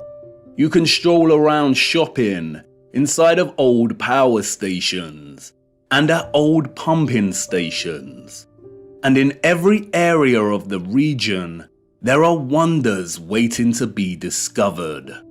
Not only in the larger towns do we find old fountains that once provided the living waters, but also in the remote villages. Tucked away, we find an old dry fountain. Look, the Lord's gift, a bittersweet joy to behold. The citizens of the old world unlock the power of electromagnetic water by studying the stars above in the firmament. The stars above taught them that the key to manipulating the ethereal energy they harnessed from the ionosphere was through water, sound waves, vibration, and frequency. They honored this gift by constructing domes, by crafting star cities, cymatic magnetrons, and praising the Lord and Holy Spirit for the living waters they received in return.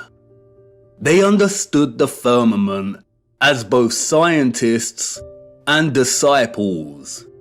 Viewer, I am hoping the picture is starting to become clearer in your mind, and you will inevitably start to see things in a different light when pondering all of these impossible structures. It is not a coincidence that some structures like the Colosseum are also referred to as amphitheaters. Have you seen them from above? They look like speakers. Amphitheater is an interesting word. An amp is a unit of electric current, and an amplifier is a device that increases signal, especially microwaves and audio. And no doubt you will start to put two and two together in terms of some of the inventions that we were allowed to play around with before they were discarded as antique in their efficiency. But time is of the essence. We could ponder examples of the old world's electromagnetic water grid system for hours, but I encourage you to get out and hunt down these structures yourself and to document them in your own time. We have to move on. We need to start. Wait, what? You want to know if these came from the old world? Yes, they did. And they are extremely important. The inevitable ticking of the clock. A deeply unsettling instrument, but unavoidable.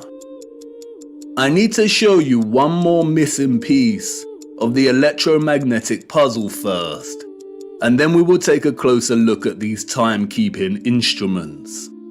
Come on, let's keep moving.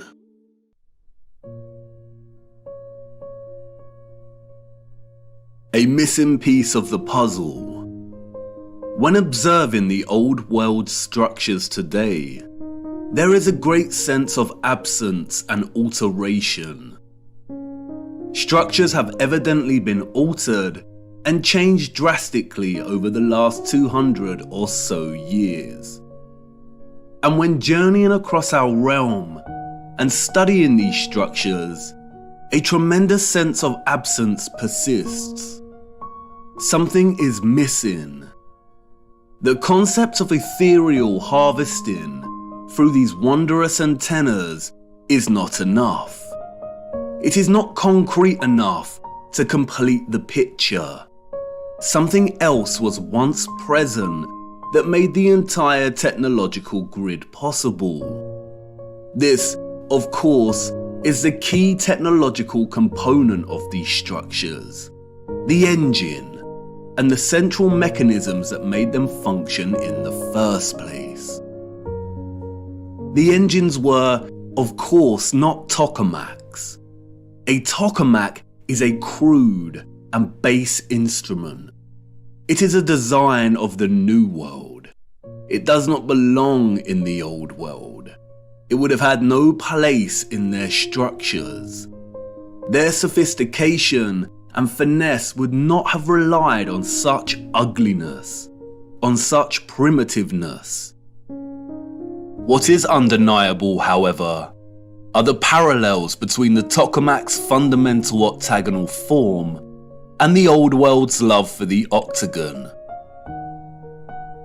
It is very likely that the octagonal formation is an essential component when generating a toroidal vortex. We see the octagon everywhere in the Old World.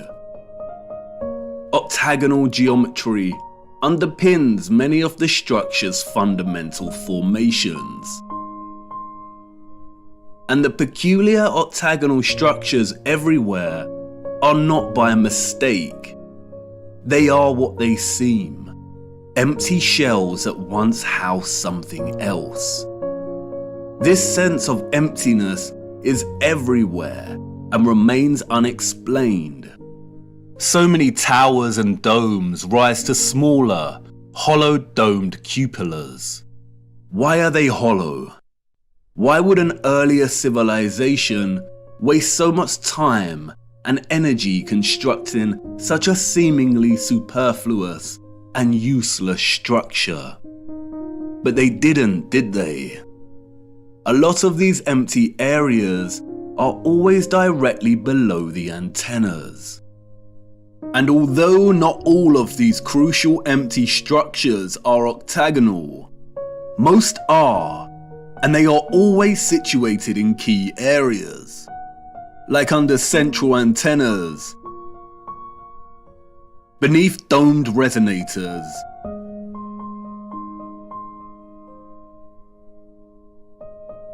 in the center of closed, symmetrical courtyards, or detached and just outside the bigger generators.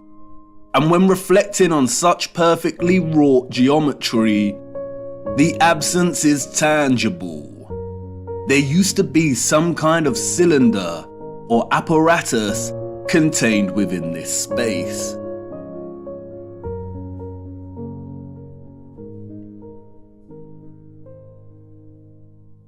Furthermore, we also find various historical relics that closely resemble the Old World structural style.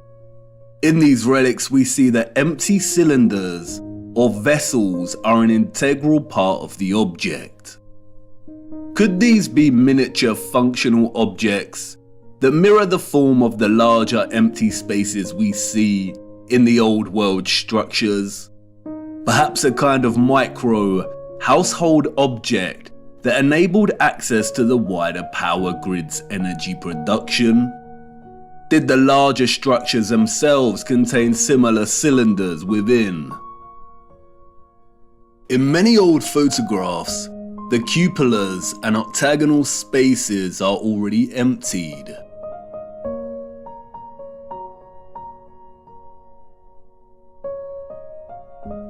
But there do remain a few images and illustrations that can offer a little insight as to what was present before. In some we see a type of cylinder, and in others we see some kind of orb or container.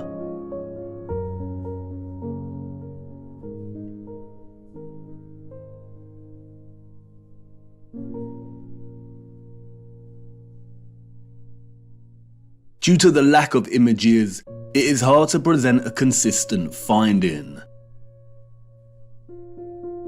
And so much has been altered, and in ways that are almost impossible to recognize. For instance, this is an 1880 illustration of the so-called completion of Cologne Cathedral. It focuses on the top of one of these spires. The wooden boards here are scaffolding. As you can see, the tops of these spires open, revealing some kind of cylinder. This is a model of the area of the spire that we see in the illustration. It was put outside of the cathedral to give tourists an idea as to just how large these spires are. An impossibility for citizens of the 19th century. The men in this illustration are not completing the final spire of the cathedral. They are removing whatever existed in the container at its apex. And it begs the question as to how many other aspects and features of these structures open in similar ways. And why do they open? What did they contain? Interestingly, it is the esoteric and occult that provide some clues. Alchemy was an arcane natural philosophy or proto-scientific tradition. Its central focus was chrysopia, or the transmutation of base metals into noble metals. From its inception in ancient Egyptian, Greek, Indian, and Middle Eastern culture, the field of alchemy, we are told, was obsessed with turning base metals into gold, and a maniacal obsession with creating the elixir of life to achieve immortality. We have all heard of the medieval Nicholas Flamel and the Philosopher's Stone. It is a field of inquiry steeped in a rich fabric of occultism, Kabbalah mysticism, and magic.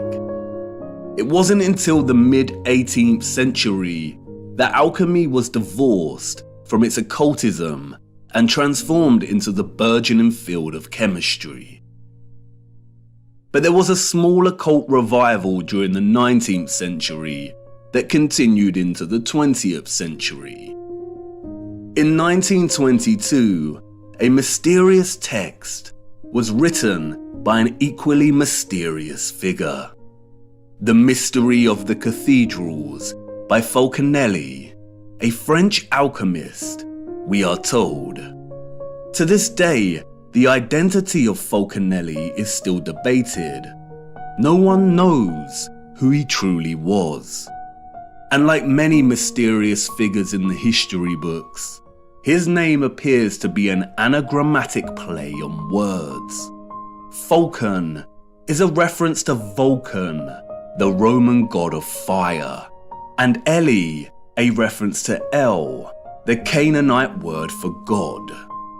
It is evidently a work of one or more Freemasons, but nonetheless, its alchemical reading of the wondrous and magnificent structures we call cathedrals is potently original and offers many insights and half-truths.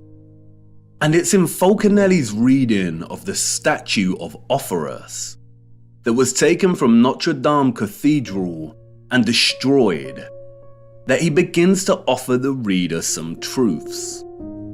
As the legend goes, Orpheus was a strong giant, but with a dull mind. His intentions were always good. He wanted to serve the most powerful king on earth. He was sent to the court of a mighty king to serve him.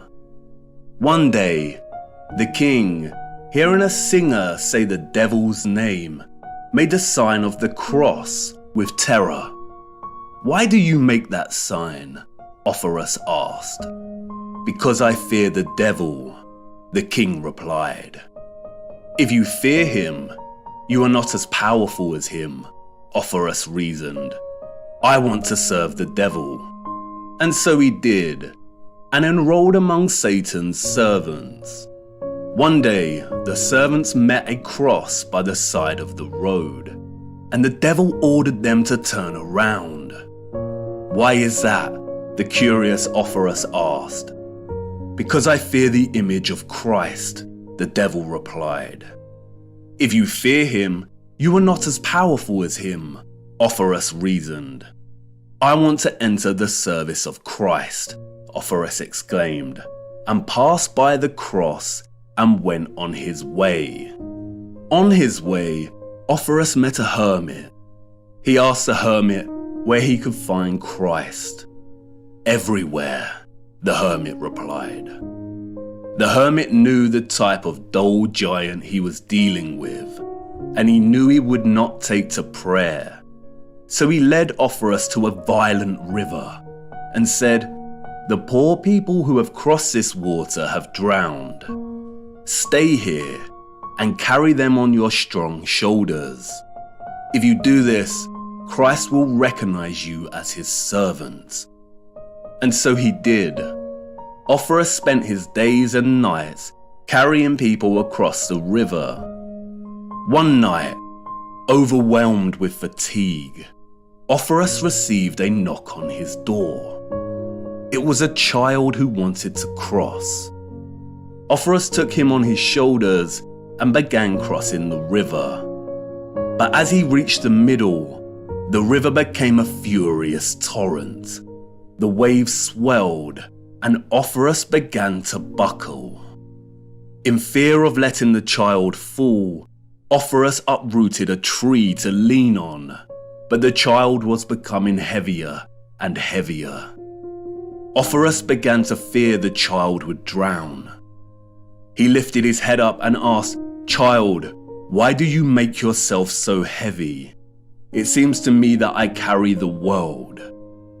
The child replied, "Not only do you carry the world, you carry the one that made the world. I am Christ. As a reward, I baptize you in the name of the Father, in my own name, and in the name of the Holy Spirit. From now on, you will be called Christopher." Christopher walked the earth for the rest of his days to teach the word of Christ. Christopher, the one who bears Christ for the masses. In his focus on Offerus, however, Falconelli reveals a certain key to unlock another layer of meaning in the legend's symbolic expression. In his enigmatic manner, Falconelli writes, "Christopher stands for Chrysope, who carries the gold. From then on, we better understand the great importance of the symbol, so eloquent, of Saint Christopher. It is the hieroglyph of solar sulfur, Jesus, or the nascent gold, raised on mercurial waves and then carried by the clean energy of this mercury to the degree of power possessed by the elixir." Cryptic indeed, almost impenetrable prose. But let's look at this passage a little closer.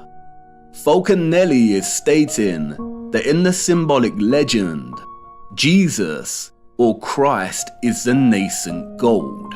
Nascent means coming into being. The word's etymological roots stem from the concept of beginning or birth. Nascent gold here, or the solar sulfur, is not just gold, it is gold growing into its full potential. The final section of the excerpt explains why the gold is growing. Because it is being carried on the mercurial waves. The mercurial waves here refer to the metal mercury. Gold is achieving its potential because of the clean energy of mercury. Falconelli explains that mercury's color is an emblematic grey, and that explains why many of the representations of Saint Christopher coat him in that color. We will return to the legend of Offerus soon, but first let's look closer at Mercury. Mercury is of the utmost importance when it comes to understanding not only the mechanics behind the old world's technology, but also in understanding our own contemporary time in which we find ourselves traversing the enigmatic landscape of symbols that have shaped our understanding of history and our place in it. The symbol here represents the element hydrogyros. Its literal translation from the Greek means silver water. Hydrogyros has many names. It was also called quicksilver. Today it is referred to as mercury. The alchemical symbol is precisely the same symbol used in classical astrology to represent the so-called planet Mercury. Pure or native mercury is an extremely rare element in the Earth's crust. It's primarily retrieved from cinnabar, a bright scarlet or red pigmented form of mercury sulfide. Cinnabar is the most common source ore for refining mercury. Both Wikipedia and World Atlas tell us that mercury is the 66th most abundant element in Earth's crust. In its pure state, mercury is a silver-like liquid. It is the only metal that is liquid at standard temperature and pressure. It has a freezing point of -38.83 degrees and a boiling point of 356.73 degrees.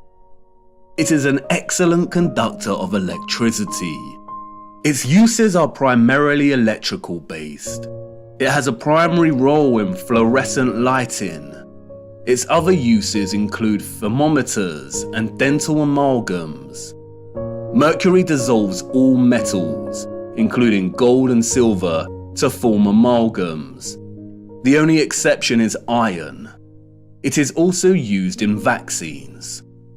Governmental, medical, and pharmaceutical industries declared mercury toxic in the early 21st century, gradually phasing out its use in medicine and leading some countries to completely ban the element. In some countries, it is illegal to trade mercury. Before this, mercury was a staple in certain traditional medical treatments, such as the traditional Chinese medicine. And while I do not dispute mercury's potential toxicity when injected into the body, the concerns surrounding its hazardous potential are largely overblown. All metals, especially when injected and taken in excess, are toxic. High iron, copper, zinc, and aluminium levels in the body contribute towards a whole host of disease, arguably more so than mercury. And yet the governments of our world have not banned aluminium foil. They have not stopped fortifying grains with iron oxide, and zinc and copper supplements are available to purchase with ease and without constraint on the value of dosage a person can expose themselves to with such supplements. Could there be other undisclosed reasons for demonizing and restricting mercury? Let's look a little closer at this extraordinary element's electromagnetic potential. Mercury is an electrically conductive liquid, and because of this, it has historically been applied to create light switches, electrodes in some batteries, as a gas to create fluorescent lighting, and, most interestingly, it was used, we are told, in lighthouses. According to the mainstream historical narrative, lighthouse keepers were responsible for keeping the massive lens at the top of the lighthouse spinning all day, every day. A spinning lens turning at a set speed made the light flash. They usually achieve this by setting the lens on wheels or bearings attached to clockworks that the keeper would periodically wind. In the late 19th century, some keepers, sick to death with having to keep winding the clockwork, began floating their lenses in liquid mercury. The lens's metal base spun more easily in the mercury, which helped the light rotate faster with less frequent winding. It is a practice still in use in some lighthouses today. It is evident from its structure that the lighthouse's sole function was not just to light the way for ships. It was either one of its functions among many others, or just an inherited act of repurposement. Many lighthouses are constructed in the familiar octagonal structure. Many have the red and white stripes, indicative of power stations. Many still have their antennas, and they were situated right next to the water. It is obvious that they had a similar role as many of the old world's power stations we find repurposed and rebranded all across our realm. Lindau Lighthouse in Germany is a fascinating example. We see all the familiar dentils and holes, suggestive of vibration and frequency manipulation.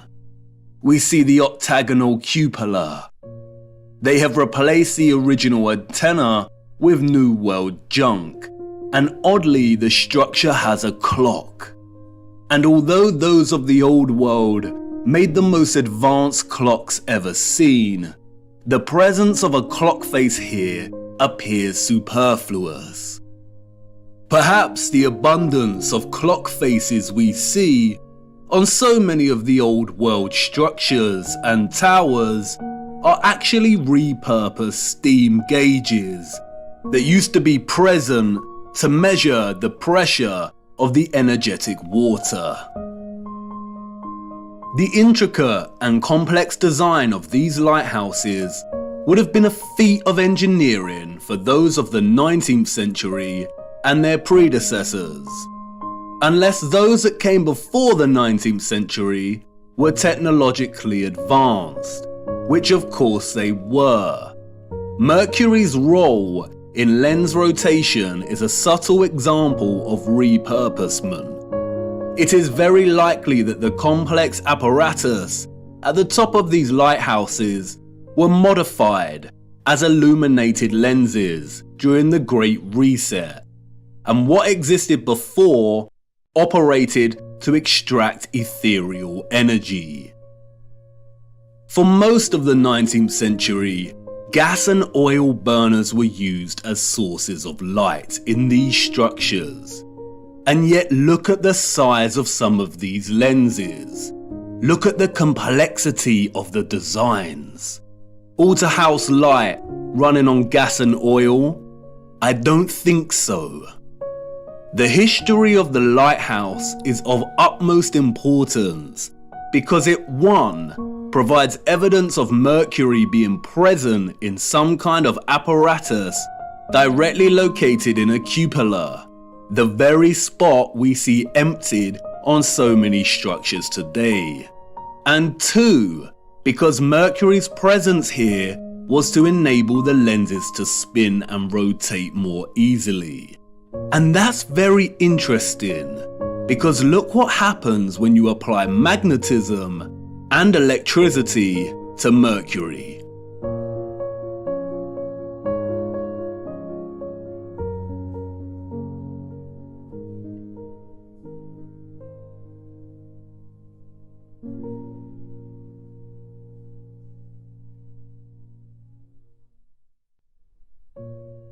It rotates and creates a vortex, either clockwise or anti-clockwise, depending on the application of the current. A vortex, as you know, is an integral expression of a toroidal field. There are 3 main types of vortexes: electrical, magnetic, and electromagnetic. In addition to Mercury's electromagnetic potential and its susceptibility to form a vortex when under the influence of current, the silver water also has another unrecognized application. Look.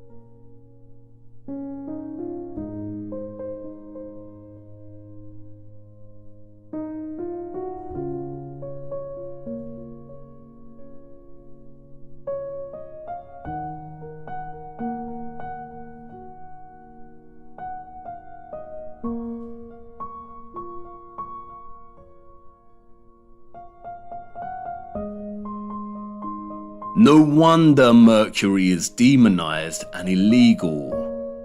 As you can see, mercury is able to provide even a homemade television antenna with the ability to convert radio frequency alternating currents to extract a television signal. Antennas can be designed to transmit and receive electromagnetic waves in all directions equally. And you could hypothesize that the orbs on the old world's antennas contained mercury. But again, it is no secret that mercury amalgamates with gold and other metals.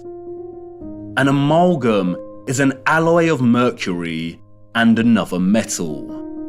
Mercury strongly amalgamates with gold, copper, silver, and many other metals.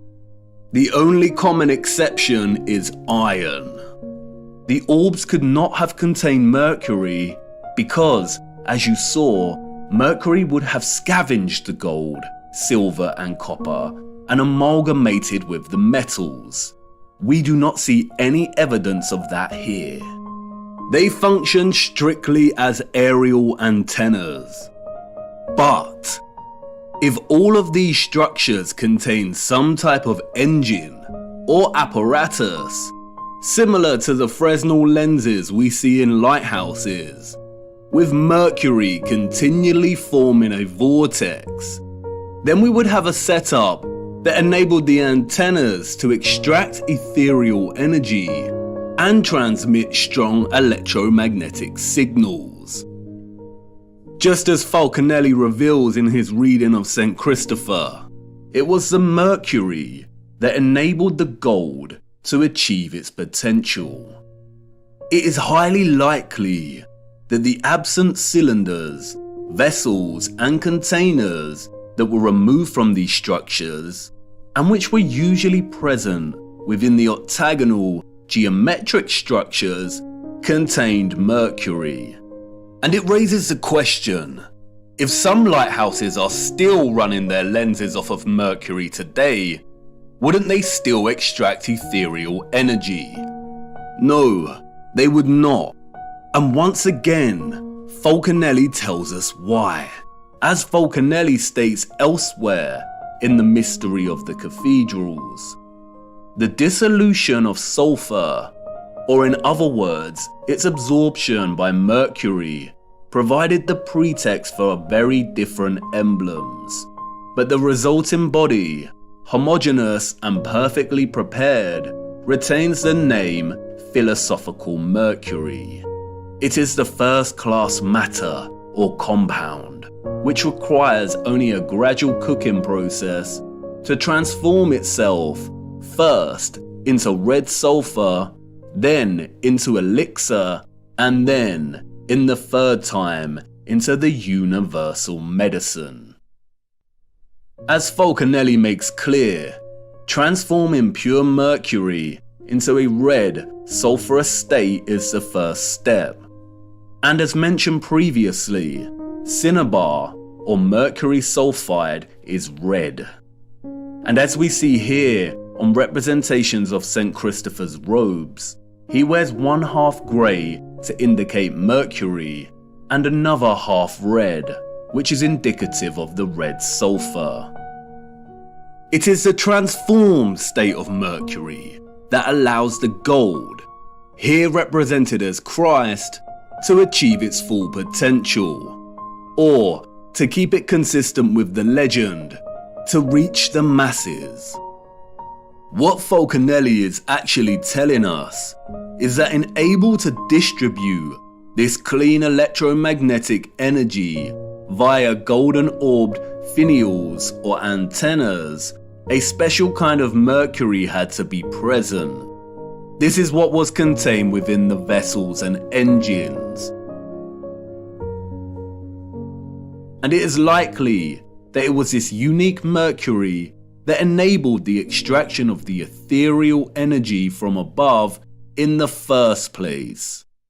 Perhaps it is just a coincidence, if you believe in such a thing, But it is interesting that many of the smaller vessel-like relics we see have markings inside the containers that are red, perhaps a homage to the substance they once contained.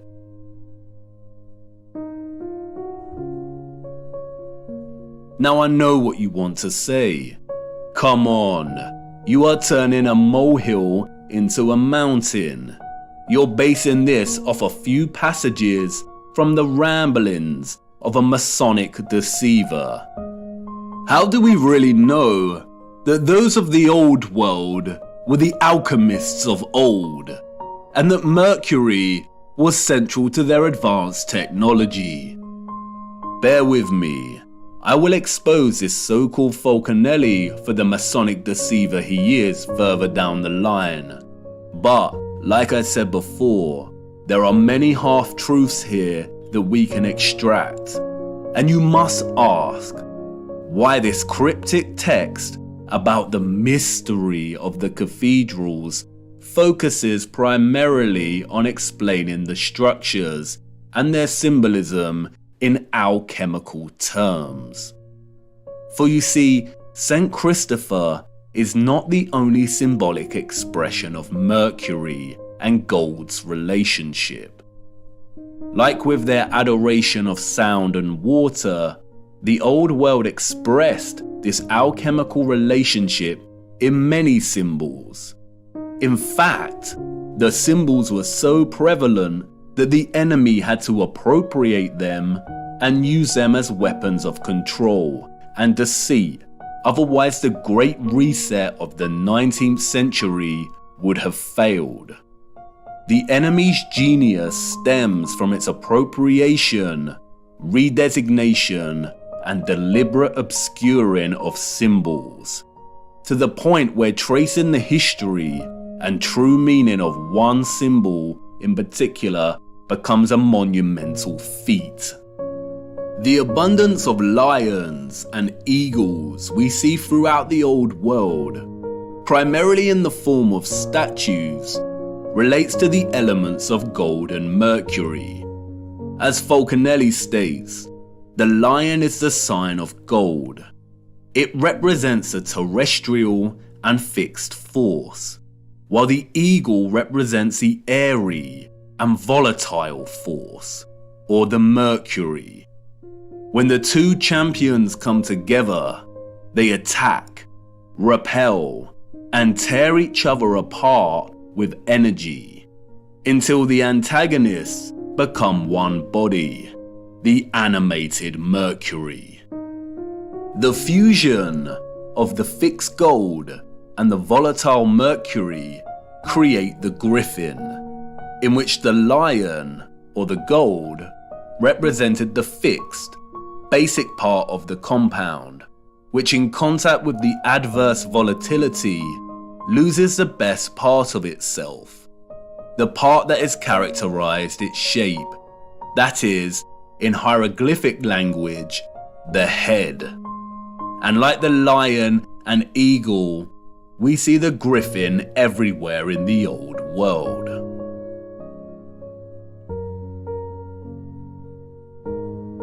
Like St. Christopher, the griffin is symbolic of the alchemical concoction and combination of mercury and gold that powered the old world's technology.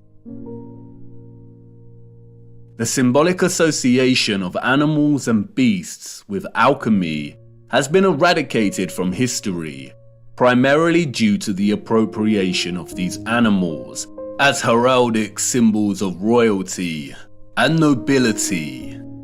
These are the animals that adorn national imperial seals, as we see attributed to the Roman Empire, the British Imperial Empire, the United States, and so on. An act of post-colonial domination over the old world, the appropriation of its symbolism and eradication of its history through falsified narrative.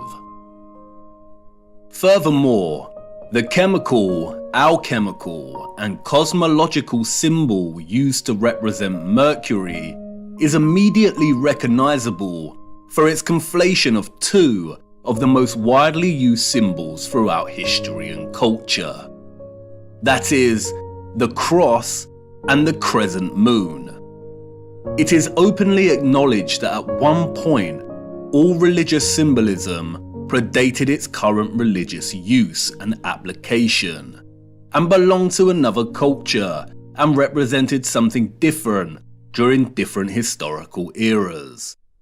But just because this is openly declared does not mean it makes any sense. Were our historical ancestors and their own historical ancestors really that uninspired that they needed to recycle already established symbols? Or are we not being told the truth once again?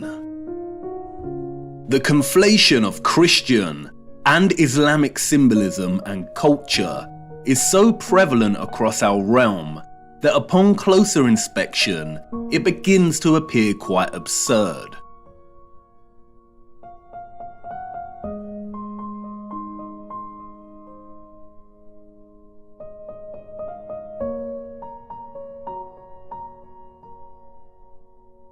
If we are to believe the official historical narrative, that is.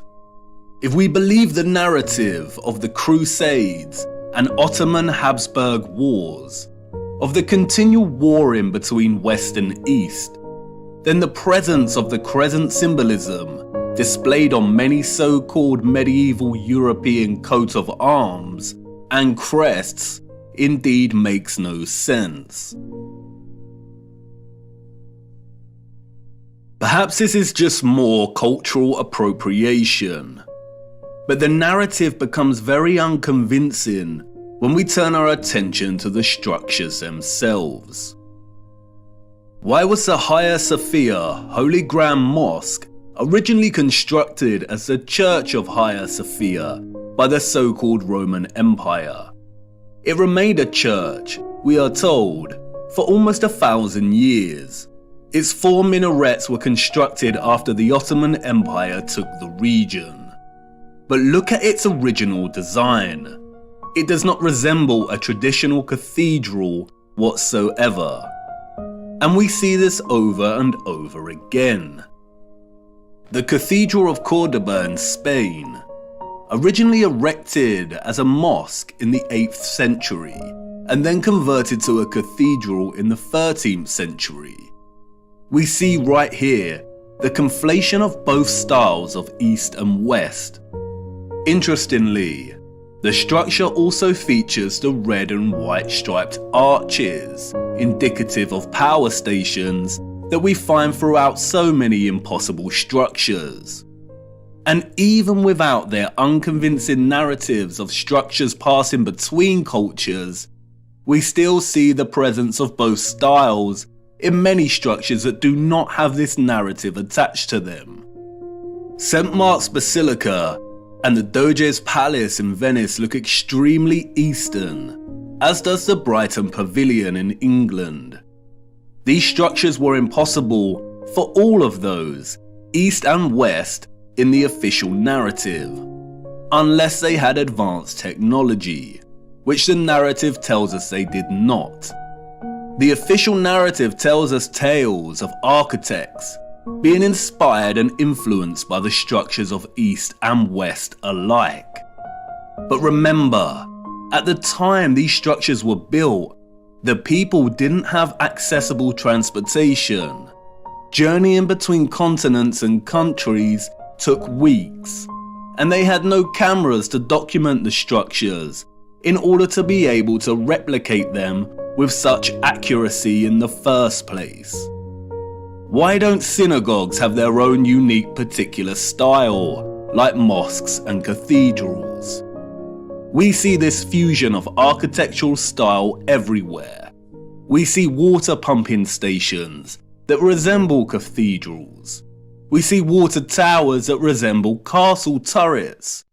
We see cathedrals that also resemble official government buildings.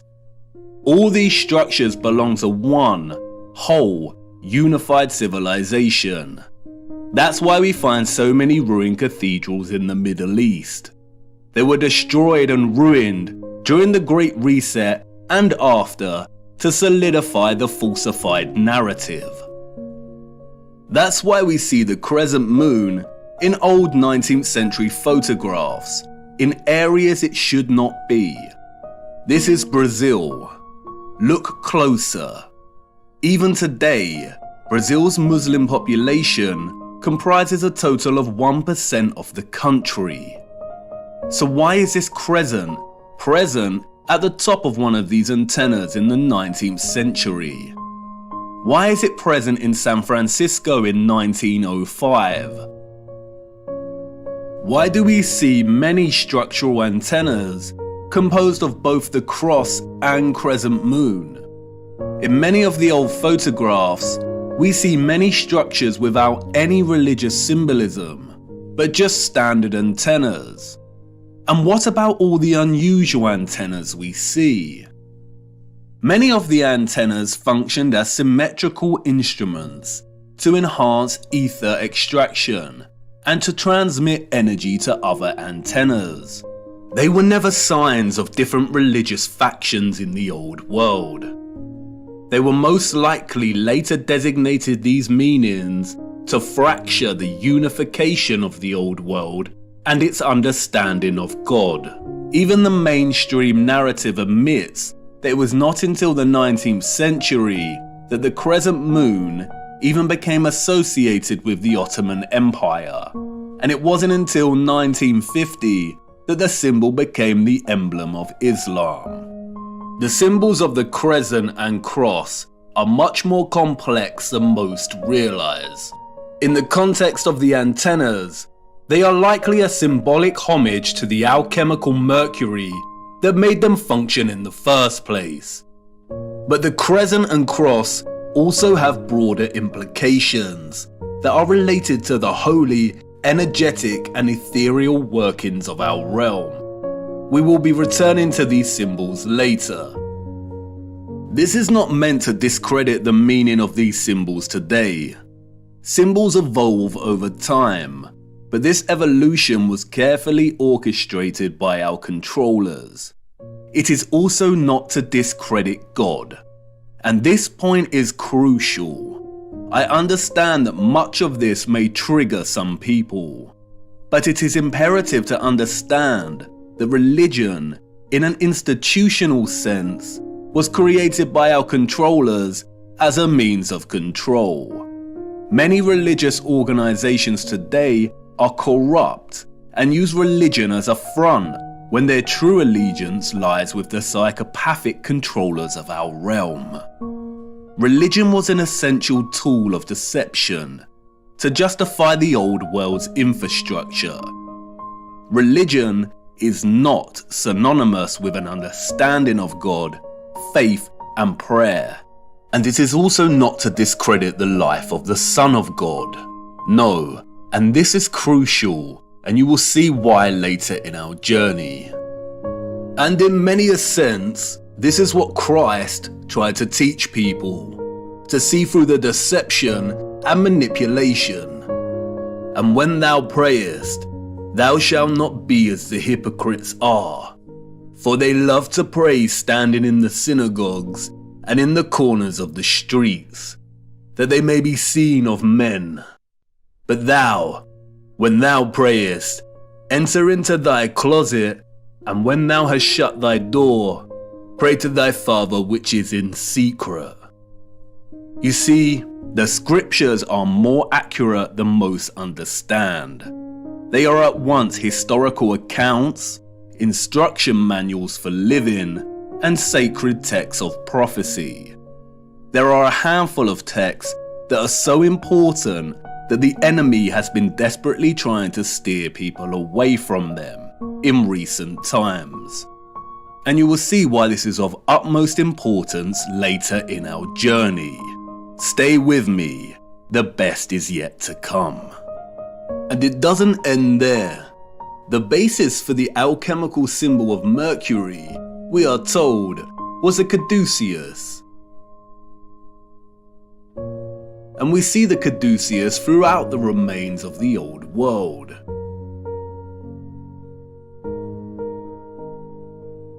another symbol appropriated by the enemy, adorning many coat of arms and adopted by centralized, corrupted medical industries that have been responsible for mass crimes against humanity that continues today. It is not a coincidence that the same mercury that the symbol represented is injected into humans via vaccines to disrupt their entire methylation cycle, resulting in widespread autism and a whole host of neurological and metabolic disorders. The caduceus illustrates clearly how both Roman and ancient Greek mythology serve the enemy as a tool of deception. In Roman mythology, the caduceus staff was carried in the left hand of the god Mercury. The Roman Mercury was the god of financial gain, commerce, communication and messages. In Greek mythology, the staff is carried by Hermes. Hermes was the god of travelers, merchants and commerce. The fabricated mythologies allowed the enemy to obscure the caduceus's true association with the elemental Mercury, while also permitting them the usual sick, hiding in plain sight mocking ritual by linking their medical industries with the god of financial gain and commerce. As Falconelli writes, the snake indicates the incisive and dissolving nature of Mercury. This reptile is the aspect of Mercury in its first state, and the golden wand is a corporeal sulfur added to it. It is the philosophical Mercury and the caduceus as its symbol. Not only does the caduceus represent the Mercury elixir essential for the transmission of electromagnetic energy, but the dueling snakes form a spiral coil, representative of the energy pathway and the vortex. The rod represents the gold and sulfur, but it is also reminiscent of the antennas themselves.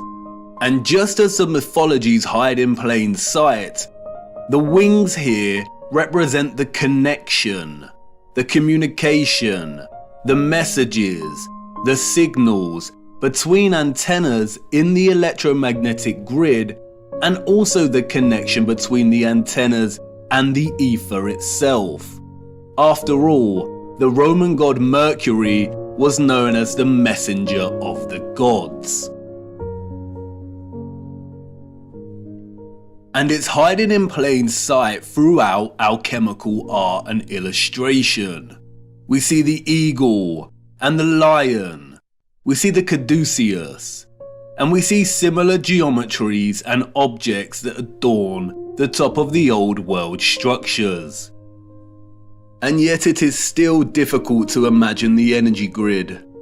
And even more difficult to imagine is the level of labour required to remove all the engines and vessels, to destroy and hide enough of the old world, and to begin rewriting history in order for the Great Reset to have been a success. What we are seeing in the 19th and early 20th century is the final stages of the reset. There was a transitory period, and like any transition phase, the period still utilized some of the old world's technology that it was trying to phase out. And like I said, the enemy is lazy. They really should have done away with these photographs and footage. Look.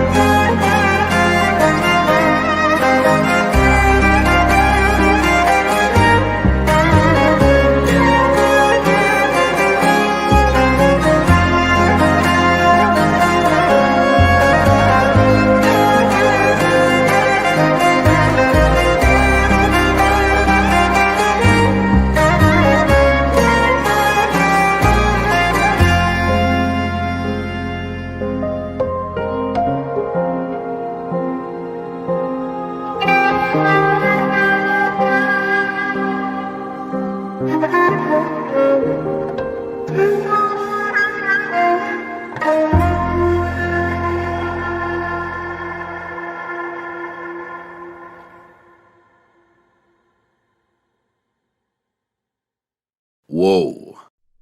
Most of these images were taken during the World's Fairs of the 19th century and at the turn of the 20th century. Any electrician will testify to just how impossible illumination in this time period and on this scale would be. What an absolute nightmare to wire. But they didn't need complex wiring, did they? How did they have moving sidewalks during this period? We also see this technology on display in the burgeoning American amusement parks of the early 20th century. There is a reason they called them electric parks. In fact, the reference to electricity can be found everywhere amongst repurposed old world sites, even in the unlikeliest of places. Even in this transition phase of the reset, these environments look glorious. This is with most of the water grid already destroyed. Just imagine what they were able to achieve. So many of the major symbolic icons of our time can be traced back to the mercury that made this electromagnetic, technological old world possible in the first place. Interestingly, in his reading of Orpheus, or St. Christopher, as a mercurial carrier, Falconelli takes his Masonic trickery of half-truths and deceptions to the limit. He begins discussing Orpheus's belt as depicted by Julian Champagne, whose painting of Orpheus hangs in Jean Lamant's mansion, what Falconelli calls one of the most attractive and rare philosophical residences. The painting depicts Orpheus wearing a belt stitched with crisscross lines. It is important to note that none of the other famous artistic renditions of Orpheus depict him wearing this belt. Falconelli exclaims that the artist did even better than the rest. Under the inspiration of the Hermetic scientist who has commissioned the painting, the artist depicted Orpheus tightened by a wide belt at the level of his abdomen. It is this belt, Falconelli writes, that gives St. Christopher his true esoteric character. Listen very carefully to what he states next. According to some documents kept in the archives of the Lallement mansion, we know that Jean Lallement belonged to the alchemical brotherhood of the Knights of the Round Table. What we are going to say here cannot be taught.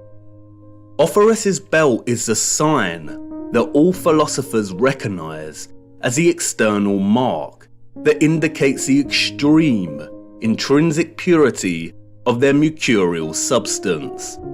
It is a sign that the old authors called the Seal of Hermes, the Star of the Magi, the Bear Cub, the constellation in which the pole star is found. Comparing Orpheus's belt and the Bear constellation by the pole star, or what is known as Ursa Major, or the Big Dipper, at first provides no insight as to what Falconelli is referring to. Is this just the rambling of an insane cryptic mason, or are we missing something? But if you begin to trace the pattern on the belt, then another hidden and familiar pattern begins to emerge within the pattern itself. When documented throughout the year, at each season, the Big Dipper constellation also forms this pattern, the symbol of the swastika. A now infamous symbol of evil.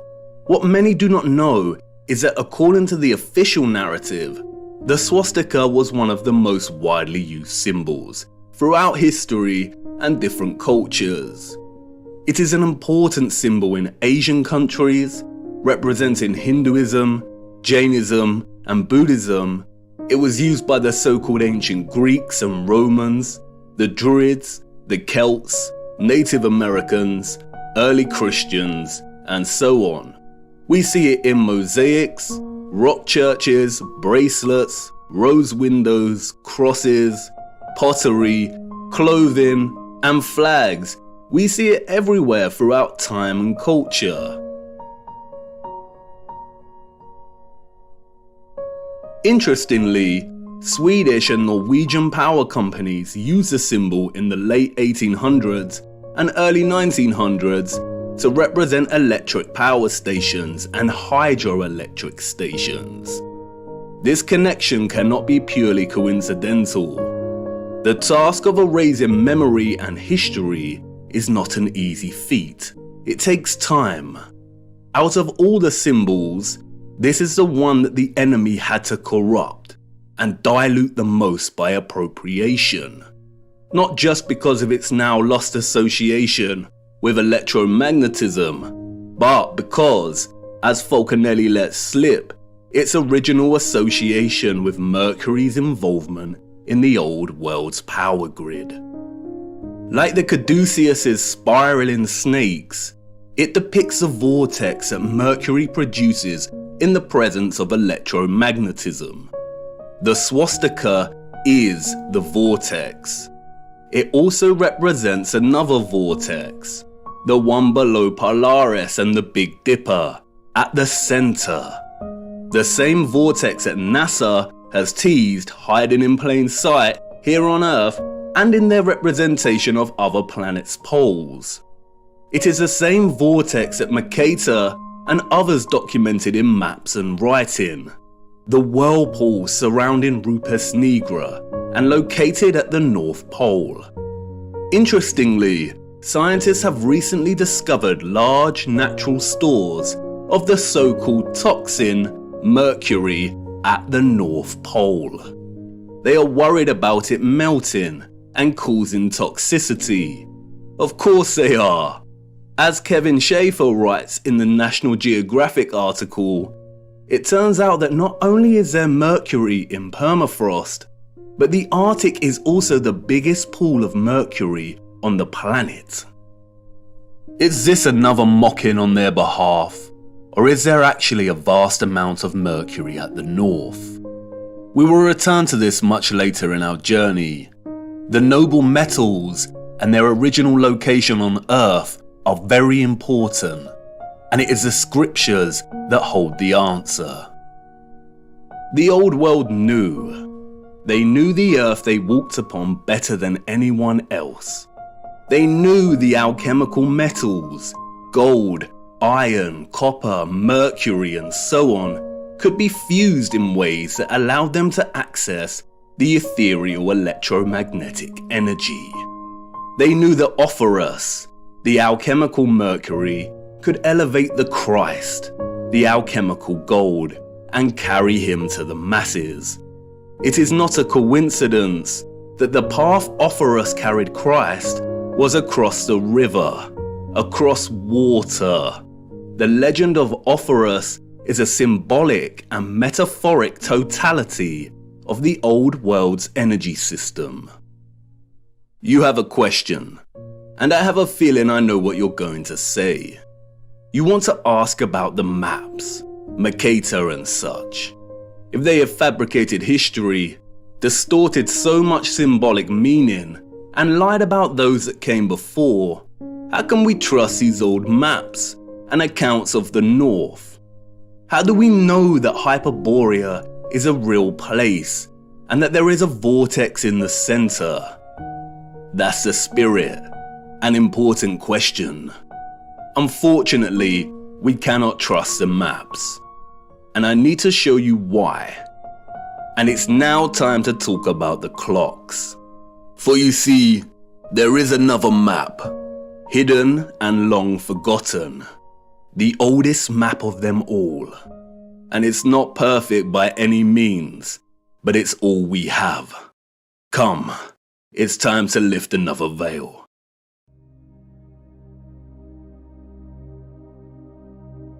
Midway upon the journey of our life, I found myself within a forest dark, for the straightforward path had been lost. And during my journey, as I made my way through the tangled labyrinthine paths of deception, looking for the center of truth, I met a brilliant woman who taught me many a flat fact. But out of all of her flat facts, it was one fact that struck a chord.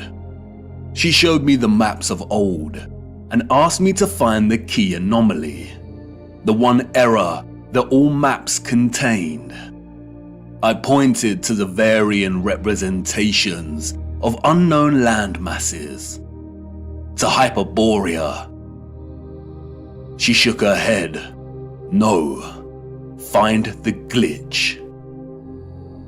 We live on a flat plane.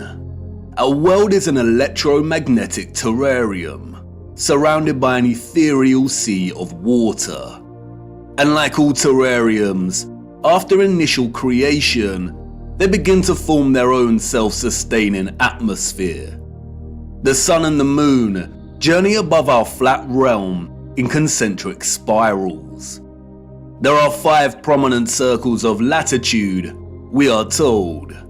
We have the Arctic Circle, closest to the center, the Tropic of Cancer at 23.5 degrees latitude in the northern hemisphere, the Equator at 0 degree latitude, the Tropic of Capricorn at 23.5 degrees latitude in the southern hemisphere, and the Antarctic Circle.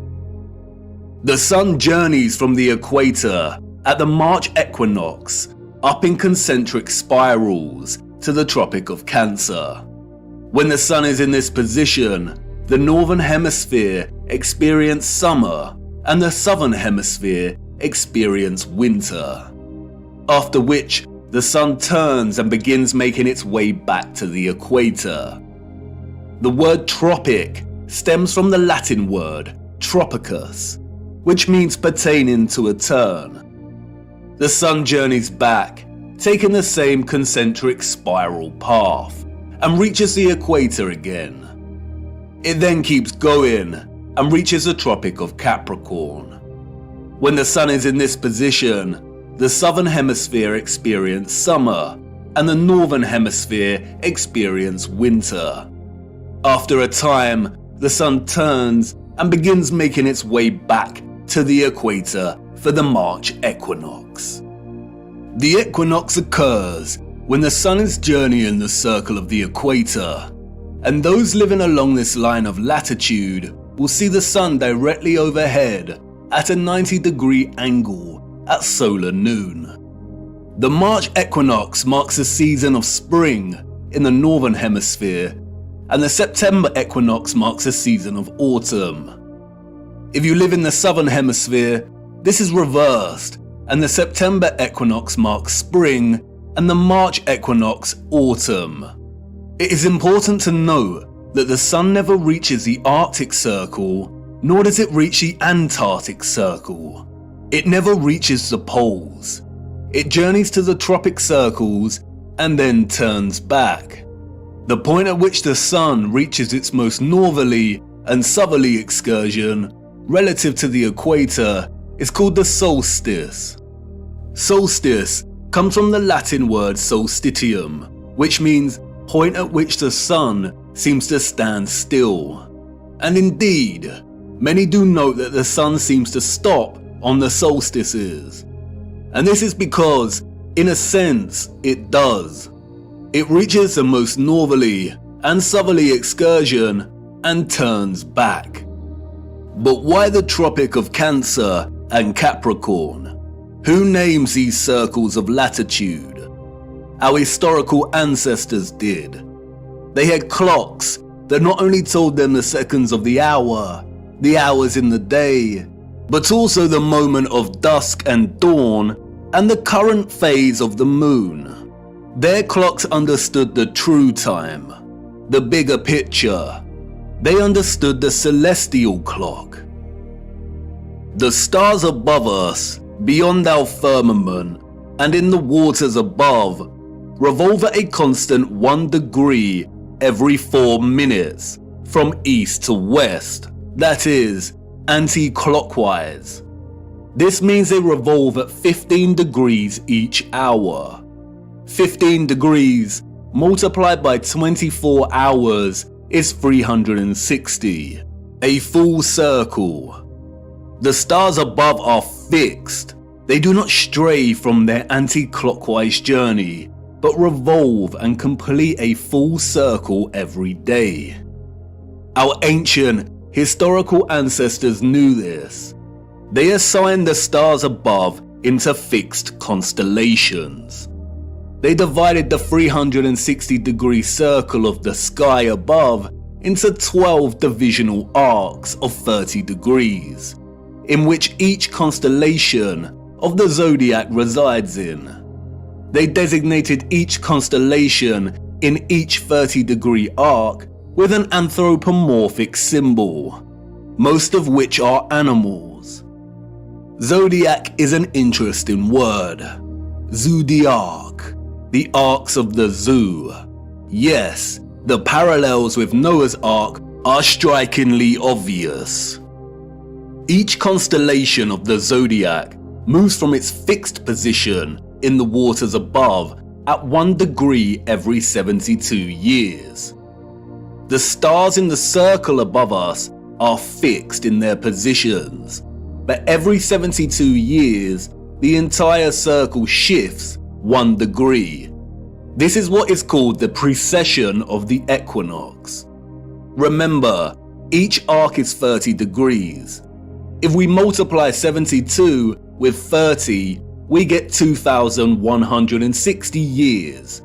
It takes 2,160 years for the circle above to shift 1 whole arc. Astronomers call this an age, and this is what is meant by entering or the dawn of a new age. As Wikipedia tells us, the Tropic of Cancer and Capricorn were named such because many years ago, in the days before Christ, the days before BC, the sun was in the constellation of Cancer at the June solstice, and the sun was in the constellation of Capricorn at the December solstice. What does it mean for the sun to be in a given constellation during the solstice? It means a position of the sun in the sky at solar noon. Of course, during solar noon, we would not actually be able to see the stars in the firmament beyond. Therefore, to discern the sun's position relative to the constellations requires either 1, a thorough understanding of the stars and their positions above. Our ancient ancestors, we are told, created star charts and used devices such as astrolabes. Or 2, computer technology that is able to map and overlap the sun's position against the backdrop of the stars and constellations at solar noon. The sun's presence in the constellation of a given zodiac sign means exactly as it sounds. At solar noon, on the day of the solstice, the sun should be in front of a given constellation.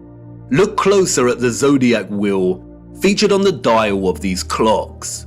Here we see that both the constellations of Cancer and Capricorn are polar opposites to one another. These are the names of the 2 lines of latitude on the maps, and that we use to discern the sun's most northerly and southerly excursion above our flat plane. All historical cartographic world maps display both these circles of latitude as Cancer and Capricorn. We see it here on Mercator's maps, on the Ortelius, on the Rouge, on the Urbano Monte. Cartographic maps combine so-called science with aesthetics to communicate spatial information effectively. They strive to be accurate. And we still use this designation of Cancer and Capricorn for these circles of latitude on our cartographic maps today. Google Earth also uses these designations.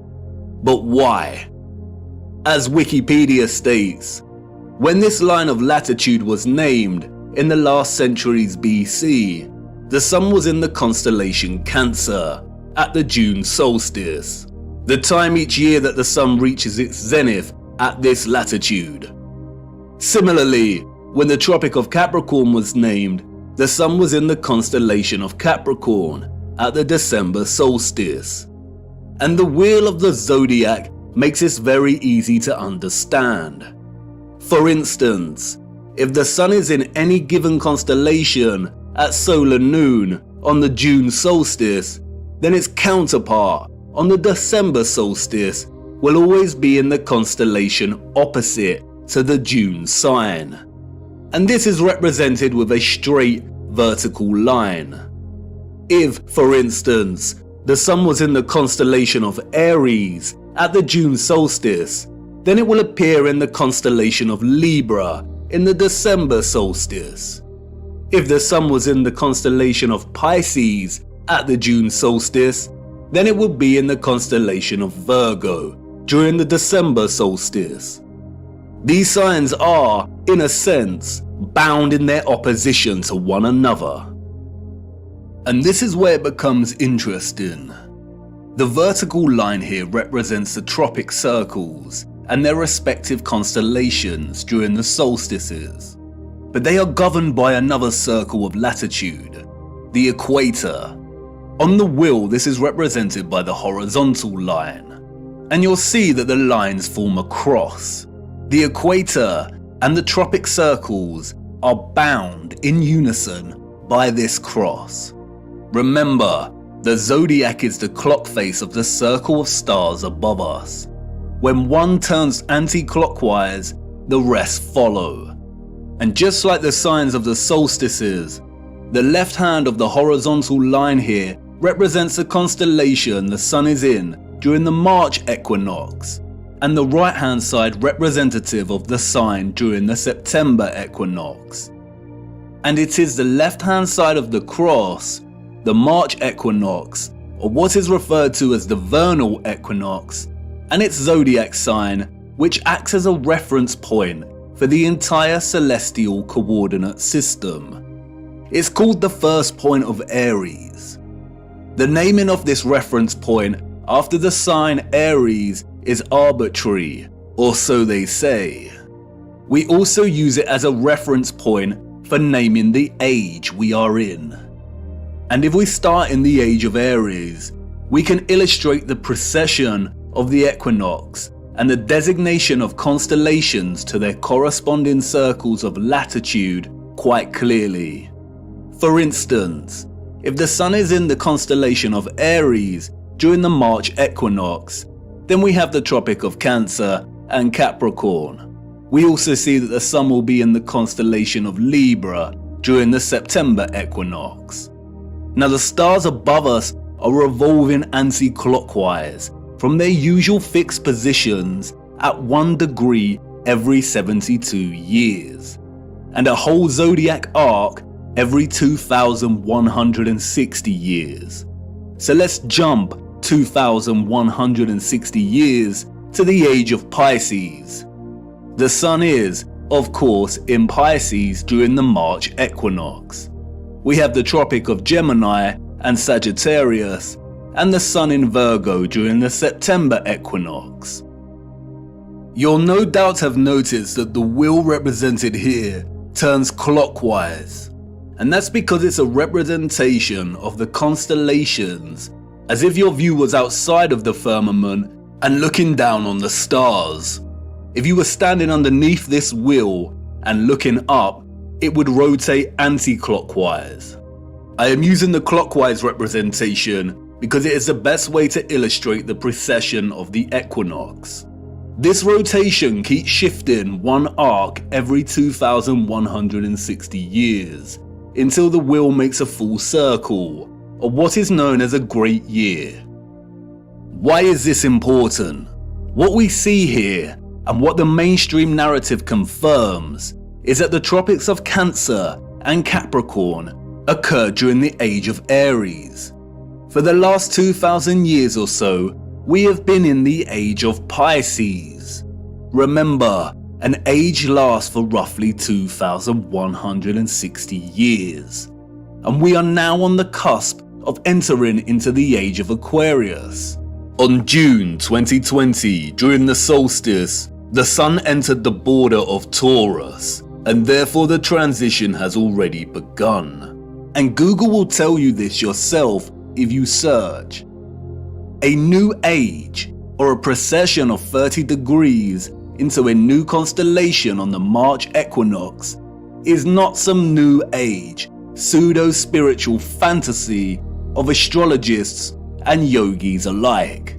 It is an astronomical law of the stars above in the firmament, and you can track it yourself every equinox and solstice. It is a critical and integral component in the function of our realm. If we are entering the age of Aquarius, then that means that the Sun has not been in the constellation of Cancer or Capricorn during the solstice for over 2,000 years, when our realm was in the age of Aries. All the old and current cartographic maps, and even Google Earth, represent these circles of latitude as the Tropic of Cancer and Capricorn. There are no maps that present the tropic lines correctly as they should be in the age of Pisces, our current age. Wikipedia and other mainstream narratives of deception tell us that our ancient historical ancestors of horse and cart and copper chisels named these circles of latitude in the times of BC, and no one in the course of history that followed bothered to change the names of the tropics to their accurate designation. We are in the age of Pisces, and have been for over 2,000 years. The circles of latitude should be called the Tropic of Gemini and the Tropic of Sagittarius. And so what? What's in a name? But this brilliant lady, who taught me this flat fact, was patient. What's in a name? Everything. And until she said it, I didn't realize how stupid I'd been to overlook this. Maps are not just pretty projections of the landmass on Earth. They are practical instruments of navigation. Our ancient historical ancestors, we are told, depended on celestial navigation, on the position of the stars in the firmament above to guide their way when at sea. Follow the North Star. And if perchance their compasses failed, then knowing the map of the stars above would be critical. Believing that our ancestors just continued to use the designation of Cancer and Capricorn for the tropics that was established by their own historical ancestors, who belong to a different age entirely, is absurd. Celestial navigation would have been an essential skill set for anyone navigating their way across the oceans. And if they did have advanced technology, like we have our computers and GPS systems, then would they really be that lazy and neglectful to not bother designating the tropic circles to their correct constellation titles? Did they really invest so much time building the most advanced astronomical clocks only to neglect their maps? No, they did not. All these historical maps present designations for the tropic circles of latitude that are well over 2,000 years old. Why? And why are we still using this designation today? For you see, these maps, and all our maps, including Google Earth, are tools of deception. Where are the maps from the age of Pisces? The maps of the last 2,000 years? And could these maps actually be over 2,000 years old? It seems like someone does not want us to know the age we reside in, or wants to distract us from finding out just how important the precession of the equinox really is. This brilliant lady's flat fact leaves us with the following conclusions. The maps, all of them, Mercator and so on, are either 1. Original maps that belong to a period that occurred thousands of years ago and have been given false dates and narratives surrounding their creation. 2. manipulated copies and versions of original maps that were created over 2,160 years ago. Or 3. They are all fake and created during the Great Reset of the last few hundred years to generate a false history and timeline and solidify the false historical narrative and the rise of Galilean heliocentricity. Out of all of these options, the second and the third are most likely. Cartographic world maps are not easy documents to create and establish. They require a solid understanding of our Earth's size and shape. They require a thorough understanding of the circles of latitude that are integral to the workings of our world. They require a complex understanding of the continents and land masses. These maps are likely manipulated duplications of maps thousands of years old, or completely fake. And we do see signs of manipulation, especially in regard to the landmass known as Hyperborea. We see Hyperborea in various maps of varying styles, and we are told that these are from the 16th century. But towards the 17th century, we see Hyperborea start to be erased from the maps. We see unknown land masses that are present in some of these old maps vanish entirely. And then it dawned on me, the message of this flat fact. We have no trustworthy maps, not a single one. We have no reliable source to show us the bigger picture of the realm we inhabit. I continued my journey, and as I ventured deeper into the forest, the path to the center that led me thus far was gone, and I could not turn back, and there lay no path in front of me. I became truly lost. How to know where you are going if you don't know where you are in the first place, if you don't have a map? All historical waymarks that I had invested some degree of trust in before were now completely unreliable and questionable. How much had been edited by the controllers? How much truth was left? What if all the maps were fake? Why are they hiding the maps of the last 2,000 years? We do not have one single accurate or honest world map. And like in all moments of being lost, right before despair takes hold, an unforeseen circumstance arose that set me back on course. I stumbled through thick overgrowth and out into a moonlit clearing with a small lake. At this clearing, I met a mysterious figure named Sturgios. I told him I was lost, and he told me to come and look into the lake. He told me to watch the water. What did I see? He asked. Myself, I replied. My reflection rippling and glistening in the moonlight. Mirror, mirror. Look beyond yourself, he said.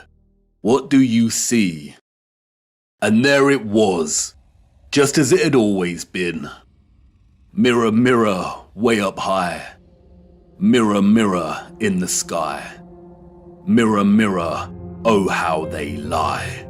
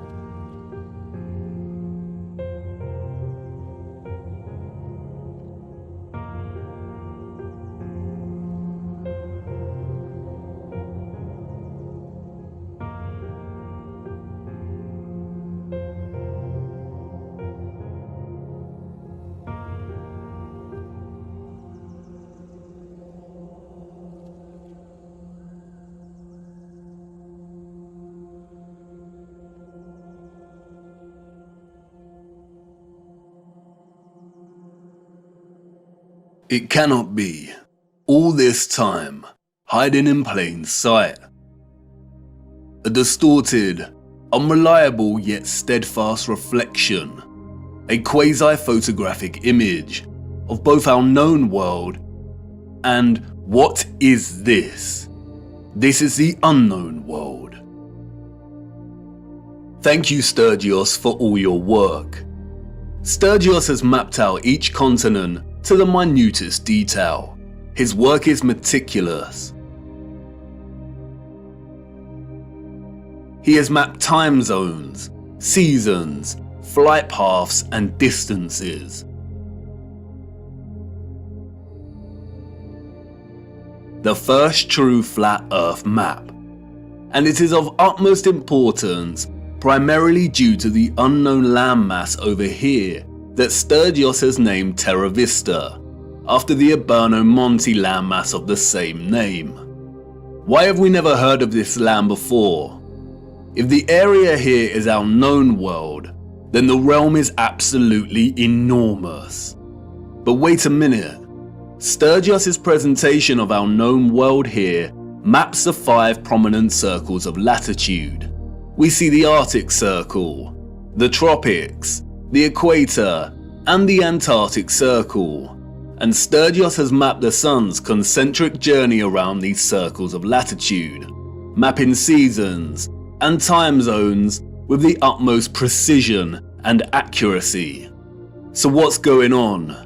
The Sun and Moon cannot journey the entirety of the land masses presented here because it would take too long. Does this landmass not have its own sun? Or perhaps the Moon is not a map of the greater realm after all. But not so fast. We need to spend some time breaking down Sturgios' discovery here. How the image on the face of the Moon was and is formed, when it was formed, and why are all questions that no one can answer. Nobody knows apart from the deceivers in higher places. But there are a lot of things hidden in plain sight that bring us a little closer to having a better understanding of this mysterious phenomenon. First of all is the nature of this image. It is a composite image. You are witnessing multiple images simultaneously when looking at the face of the Moon. And these images are akin to a type of X-ray photography. There is also evidently a lot of distortion and optical illusion present in these images. No one can offer an explanation as to how this composite image has formed, nor has anyone ever provided a satisfactory answer as to what exactly the Moon is. And rightly so. For if they could, we would not be in this mess in the first place. While most alternative views of the Moon's true nature are rooted in nonsensical theories, such as those dreamt up by many deceivers and boys who never grew up, and who like the idea that aliens created the Moon and there exist underground bases deep within its craters. There is one man, however, who spoke of the Moon in the years leading up to the space race in the 60s, and who offered a very sensible insight. In 1965, Professor R. Foster challenged the corrupt scientific complex by stating that landing on the Moon was an impossibility. It is an impossibility, according to Foster, because the Moon is plasma and not solid. Here is what he said in an interview. What is your theory? Well, it is by now rather more than a theory. 10 or 11 years ago, I stated to various scientists that the Moon is not a piece of rock, but it is a plasma phenomenon, cosmic plasma, and that this fact will eventually be confirmed. I made certain predictions which were already confirmed in 1958, and the situation now is coming close to a complete confirmation. Scientific views expressed all over the world now that the Moon seems to be of a quite different nature of what was assumed.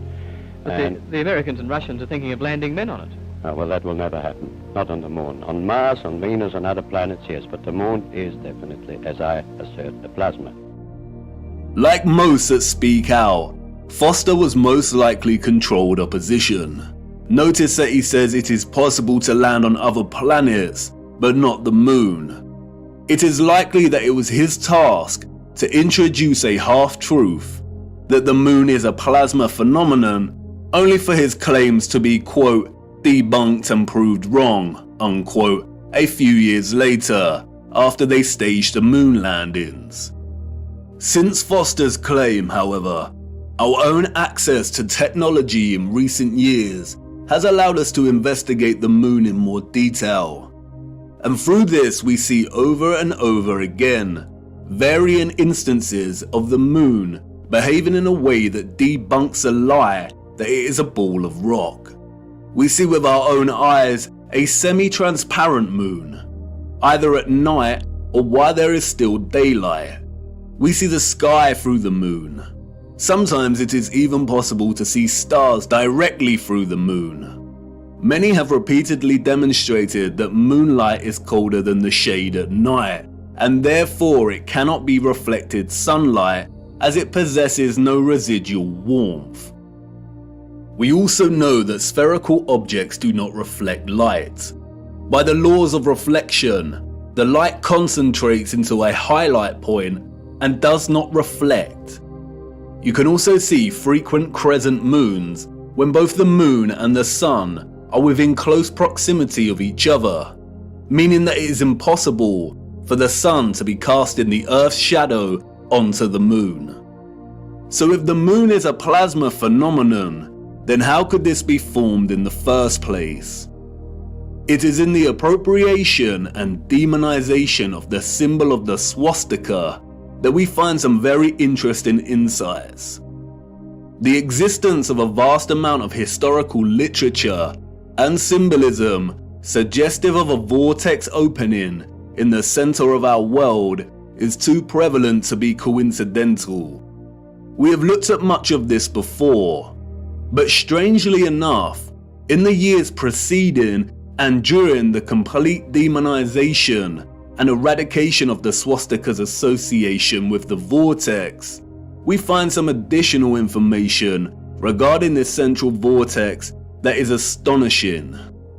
In addition to the appropriation of the swastika as their emblem, the Nazis were also obsessed with a very similar symbol, that of the Black Sun.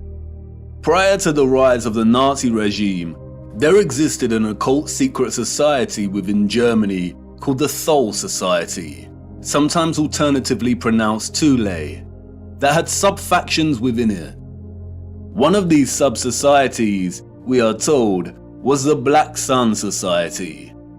Influenced by the Rosicrucians and other Hermetic groups, the Thule Society placed special emphasis on the superiority of an alleged Aryan race with innate mystical powers. The Thule Society derived its name from a mythical northern country in Greek legend.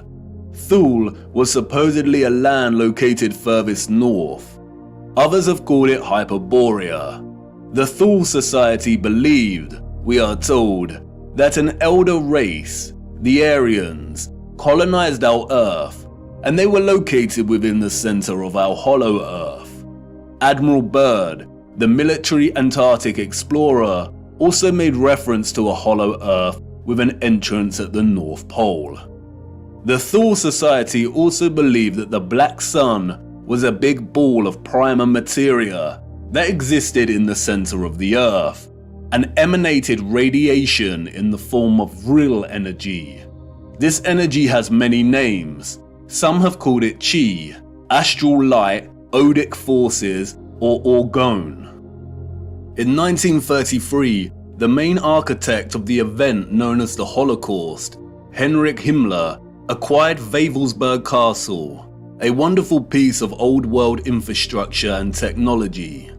He supposedly remodeled the castle, and in doing so imprinted the symbol of the Black Sun into the marble floor of what came to be known as the General's Hall.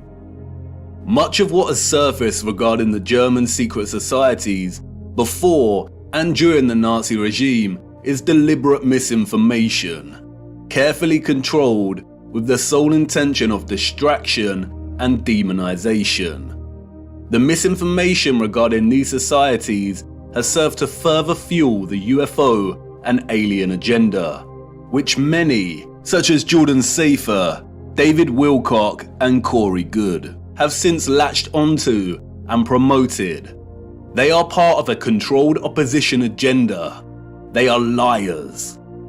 The sole intention of disclosing information regarding German secret societies was to yoke together a ridiculous concept of a superior alien Aryan race existing within our world's northern core, or opening at the center, with maniacal dictatorship that resulted in gruesome genocide. Or in other words, to make them seem crazier than they already were.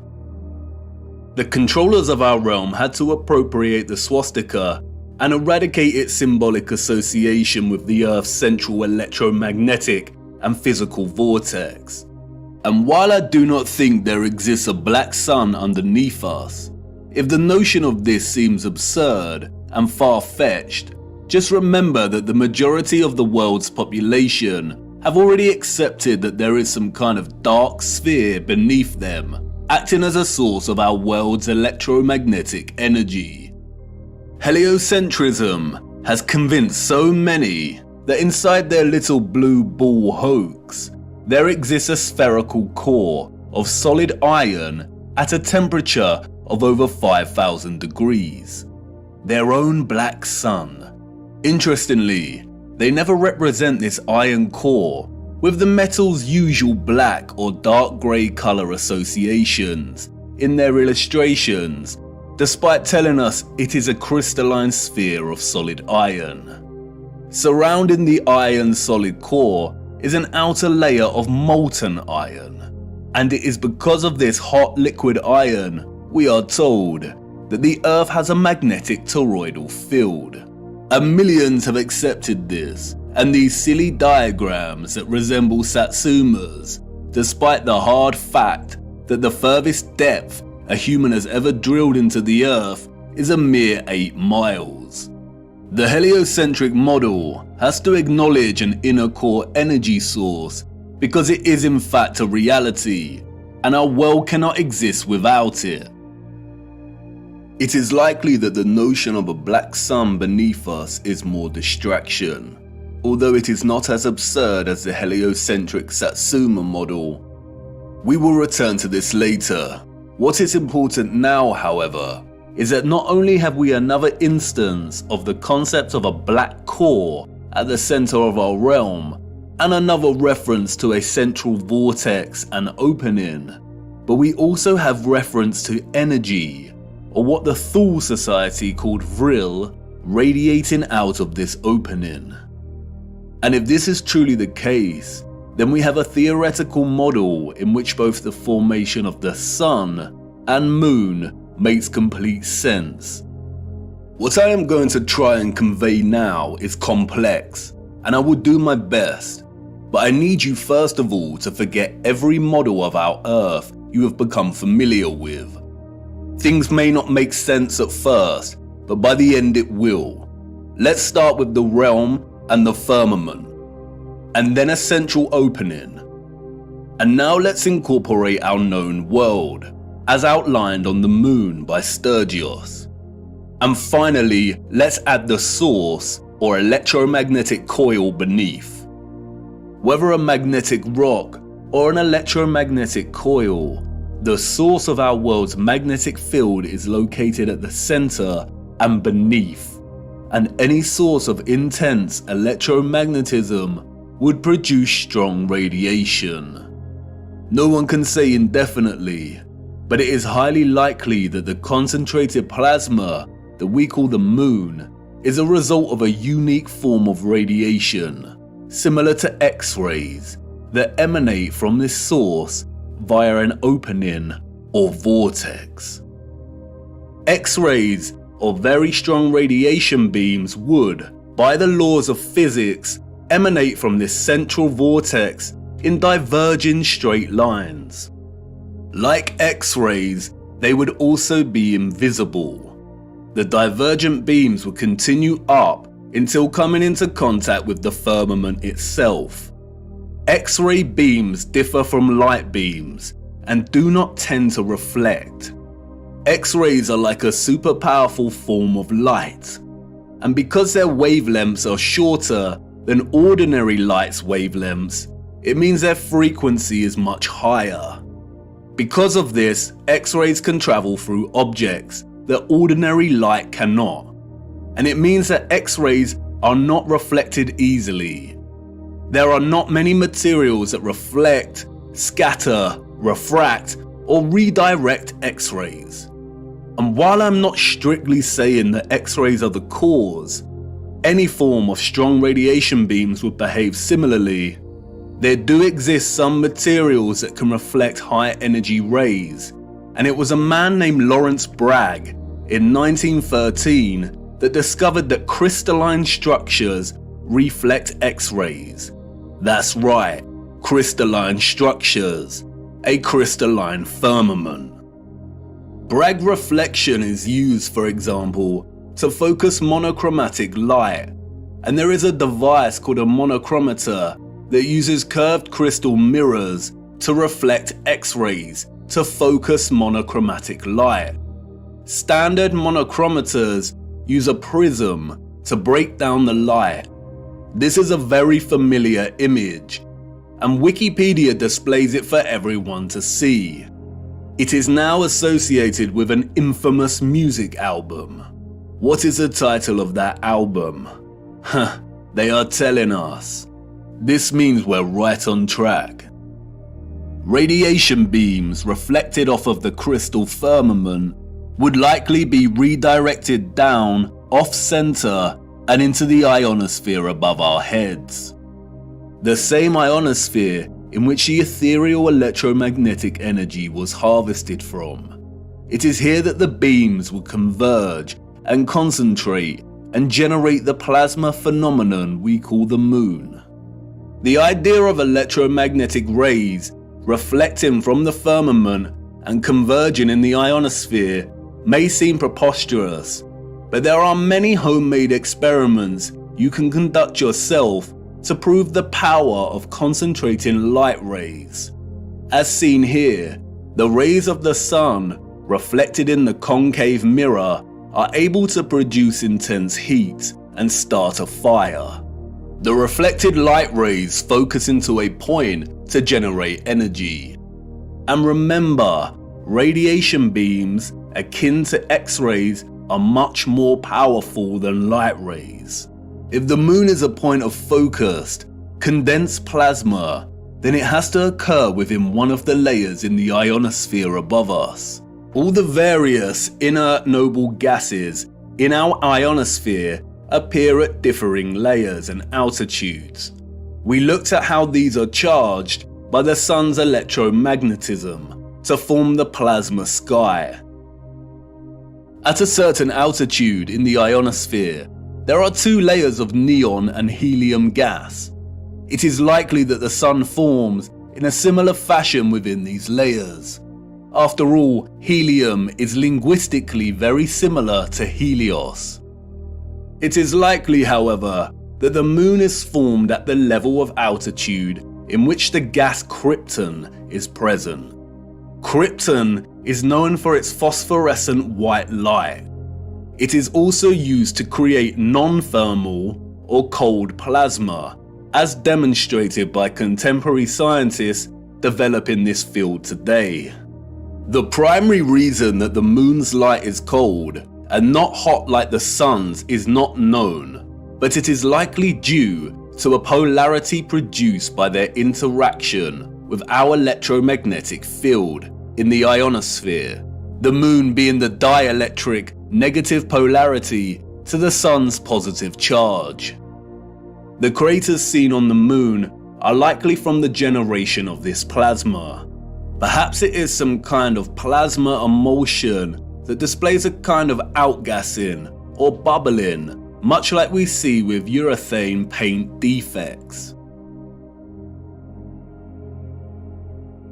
Recently, bizarre theories have emerged that we live within one of these craters on the moon. This is not correct. The moon is some kind of phosphorescent, concentrated plasma and not a solid object. You can see the formation of this plasma and its craters right here. It is not solid, it is a light. And this is great because we have a very realistic and working model as to how the moon is formed. What we don't have, however, is an explanation as to how the composite image on its face is formed. As I said before, the image we are seeing on the moon is akin to a composite X-ray photograph of our greater realm. And it is not an active reflection, but rather a historical moment captured in time. And of course, no one knows how it is formed other than those in high places. The moon is a paradoxical phenomenon, at once a volatile luminary of plasma that waxes and wanes in its luminosity, and also a steadfast image captured at some point in time that does not seem to change. We only ever see this image on the moon, and it never changes. This strange and mysterious image that has puzzled and inspired millions could be a result of a natural, organic phenomenon, or perhaps even artificial. Again, only the controllers know. The word photo originates from the Greek photos. It means light. Hence we have words such as photosynthesis, which means the synthesis of light, in which plants harvest light energy and convert it into chemical energy. A photon is the quantum of the electromagnetic field, including electromagnetic radiation, such as light. A huge misconception is the notion that photographic imaging is not a natural, organic phenomenon. This is not correct. The word photograph means light drawing. The concept of natural light-sensitive material is well understood. Our bodies begin to darken when exposed to too much sunlight. Depending on the exposure to the UV, our bodies can develop tan lines. The light literally draws on us. Certain textures and textiles can fade or come to the surface when exposed to light, and there exist natural camera obscuras. A natural camera obscura occurs when a darkened space with a hole permits light rays to enter from outside the space, resulting in a projected image of the space outside inside the darkened area. We can even see projected images of a solar eclipse here on the ground underneath a leaf canopy due to the holes in the leaves.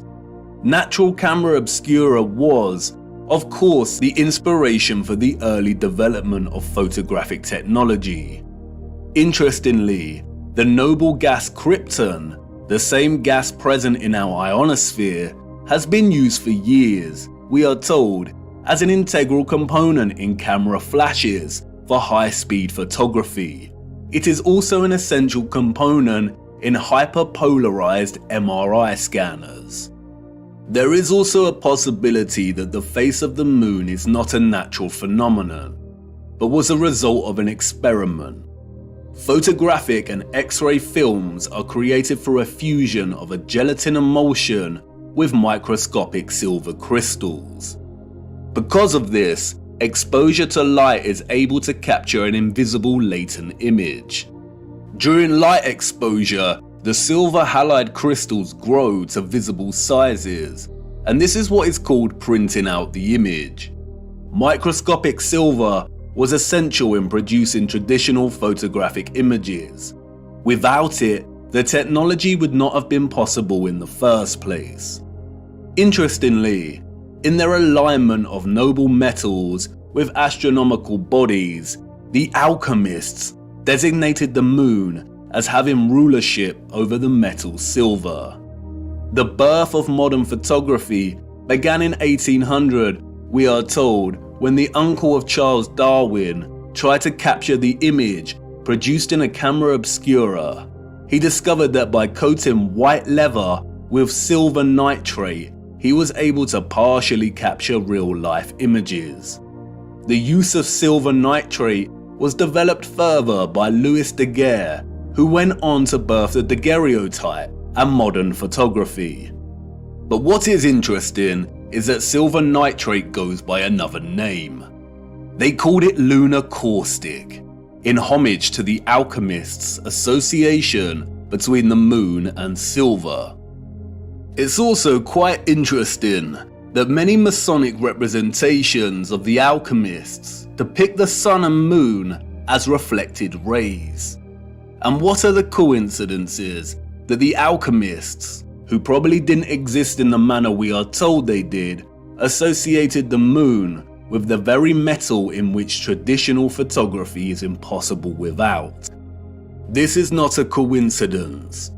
Those of the old world knew what the moon was, and perhaps an older civilization that came before them and that were also technologically advanced had a hand in rendering the image on the moon. It's not that much of a preposterous notion, considering that we are continually experimenting with things on a cosmological scale today, staging fake rocket launches that sometimes get caught on the firmament, developing artificial suns, and some demons in higher places are even trying to find ways to dim the sun. Humans have always overstretched their ambitions when it comes to the luminaries, and I don't see why advanced civilizations of the past would have been any different. But how this composite image phenomenon came to be is not important for our journey. It's what it shows us that is important. And perhaps it is best to leave the moon shrouded in mystery. Whether a natural or artificial X-ray photographic image, what is important is its composite nature. The image we witness here is a combination of at least two fixed images that are superimposed upon one another. The first image we are seeing, as Sturgios' groundbreaking work has shown over and over again, is a skeletal outline of our realm's land masses, akin to an X-ray, and in a way we have never seen before. In this image, we see all the continents of land we associate with Earth, or what is more appropriately termed the known world, represented by the dark areas in the image. And we also see vast bodies of land and continents that we are completely unfamiliar with. Sturgios revealed that if you treat the moon as the mirror image it is, and flip its image like you would with any reflection, then you can start to map our known land masses with utmost precision. And this is exactly what Sturgios has done, mapping the known world captured in the moon down to its Great Lakes and deserts. The striking similarities between our known world landmass and that captured on the moon are far too exact for it to be any kind of coincidence. It has been right in front of our faces every single day, literally. It is likely that no one has connected the dots here before because of this particular unknown landmass, which Sturgios has appropriately named Lemuria. And this landmass is very important because we know that it does not exist anymore.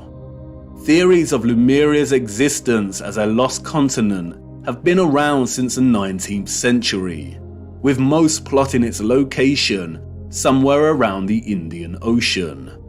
Those in the 19th century also spoke of another lost continent called Mu. They are one and the same thing. Old maps of Mu plot the land exactly where it is on the moon. And in 2007, Masaki Kimura discovered huge structures, including pyramids, castles, and roads, on the ocean floor, some way from Japan, a location very similar to where Lemuria is plotted here on the moon. The continent sunk years and years ago, and this is very useful because it means that this image is not an active reflection, but a moment captured in time before the continent sunk. The second image we are simultaneously witnessing in our moon is that of the firmament itself. Yes, you heard me right. The moon is the only known official image of our firmament. The face of the moon is a composite image, and we have to separate the images to fully understand what we are seeing. We have the landmass of the greater realm, and this is one image from one angle. And then we have another image from a different angle. I can only illustrate this by showing you. This specific area of the moon is primarily what gives the phenomenon its spherical 3D appearance. The heliocentric liars love this area of the moon, and they have used it as a weapon of deceit against us. It is not a crater with rays, like they tell us. Look closer. Really look. This is not the markings of a spherical object. It is the apex of the domed firmament from within the dome. Watch closely. This is the composite image on the moon, presenting both images simultaneously. And this is an interior of a hemisphere dome. And now, you see, if you align the central apex point of an interior hemisphere dome, then it becomes quite obvious. If you erase the remaining vector lines of the dome, then it becomes really obvious. And once you see it, it becomes very hard to unsee. It isn't a sphere. That is an optical illusion. It is the markings of a hemisphere dome. And not only is this the interior apex crown of the firmament, it is also a reflection of the center of our realm below. This area of the moon lends its spherical shape because of the so-called rays that emanate from it. But as you can see, it is an optical illusion. The rays are actually hemispherical ribs stemming from the dome's crown. This area in the middle of these ribs is not a crater. That is the vortex directly beneath the highest point of the dome. The controllers have named this area Tycho. It was given this name, we are told, by Jesuit astronomer Giovanni Riccioli in 1651. If it was not for Tycho, then the controllers of our realm would have a very hard time convincing millions that they lived on a giant spinning ball.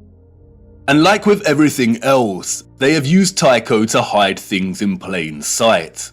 For instance, another 17th century Masonic astronomer named Pierre Gassendi called it Umbilicus Lunaris, the navel of the moon, which is interesting as Norse mythology uses the same simile of the navel to describe Vergelmir, the whirlpool in the center of our realm. Arthur C. Clarke's Space Odyssey, one of the most famous science fiction novels of all time, features a crater on the moon named Tycho.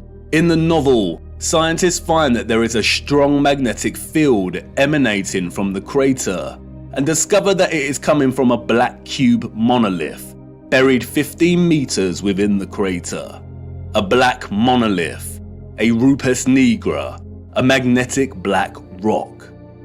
If you separate the two images, then you can see clearly how they are in fact two images of two different angles that somehow have ended up superimposed on each other.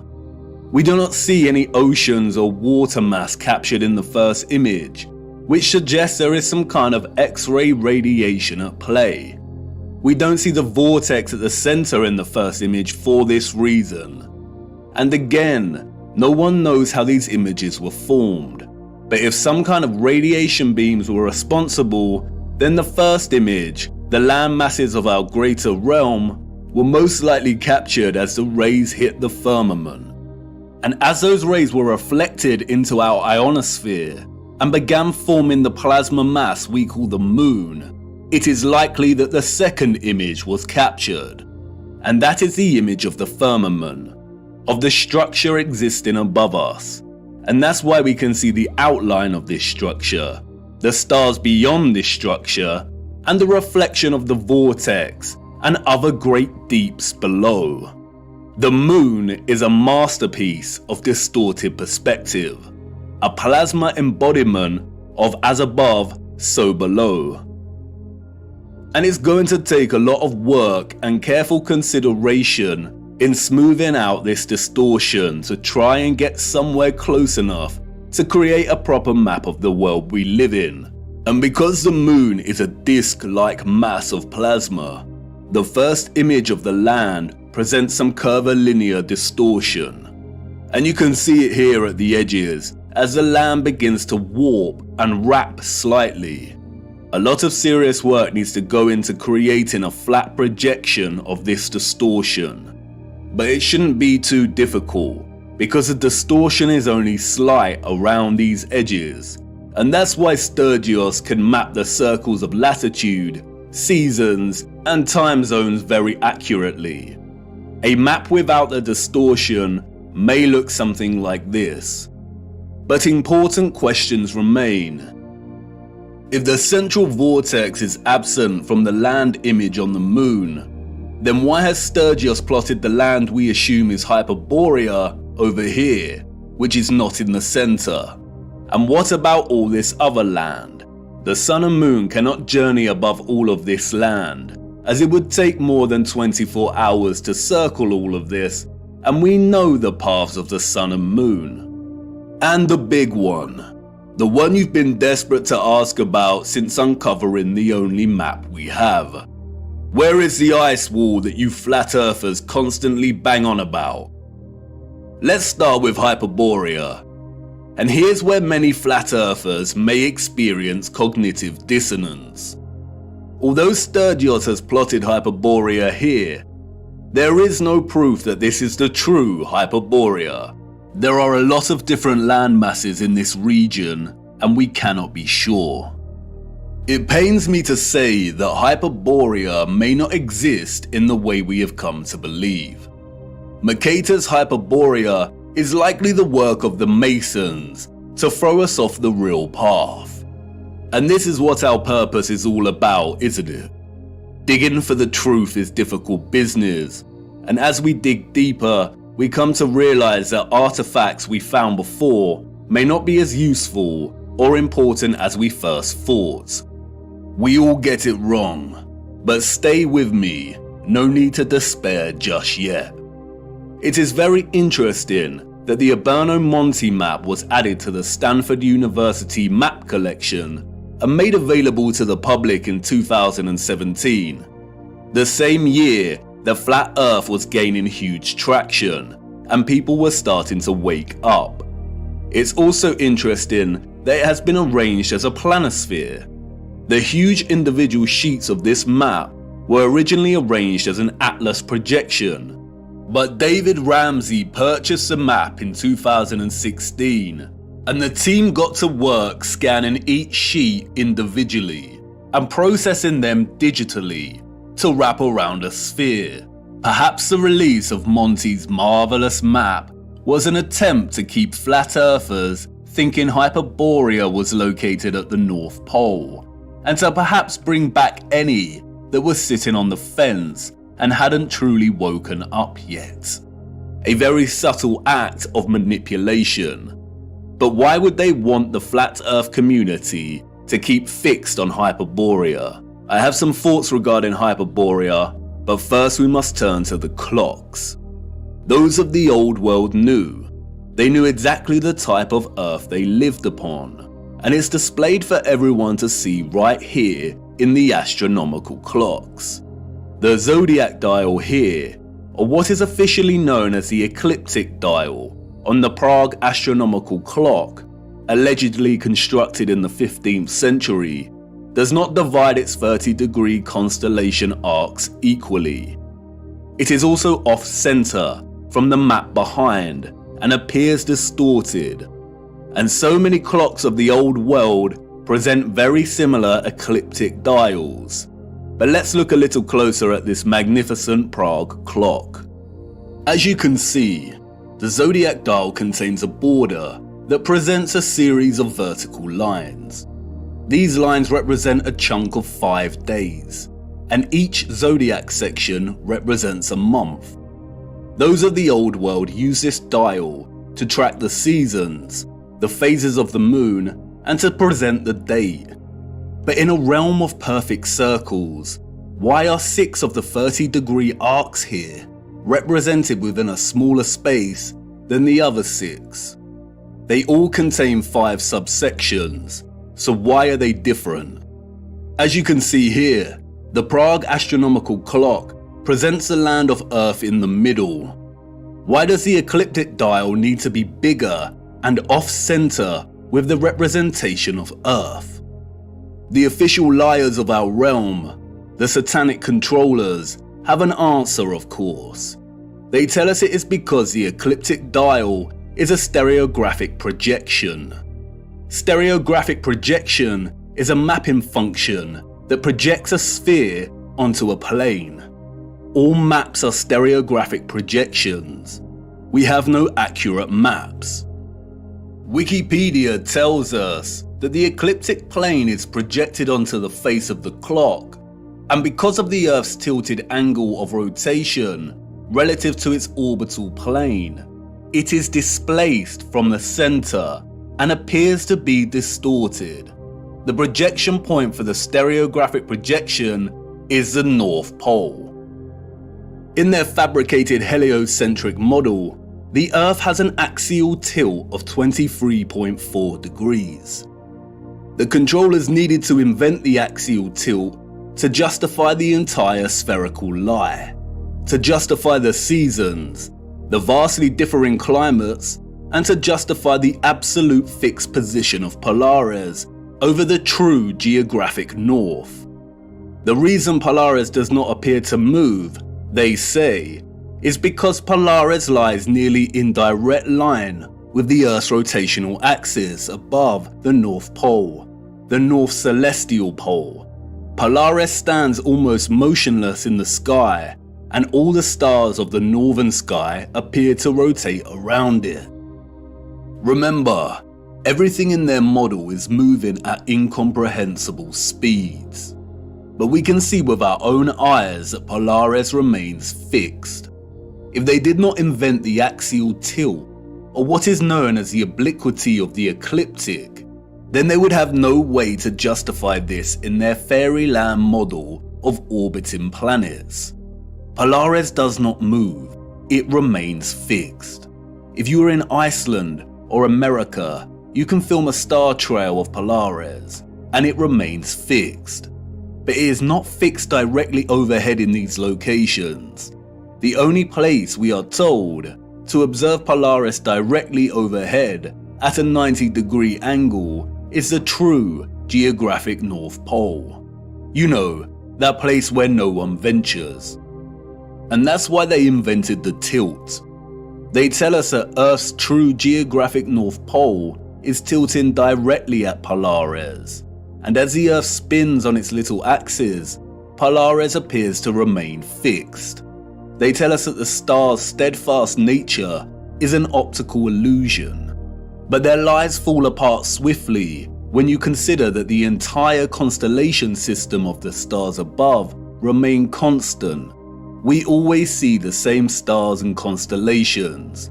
If Earth was spinning on its axis while orbiting the Sun, and the Sun was zooming through our galaxy, which is also moving in a bigger universe, would the precession of the equinox really be that predictable? Would the constellations of the tropic circles of latitude really appear with such consistency in union year after year at the solstice, or would it appear a bit more random? They are liars, and we all know that water does not lie. Rest in water does not curve or convex. For you see, the satanic controllers are masterminds of reverse engineering.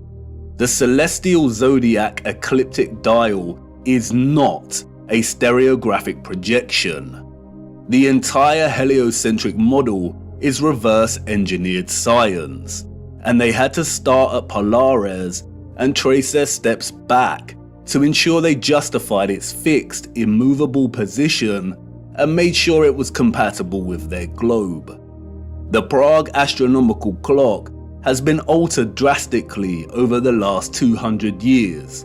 It's suffered fires, been restored and altered.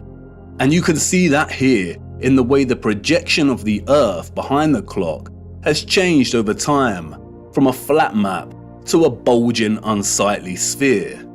But look, when you align the ecliptic dial with the map of our greater realm, then this all starts to make sense.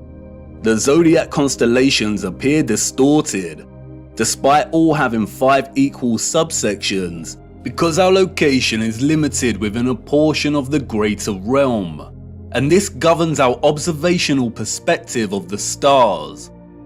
The shape of this dial has nothing to do with an axial tilt.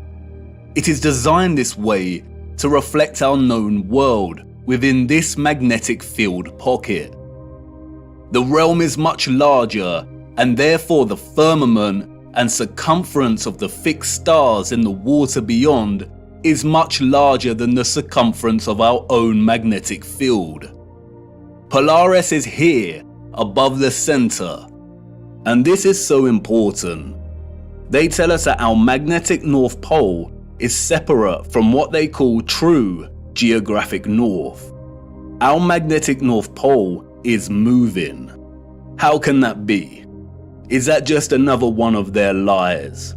No, it is not. It is a half-truth. They tell us over the course of a century, the magnetic North Pole has moved from its location just above Canada to near Greenland and is now en route to Siberia. It is moving fast. Why? The symbol of the swastika and the black sun offer some clues as to why.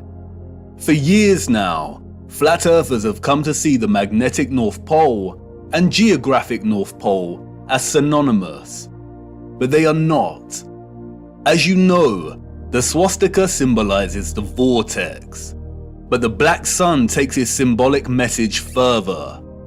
The central core circle here represents the iron core, the black sun, or what the fictional Mercator called the Rupes Nigra.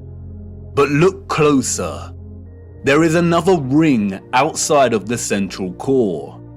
Remember, the black sun is the energetic core inside of the vortex.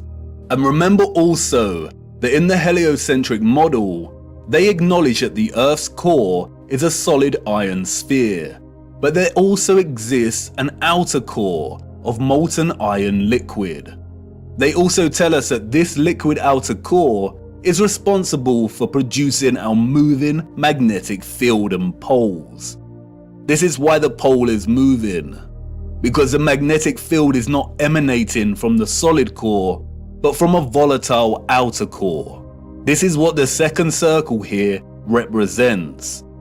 And like everything heliocentric related, all you need to do is apply common sense and flatten the curve, and things start to make sense. There is not a spherical outer core, but some kind of electromagnetic coil, perhaps even made of molten iron, surrounding the central solid core. At the core we have a vortex opening, but the actual volatile energetic source is beneath. The central core is akin to a central clock dial. It's solid and remains fixed, and everything else moves around it. But it is also the keystone responsible for this entire movement. Everything surrounding our world moves. The stars above move, the sun and the moon, and the electromagnetic outer core under us, and all the while the land itself and central solid core remain stationary.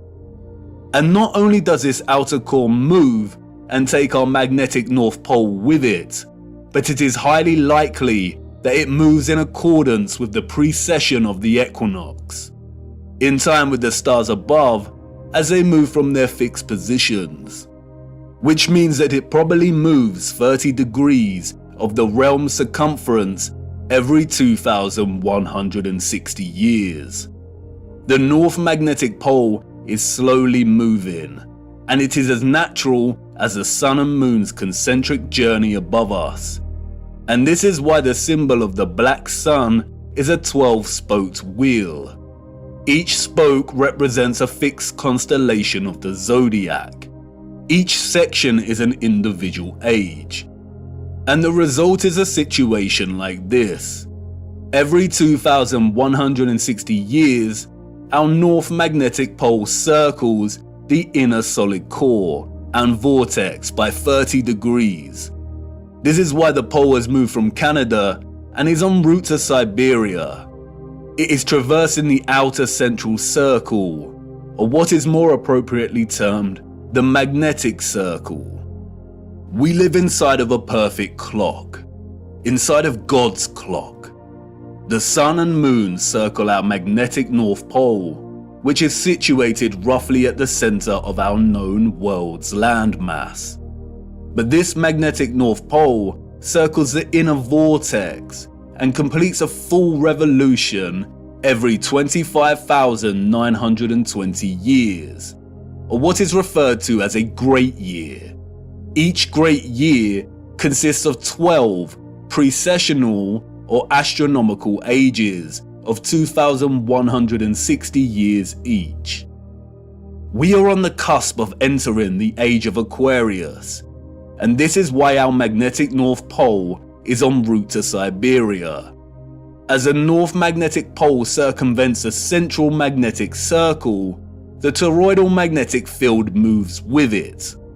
The Sun and Moon are bound in their revolution by our magnetic North Pole, and because of this, they move within our magnetic toroidal field only. This is why the magnetic North Pole will always be the center of our known world.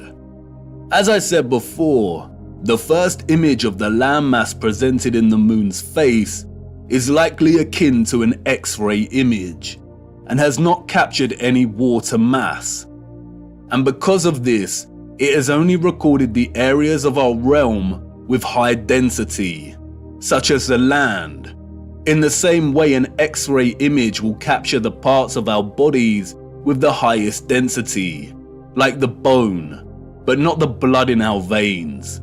In a sense, it is appropriate to view the landmass captured here as skeletal, and because of this, it has not captured the water or ocean surrounding our land, nor does it display a differentiation between the frozen landmass and that which is not frozen. If the sun's concentric journey above us is bound by the North Magnetic Pole here and its magnetic toroidal field, and this entire magnetic field is moving with the pole, then it is likely we have a situation of a changing climate as this process unfolds. All areas outside of our magnetic field will inevitably be frozen and dark due to the lack of sunlight. And this is consistent with what some of the scriptures have told us. I saw the great rivers, and I came to the great river, and to the great darkness, and went to the place where no flesh walks. I saw the mountains of the darkness of winter. This is your ice wall, and it's not a constant, fixed wall. It is continually melting and refreezing with the revolution of the pole over the course of a great year and each astronomical age.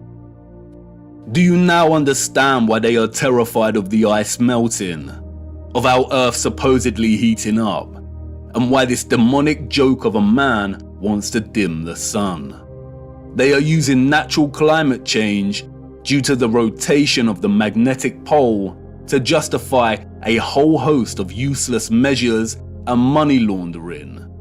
They are terrified because they are on the verge of losing all control of the narrative.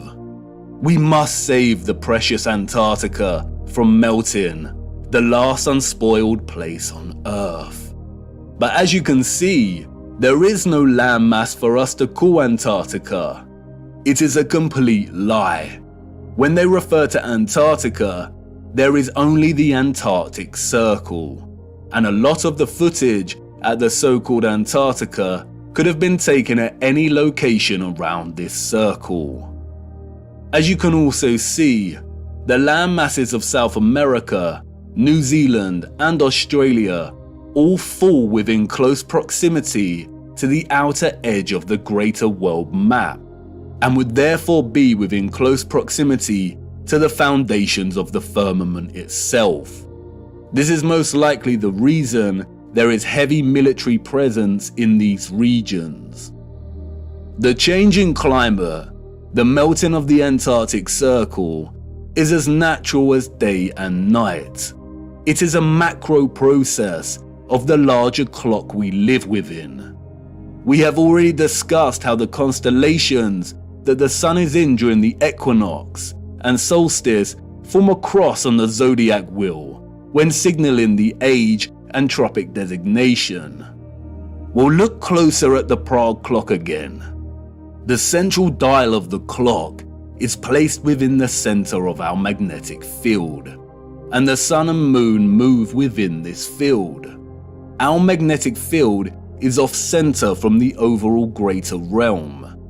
It isn't an even cross, but a true cross, or what is now referred to as a Latin cross or crucifix. We live within the crossbeam of the cross. And in case you hadn't noticed, our magnetic field pocket within the greater realm also forms a crescent moon. Not the type of crescent moon associated with the alchemical mercury and silver, but this kind of crescent moon. The same symbol that the controllers appropriated and redesignated to represent nobility. The cross and crescent are natural expressions inherent in the workings of the timepiece we live within. They are natural expressions of God's clock. And we got it wrong. Polaris is not situated 90 degrees above our north magnetic pole, in the region we call the Arctic, home to Greenland and Iceland. Polaris rests above the vortex at the center of the greater realm. And this is where the distinction between geographic cardinal directions and magnetic directions needs to be emphasized. When we travel across our known world, or the land within our toroidal magnetic field, we use a magnetic compass, and the magnetic pole is in the center. That's why when we travel from west to east, we go in a circle, and when we travel north, we go towards the center, and when traveling south, we move directly away from the center. However, there also exist geographic cardinal points. And what do the scriptures have to say about this? It's right there in Enoch's reference to the 4 quarters of the world. Our magnetic field, according to Enoch, lies in the geographic north of the greater realm. And the first quarter is called the east, because it is the first. And the second, the south, because the Most High will descend there. And the west quarter is named the diminished. And the fourth quarter, named the north, is divided into 3 parts. First of them is for the dwelling of men. The second contains seas of water, the abysses and forests and rivers, and darkness and clouds. And the third part, the garden of righteousness. The vortex is in the center of the realm, or what is more appropriately termed true north. The X-ray image of the land on the moon map does not display this vortex, but as discussed, it is present in the second image of the firmament. At the crown of the firmament, we see it reflected, the navel of the world.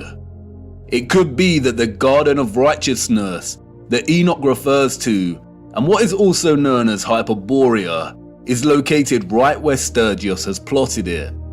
But this land is not the true north or central vortex. That can only exist in the center. And as stated before, there is some curvilinear distortion present in the composite image on the moon's face. I have used my little colourful map here strictly for illustrative purposes, I am not a map maker, but I did attempt to smooth some of this distortion out. Let's hope Sturgios tackles the distortion. And in both my quick attempt and the actual moon map, we do see a body of land right in the center, right here. Perhaps this is the Garden of Righteousness, surrounding the central vortex. And perhaps Enoch's reference to it being located in our northern quarter is because it can only be accessed from within this quarter. Who knows? It is likely that the controllers deliberately put Hyperborea at the Arctic in the fraudulent maps to throw anyone of a curious and adventurous nature off track. If someone set out to find true north using these maps, they would fail.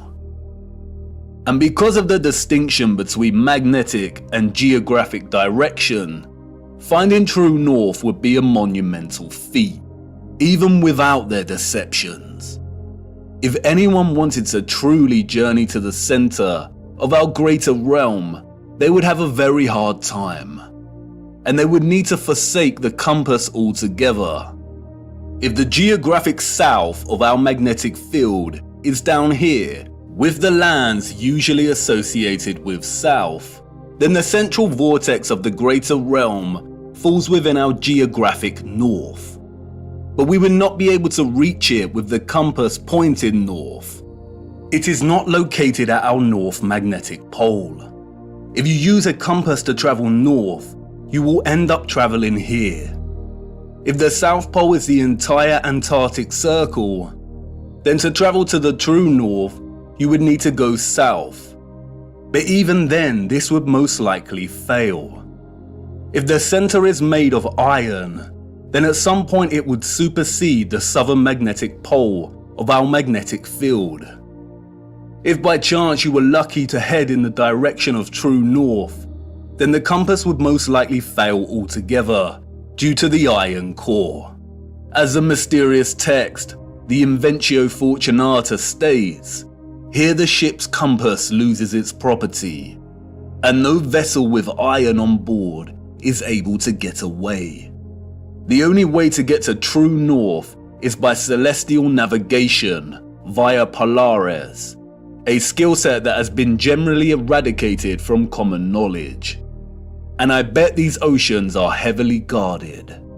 We will be returning to magnetic fields later in our journey. And we really need to reappropriate the definition of the word planet.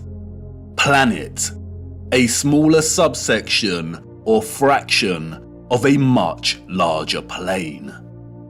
Time is ticking, viewer. You are wondering why I brought you into this dark forest.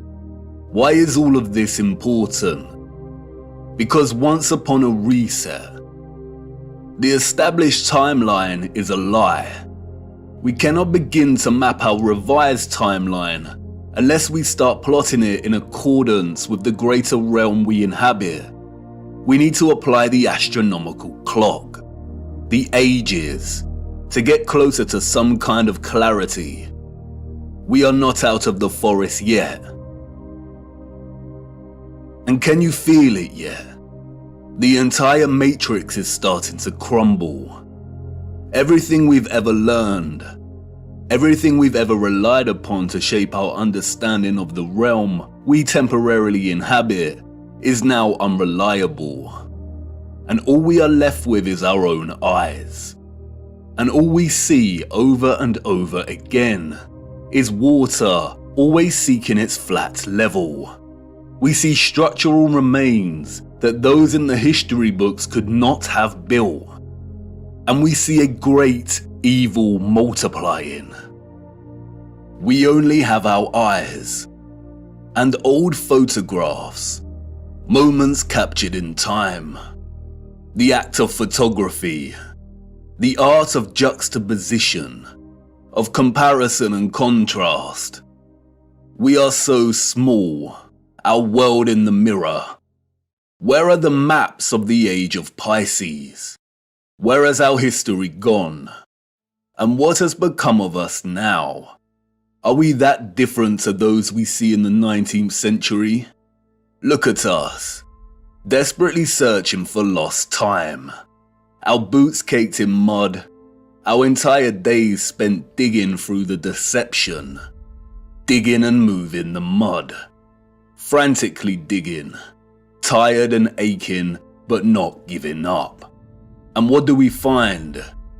The same things that our ancestors of the 19th century found. Glimmers of glory, of beauty, of pain, and wonder that remain stubbornly silent, offering no explanation for its existence or how it came to be. Old photographs and such glory. I haven't shown you just how impossible these structures are yet. The only thing these people have ever built is the lie, brick by brick, and I need to show you how they did it. Our world in the mirror, once upon a reset. There have been many great resets during our realm's history, all very different in nature. We need to look at all of them. How to reset time, to wind back the clock. The death and dawn of a new age.